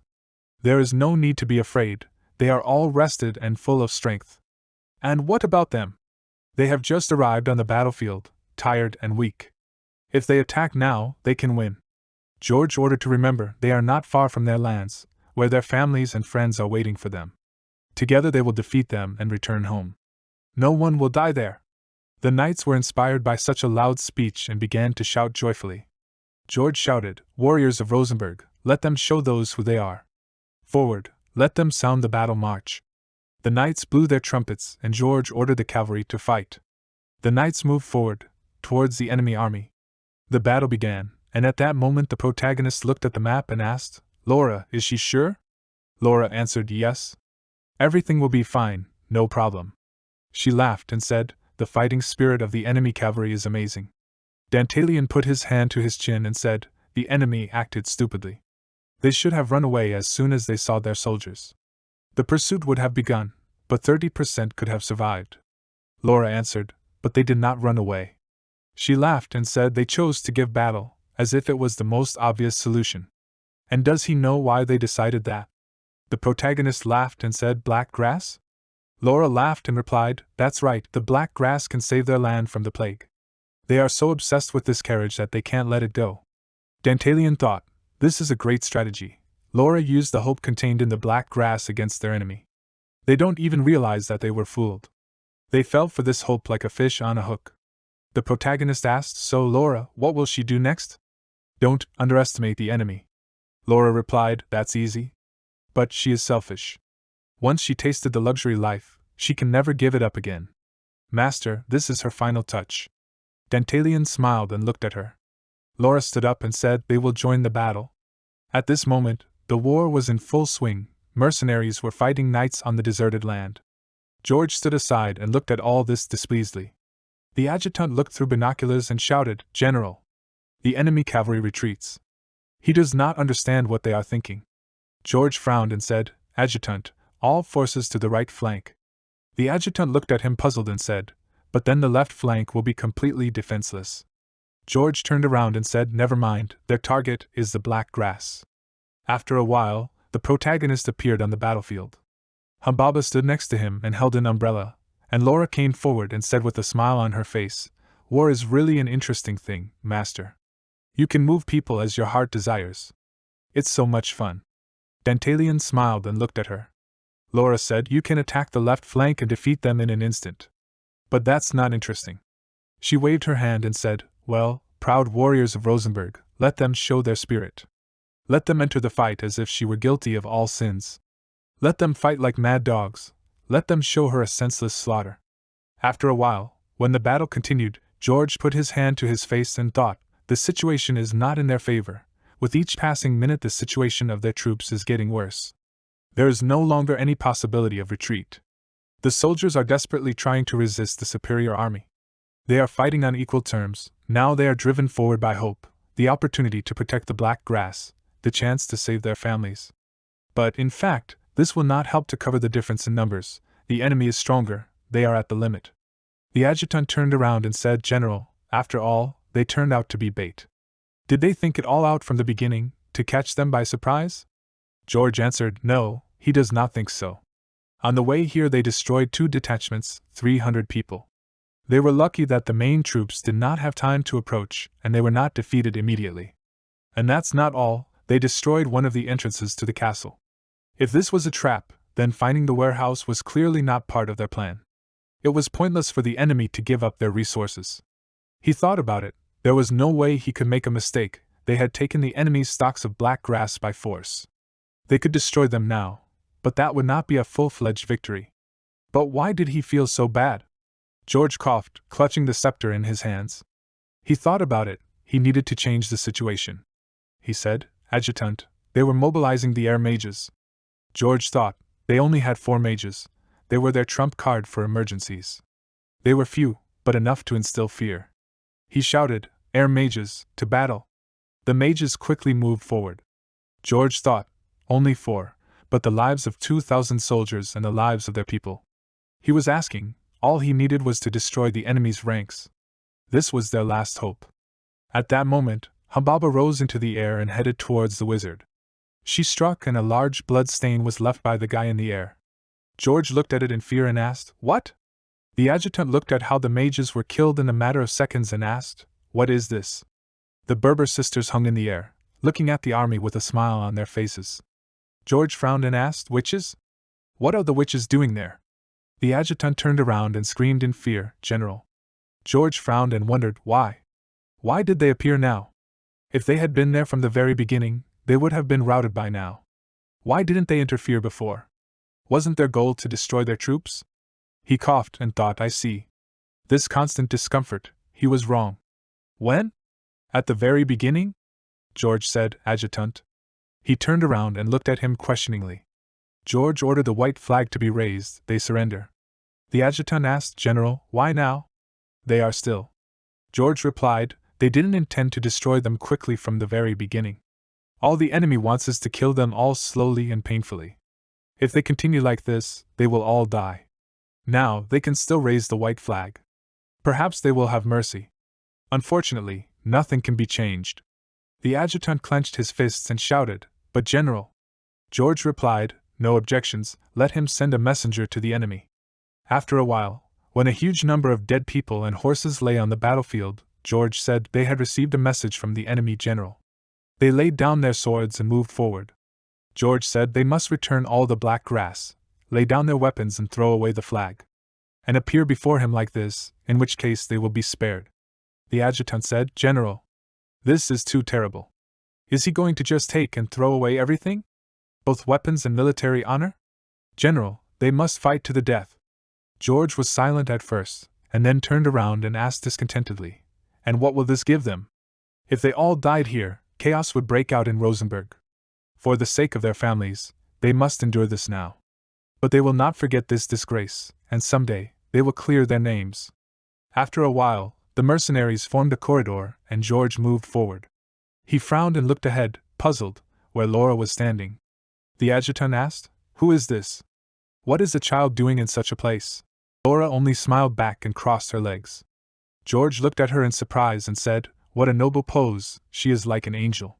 Suddenly, his eyes widened and he screamed, "No, no. This is the same unpleasant feeling that did not leave him. This feeling." He looked at Laura's burning eyes and stuttered something. The knights looked after him, puzzled. George turned around and waved his hand, ordering them to run. "It's a trap." A large magical stream rose above Laura, and George turned around and shouted, "Soldiers!" He ordered to run, "It's a trap." The adjutant froze, his eyes wide, and George waved his hand and said, "It doesn't matter where, the main thing is to let them run." At that moment, arrows flew in their direction. George turned around and saw an arrow and was scared. Laura smiled and watched as the arrows killed the enemy army. The protagonist sat on a chair and carefully watched what was happening. George widened his eyes and looked at the arrow in fear, after which there was a bloody splash. An arrow hit the adjutant's shoulder and he asked, "General, is he safe?" George asked in surprise, "Why him?" The adjutant ordered everyone to listen to him. "They will protect the general so that he can retreat." George shouted, "What is he doing?" The adjutant answered, "He can't leave him." At that moment, an arrow hit another knight and the adjutant shouted, "Come on, General." He said to run faster. George did, but... The adjutant shouted irritably, why was he hesitating? What would happen to Rosenberg if he died here? "General, faster!" The knight brought his horse up and looked in his direction. The adjutant shouted, "General, Rosenberg's warriors. Let him think of their people first. Isn't that what he taught them?" George closed his eyes and said nothing, and the adjutant asked him to go. George clenched his fist and said to forgive. He climbed onto his horse and rushed forward. The adjutant only smiled, looking after him. George galloped forward and begged for forgiveness. Horror, horror, horror. He had misjudged the situation, but he had been able to protect none of his warriors. What kind of general was he? He turned around and thought he would not forgive. His warriors were being pierced through by arrows and falling dead to the ground. George looked at Laura and thought, this girl, he was sure that she was the one commanding the troops. Her bow was not a greeting, it was a signal for the archers. She was the servant of the demon king Dantalion. She had made him suffer such humiliation. He would not forgive. At that moment, the adjutant's helmet flew off his head, and sharp arrows pierced his body. George thought, in the name of Rosenberg, he would spend the rest of his life trying to kill her. Laura put her hand to her head and said, "It seems that the enemy general escaped alone." "Send a chase after him, master?" Dantalion replied, "Let her leave him, he is the Margrave of Rosenberg, one of the greatest aristocrats in the north of the Habsburg Empire. At this point, capturing him would be more trouble than good." The protagonist narrowed his eyes and thought, yes, it is too early. There is no point in attracting unnecessary attention to himself. If the weakest 71st Demon King suddenly captured the great Margrave of the Empire, it will only alert the people on the continent and attract unnecessary attention to him. And that's the last thing he wants. Dantalion moved his hand aside and said, "This time they won." Laura said, "Although there is still much to work on, when he has an army of 3,000 people, defeating an army of 2,000 is not that difficult. Besides, the castle of the Demon King was damaged. The other demons would only laugh at them. Only he can rejoice in the destruction of his own castle." The other demon kings will not criticize him for this? The protagonist thoughtfully answered, he will even be glad if they do so. Let her think about it herself. In fact, the Margrave has enough power to gather an army of 10,000 people. But what did they see? He laughed and said, George seriously underestimated them. Thanks to this, now, they are still alive. Leo gives it his all, even when hunting a small rabbit. McGrath did not understand this simple truth. Laura said giving it his all means, what a profound thought. She will take this into account. Dantalian smiled and said, he was glad she understood. He said to come closer, Laura, she deserved a reward for her victory. Laura looked at him in surprise. A moment later, when she came closer, the protagonist began to rub her head with his fist again. Laura burst into tears and screamed, why? She won. Why is he doing this again? After a while, she stood up and grabbed her beret and said, what is more important, master? The protagonist asked, what? Laura answered, they captured many enemy soldiers, do they have a place to put them? Dantalian answered, the Demon King's castle is half destroyed, they don't have a dungeon or anything like that, but letting them go is not an option either. He smiled, releasing a terrifying energy, and ordered to kill everyone. After a while, George's warriors were kneeling in front of the mercenaries and Dantalian with Laura. The mercenary swung his sword, when suddenly a cry was heard, let them wait. The adjutant stepped forward and said he, George, the adjutant of the army, his head would be enough to prove their victory. In exchange, he asked to spare the remaining survivors. The protagonist looked at him carefully and said, Laura, she has never killed anyone with her own hands, right? Laura replied, if you think about it then no, this has never happened. Dantalian asked the question, why doesn't she try? Just imagining in her head what it's like is clearly not enough. She will gain experience, in the future it will definitely be useful to her. Laura smiled thoughtfully and said, that makes sense. She took her sword out of its scabbard and walked forward. She approached the adjutant and waved her hand, after which the mercenaries began to kill the prisoners. The adjutant looked at the blood and screamed, she is a demon. He only asked to spare their lives, does she really not know mercy? Laura walked up to him and swung her sword. The adjutant's last words were, damn her. Laura looked at him and said, after all, she couldn't cut off his head with one blow. She swung again and struck him, and again, and again. After the kill, she walked up to the protagonist and said, Master, she didn't feel anything. Dantalian laughed and said, she's much more resilient than he thought. That's right, that head. She can scalp him and keep the skull as a souvenir.